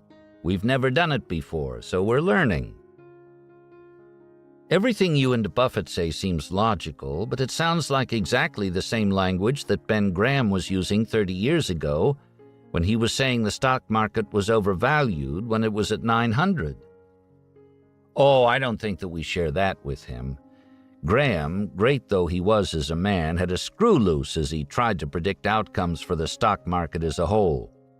In contrast, Warren and I are almost always agnostic about the market. On the other hand, we have said that common stocks generally have generated returns of 10 to 11% after inflation for many years, and that those returns can't continue for a very long period. And they can't. It's simply impossible. The wealth of the world will compound at no such rate. Whatever experience Stanford has had in its portfolio for the last 15 years, its future experience is virtually certain to be worse. It may still be okay, but it's been a hog heaven period for investors over the last 15 years. Bonanza effects of such scale can't last forever. Berkshire's annual report got a lot of press for being pessimistic and for expressing concern about the shrinking pool of opportunities as the company gets bigger and bigger. Where does that leave you 10 years from now?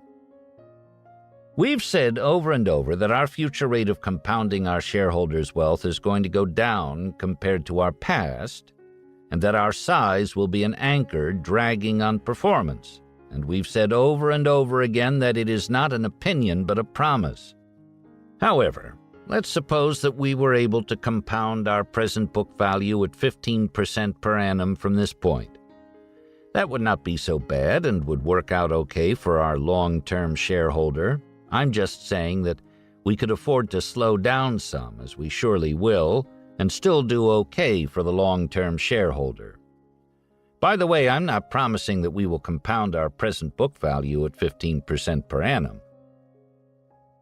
You talked about how important it was not to have an extreme ideology. What responsibility, if any, do you think the business and legal communities have for helping inner-city areas, spreading the wealth, and so on? I'm all for fixing social problems. I'm all for being generous to the less fortunate. And I'm all for doing things where, based on a slight preponderance of the evidence, you guess that it's likely to do more good than harm. What I'm against is being very confident and feeling that you know for sure that your particular intervention will do more good than harm, given that you're dealing with highly complex systems wherein everything is interacting with everything else. So just make sure that what you're doing, you can't make sure. That's my point. On the other hand, I did recently reverse the conclusions of two sets of engineers. How did I have enough confidence in such a complicated field to do that?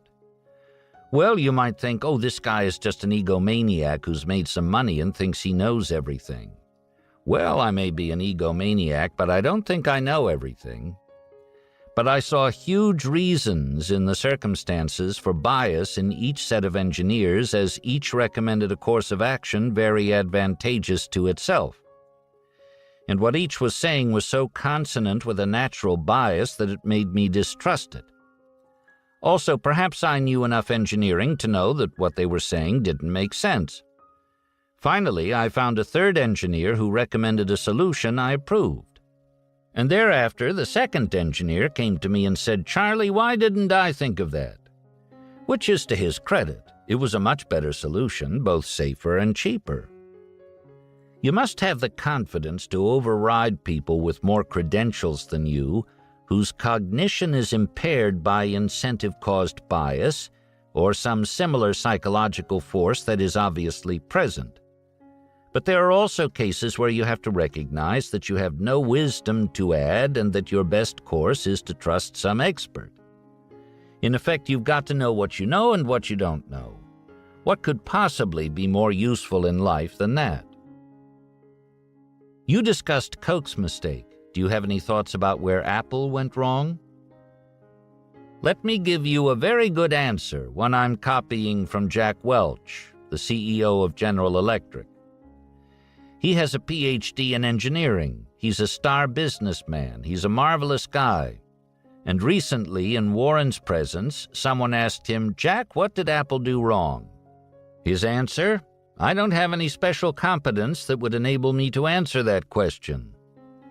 And I'm giving you the very same answer. That's not a field in which I'm capable of giving you any special insight. On the other hand, in copying Jack Welch, I am trying to teach you something. When you don't know and you don't have any special competence, don't be afraid to say so. There's another type of person I compare to an example from biology. When a bee finds nectar, it comes back and does a little dance that tells the rest of the hive, as a matter of genetic programming, which direction to go and how far. So about 40 or 50 years ago, some clever scientist stuck the nectar straight up. Well, the nectar's never straight up in the ordinary life of a bee. The nectar's out. So the bee finds the nectar and returns to the hive. But it doesn't have the genetic programming to do a dance that says straight up. So what does it do? Well, if it were like Jack Welch, it would just sit there. But what it actually does is to dance this incoherent dance that gums things up. A lot of people are like that bee. They attempt to answer a question like that, and that is a huge mistake. Nobody expects you to know everything about everything. I try to get rid of people who always confidently answer questions about which they don't have any real knowledge. To me, they're like the bee dancing its incoherent dance. They're just screwing up the hive. As someone who's been in legal practice and business, how did you incorporate, or did you incorporate, these models into your legal practice? And how did it work? I suspect many of us have seen law firms that don't appear to adhere to these kinds of models. Well, the models are there, but just as there are perverse incentives in academia, there are perverse incentives in law firms. In fact, in some respects, at the law firms, it's much worse. Here's another model from law practice. When I was very young, my father practiced law. One of his best friends, Grant McFadden, Omaha's pioneer Ford dealer, was a client. He was a perfectly marvelous man, a self-made Irishman who'd run away uneducated from a farm as a youth because his father beat him. So he made his own way in the world. He was a brilliant man of enormous charm and integrity, just a wonderful, wonderful man. In contrast, my father had another client who was a blowhard, an overreaching, unfair, pompous, difficult man. And I must have been 14 years older thereabouts when I asked, "Dad, why do you do so much work for Mr. X, this overreaching blowhard, instead of working more for wonderful men like Grant McFadden?" My father said, "Grant McFadden treats his employees right, his customers right, and his problems right. And if he gets involved with a psychotic, he quickly walks over to where the psychotic is and works out an exit as fast as he can. Therefore, Grant McFadden doesn't have enough remunerative law business to keep you in Coca-Cola. But Mr. X is a walking minefield of wonderful legal business." This case demonstrates one of the troubles with practicing law. To a considerable extent, you're going to be dealing with grossly defective people. They create an enormous amount of the remunerative law business. And even when your own client is a paragon of virtue, you'll often be dealing with gross defectives on the other side or even on the bench.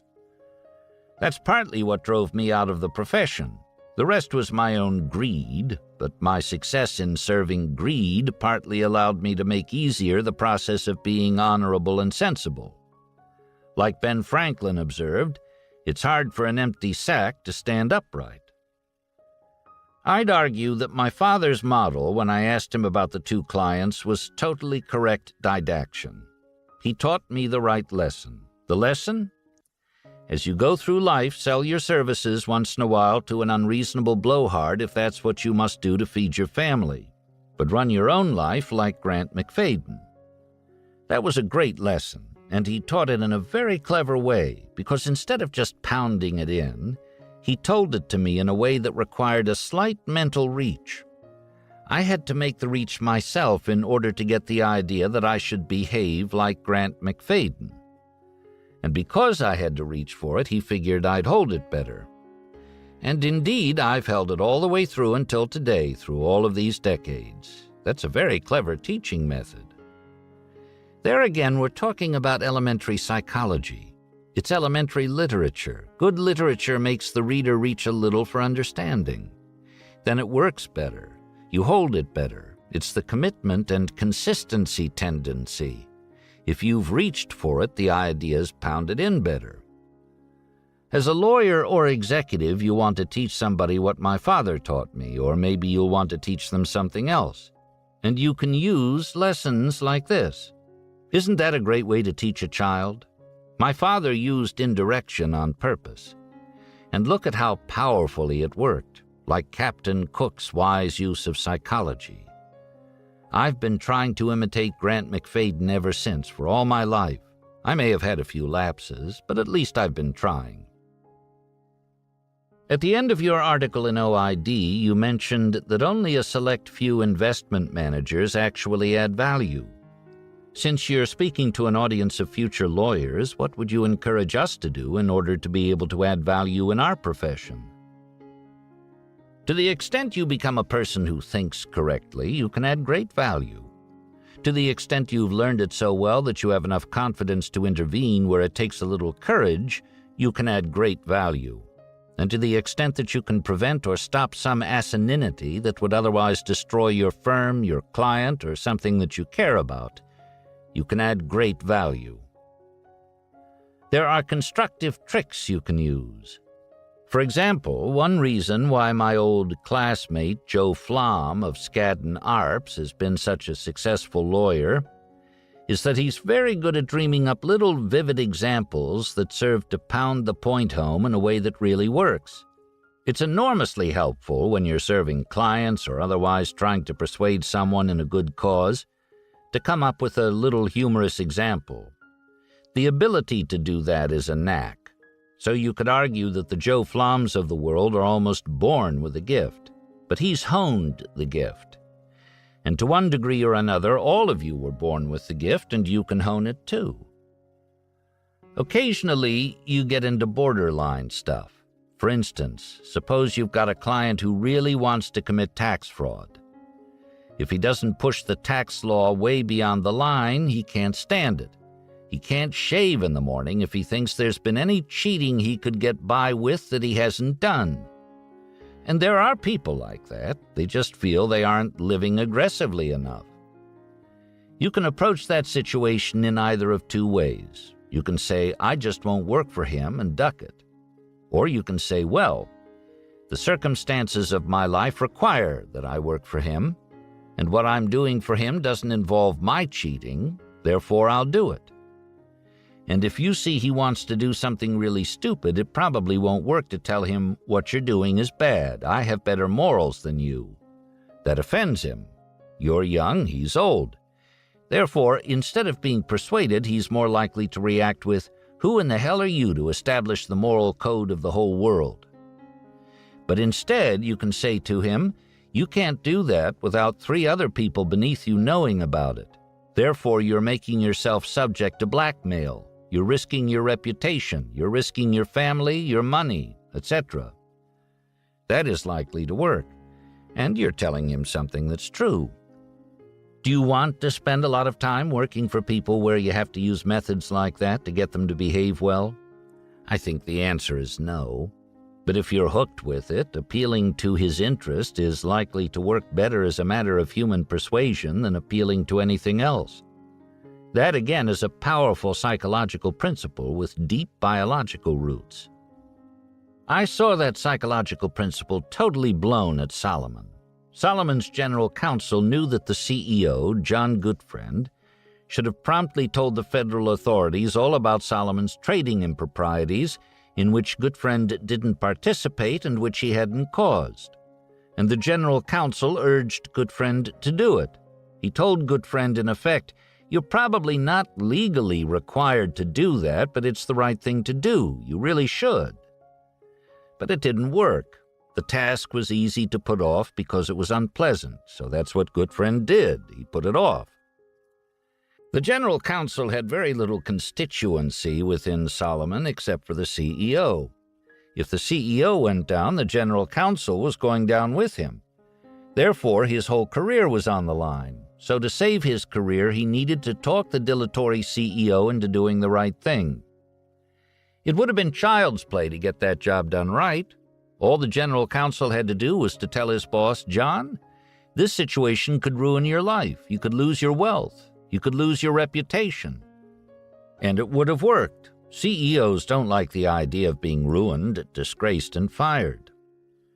The ex-general counsel of Solomon is brilliant and generous, and he had the right idea. However, he lost his job because he didn't apply a little elementary psychology. He failed to recognize that what works best in most cases is to appeal to a man's interest. But you don't have to get similarly lousy results when you face similar situations.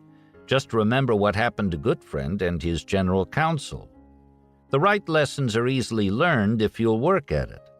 And if you do learn them, you can be especially useful at crucial moments when others fail. And to the extent that you do become wise, diligent, objective, and especially able to persuade in a good cause, then you're adding value. Would you discuss how the threat of litigation, shareholder lawsuits and so forth, and legal complexity in general have affected decision-making in big business?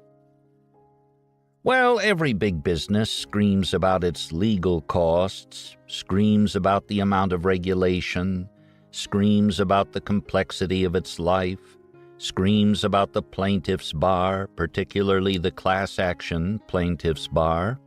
So there's an absolute catechism on that where you could just copy the screams from one corporation to another and you'd hardly have to change a word. But what causes the screams has so far been a godsend for the law firms. The big law firms have had a long updraft, and they now tend to kind of cluck like an undertaker in a plague. An undertaker, of course, would look very unseemly if he were jumping up and down and playing his fiddle during the plague. So law firm partners say, oh, isn't it sad, all this complexity, all this litigation, all this unfairness? But really, they're somewhat schizophrenic on the subject because it's been very good for them. Some recent California initiatives created some interesting conduct. Part of the defense bar lobbied quietly against certain propositions and effectively against their clients because they didn't want their clients to catch them in the process. And the reason they did so was because it became harder for plaintiffs to bring cases. If you make a living fighting overreaching and it keeps your children in school and somebody proposes a system that eliminates it, well, that's an adult experience and an adult choice that you have to make. So big corporations adapt. They have more litigation. They have to have a bigger legal department. They scream about what they don't like, but they adapt. But hasn't that legal complexity consumed a lot more of companies' resources over the last few decades? The answer is yes. There's hardly a corporation in America that isn't spending more on lawsuits and on compliance with various regulations than it was 20 years ago. And yes, some of the new regulation is stupid and foolish, and some was damn well necessary. And it will ever be thus, albeit with some ebb and flow. But have you seen or experienced any change in decision-making at corporations, in their being less likely to take on riskier investments for fear of failure or liability? The only place I saw, with another friend, not Warren, was when I was part owner of the biggest shareholder in a company that invented a better policeman's helmet. It was made of Kevlar or something of that sort. They brought it to us and wanted us to manufacture it. As a matter of ideology, we're very pro-police. I believe civilization needs a police force, although I don't believe in policemen creating too many widows and orphans unnecessarily either. But we like the idea of a better policeman's helmet. However, we took one look at it and said to the people who invented it, "We're a rich corporation. We can't afford to make a better policeman's helmet. That's just how the civilization works.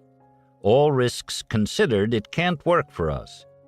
But we want the civilization to have these. So we don't maximize what we sell it for. Get somebody else to make it. Transfer the technology or whatever to somebody who can do it, but we're not going to." Thus, we didn't try to disadvantage policemen from getting new helmets, but we decided not to manufacture helmets ourselves. There are businesses, given the way the civilization has developed, where being the only deep pocket around is bad business. In high school football, for example, a paraplegic or a quadriplegic will inevitably be created occasionally. And who with deep pockets can the injured person best sue other than the helmet manufacturer? Then everyone feels sorry, the injuries are horrible, and the case is dangerous for the manufacturer. I think big rich corporations are seldom wise to make football helmets in the kind of civilization we're in. And maybe it should be harder to successfully sue helmet makers. I know 2 different doctors, each of whom had a sound marriage. When the malpractice premiums got high enough, they divorced their wives and transferred most of their property to their wives. And they continued to practice only without malpractice insurance. They were angry at the civilization. They needed to adapt, and they trusted their wives, so that was that. And they've not carried any malpractice insurance since. People adapt to a changing litigation climate. They have various ways of doing it. That's how it's always been and how it's always going to be. What I personally hate most are systems that make fraud easy. Probably way more than half of all the chiropractic income in California comes from pure fraud.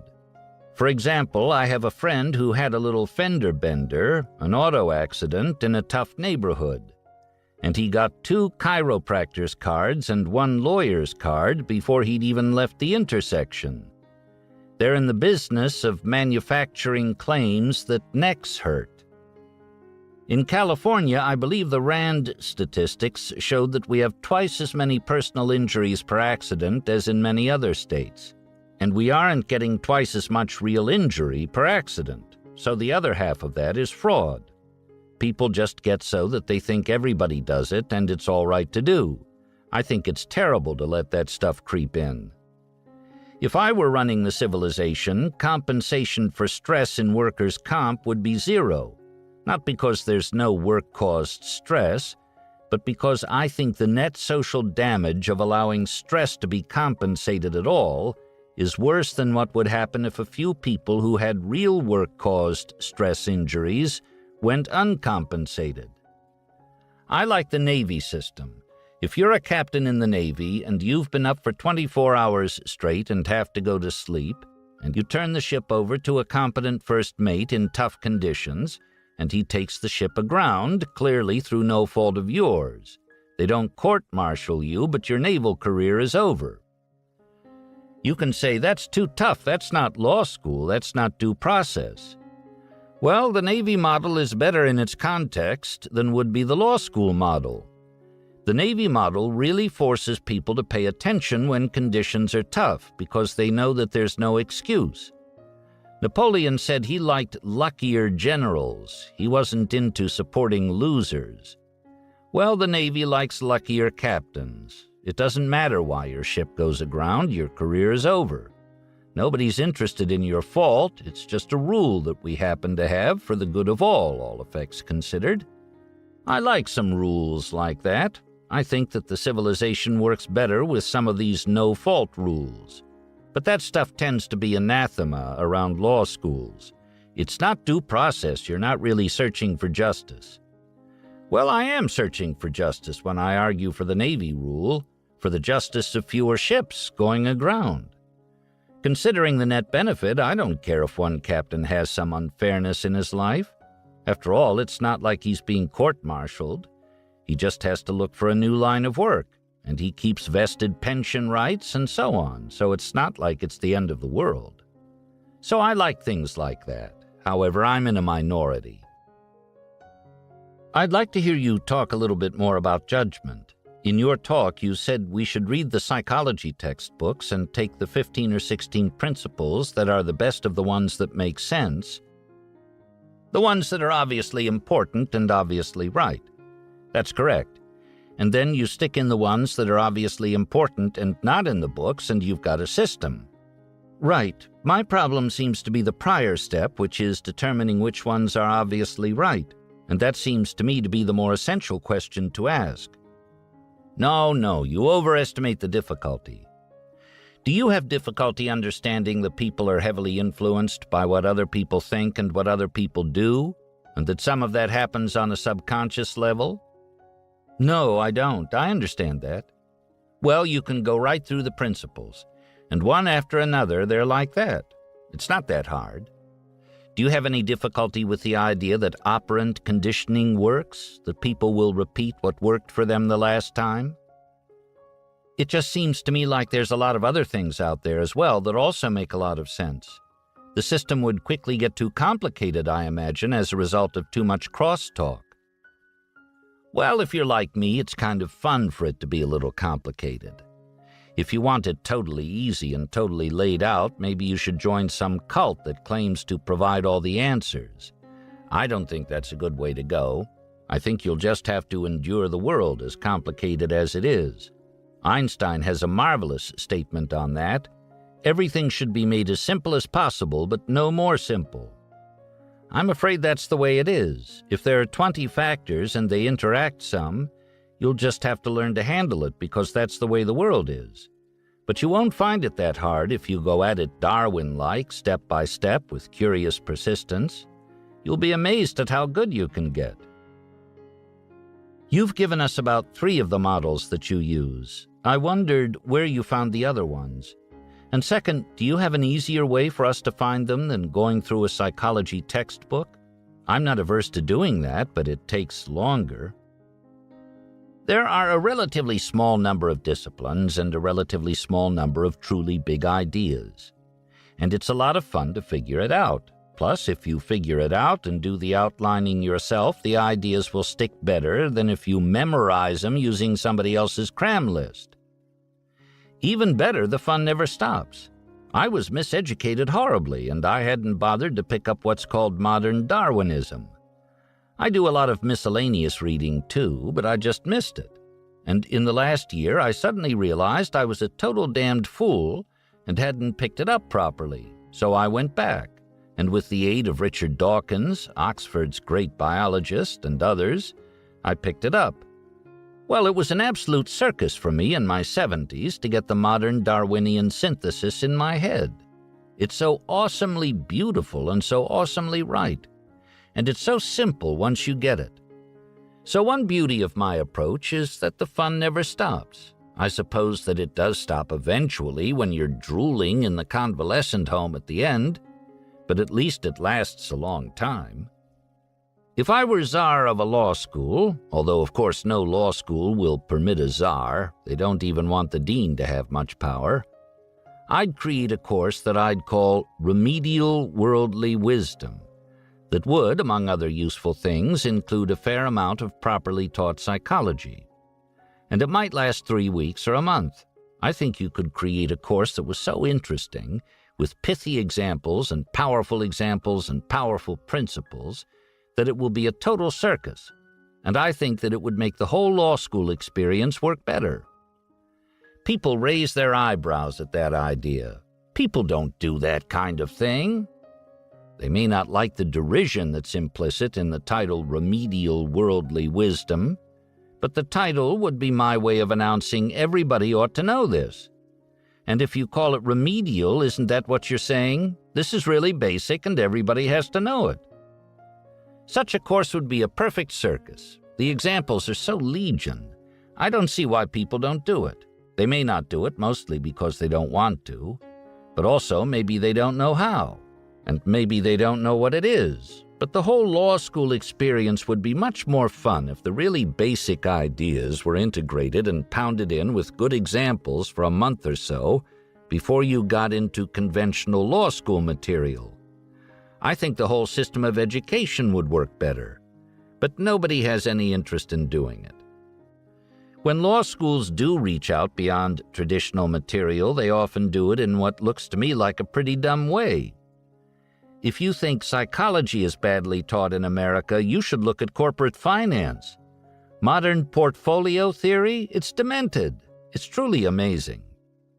I don't know how these things happen. Hard science and engineering tend to be pretty reliably done. But the minute you get outside of those areas, a certain amount of inanity seems to creep into academia. Even academia involving people with very high IQs. But boy, what a school would be like that pounded a lot of the silliness out. But the right way to pound it out is not to have some 70-plus-year-old capitalist come in and tell seniors, here's a little remedial worldly wisdom. This is not the way to do it. On the other hand, a month at the start of law school that really pounded in the basic doctrines, many of the legal doctrines are tied to other doctrines. They're joined at the hip. And yet they teach you those legal doctrines without pointing out how they're tied to the other important doctrines. That's insanity, absolute insanity. Why do we have a rule that judges shouldn't talk about legal issues that aren't before them? In my day, they taught us the rule, but not in a way giving reasons tied to the guts of undergraduate courses. It's crazy that people don't have those reasons. The human mind is not constructed so that it works well without having reasons. You've got to hang reality on a theoretical structure with reasons. That's the way it hangs together in usable form so that you're an effective thinker. And to teach doctrines either with no reasons or with poorly explained reasons, that's wrong. Another reason why I like the idea of having a course on remedial worldly wisdom is that it would force more sense on the professors. It would be awkward for them to teach something that was contravened by lessons that were obviously correct and emphasized in a course named Remedial Worldly Wisdom. Professors doing so would really have to justify themselves. Is that a totally crazy idea? It may be crazy to expect it to be done. However, if somebody had done it, would you have found it useful? I think it would be a wonderful thing to have. Unfortunately, when it's created, we won't be here anymore. You're proposing that this would be good to teach people in a course form so it would be accessible to them. Is there any way that it could be more accessible to us, other than having to, I get requests for pointers to easy learning all the time. I'm trying to provide a little easy learning today, but one talk like this is not the right way to do it. The right way to do it would be in a book. I hope what I'm saying will help you be more effective and better human beings, and if you don't get rich, that won't bother me. But I'm always asked this question: spoon-feed me what you know. And of course, what they're often saying is, teach me how to get rich with soft white hands faster. And not only let me get rich faster, but teach me faster too. I don't have much interest in writing a book myself, plus it would be a lot of work for somebody like me to try and do it in my 70s. And I have plenty else to do in life, so I'm not going to do it. But it's a screaming opportunity for somebody. I'd provide funds to support the writing of an appropriate book if I found someone with the wisdom and the will to do the job right. Let me turn to some of the probable reasons for present bad education. Part of the trouble is caused by the balkanization of academia. For instance, psychology is most powerful when combined with doctrines from other academic departments. But if your psychology professor doesn't know the other doctrines, then he isn't capable of doing the necessary integration. And how would anyone get to be a psychology professor in the first place if he were good with non-psychology doctrines and constantly worked non-psychology doctrines into his material? Such a would-be professor would usually offend his peers and superiors. There have been some fabulous psychology professors in the history of the world. Robert Cialdini of Arizona State was very useful to me, as was B.F. Skinner, for his experimental results if divorced from his monomania and utopianism. But averaged out, I don't believe that psychology professors in America are people whose alternative career paths were in the toughest part of physics. And that may be one of the reasons why they don't get it quite right. The schools of education, even at eminent universities, are pervaded by psychology, and they're almost an intellectual disgrace. It's not unheard of for academic departments, even at great institutions, to be quite deficient in important ways. And including a lot of material labeled as psychological is no cure-all. And given academic inertia, all academic deficiencies are very hard to fix. Do you know how they tried to fix psychology at the University of Chicago? Having tenured professors who were terrible, the president there actually abolished the entire psychology department. And Chicago, in due course, will probably bring back a new and different psychology department. Indeed, by now it probably has. Perhaps conditions are now better. And I must admit that I admire a college president who will do something like that. I do not wish to imply in my criticism that the imperfections of academic psychology teaching are all attributable to some kind of human fault common only to such departments. Instead, the causes of many of the imperfections lie deep in the nature of things, in irritating peculiarities that can't be removed from psychology. Let me demonstrate by a thought experiment involving a couple of questions. Are there not many fields that need a synthesizing supermind like that of James Clerk Maxwell, but are destined never to attract one? And is academic psychology by its nature one of the most unfortunate of all the would-be attractors of superminds?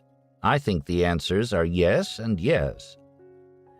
One can see this by considering the case of any of the few members of each generation who can, as fast as fingers can move, accurately work through the problem sets in thermodynamics, electromagnetism, and physical chemistry. Such a person will be begged by some of the most eminent people alive to enter the upper reaches of hard science. Will such a super-gifted person instead choose academic psychology, wherein lie very awkward realities? A, that the tendencies demonstrated by social psychology paradoxically grow weaker as more people learn them, and B, that clinical, patient-treating psychology has to deal with the awkward reality that happiness, physiologically measured, is often improved by believing things that are not true? The answer, I think, is plainly no. The The supermind will be repelled by academic psychology, much as Nobel laureate physicist Max Planck was repelled by economics, wherein he saw problems that wouldn't yield to his methods. We talk a lot about trade-offs between the quality of our life and our professional commitments. Is there time for a professional life, learning about these models and doing whatever else interests you? Do you find time to do fun things besides learning? I've always taken a fair amount of time to do what I really wanted to do, some of which was merely to fish or play bridge or play golf. Each of us must figure out his or her own lifestyle. You may want to work 70 hours a week for 10 years to make partner at Cravath and thereby obtain the obligation to do more of the same. Or you may say, I'm not willing to pay that price. Either way, it's a totally personal decision that you have to make by your own lights. But whatever you decide, I think it's a huge mistake not to absorb elementary worldly wisdom if you're capable of doing it, because it makes you better able to serve others. It makes you better able to serve yourself. And it makes life more fun. So if you have an aptitude for doing it, I think you'd be crazy not to. Your life will be enriched, not only financially, but in a host of other ways, if you do. Now, this has been a very peculiar talk for some businessman to come in and give at a law school, some guy who's never taken a course in psychology telling you that all of the psychology textbooks are wrong. This is very eccentric.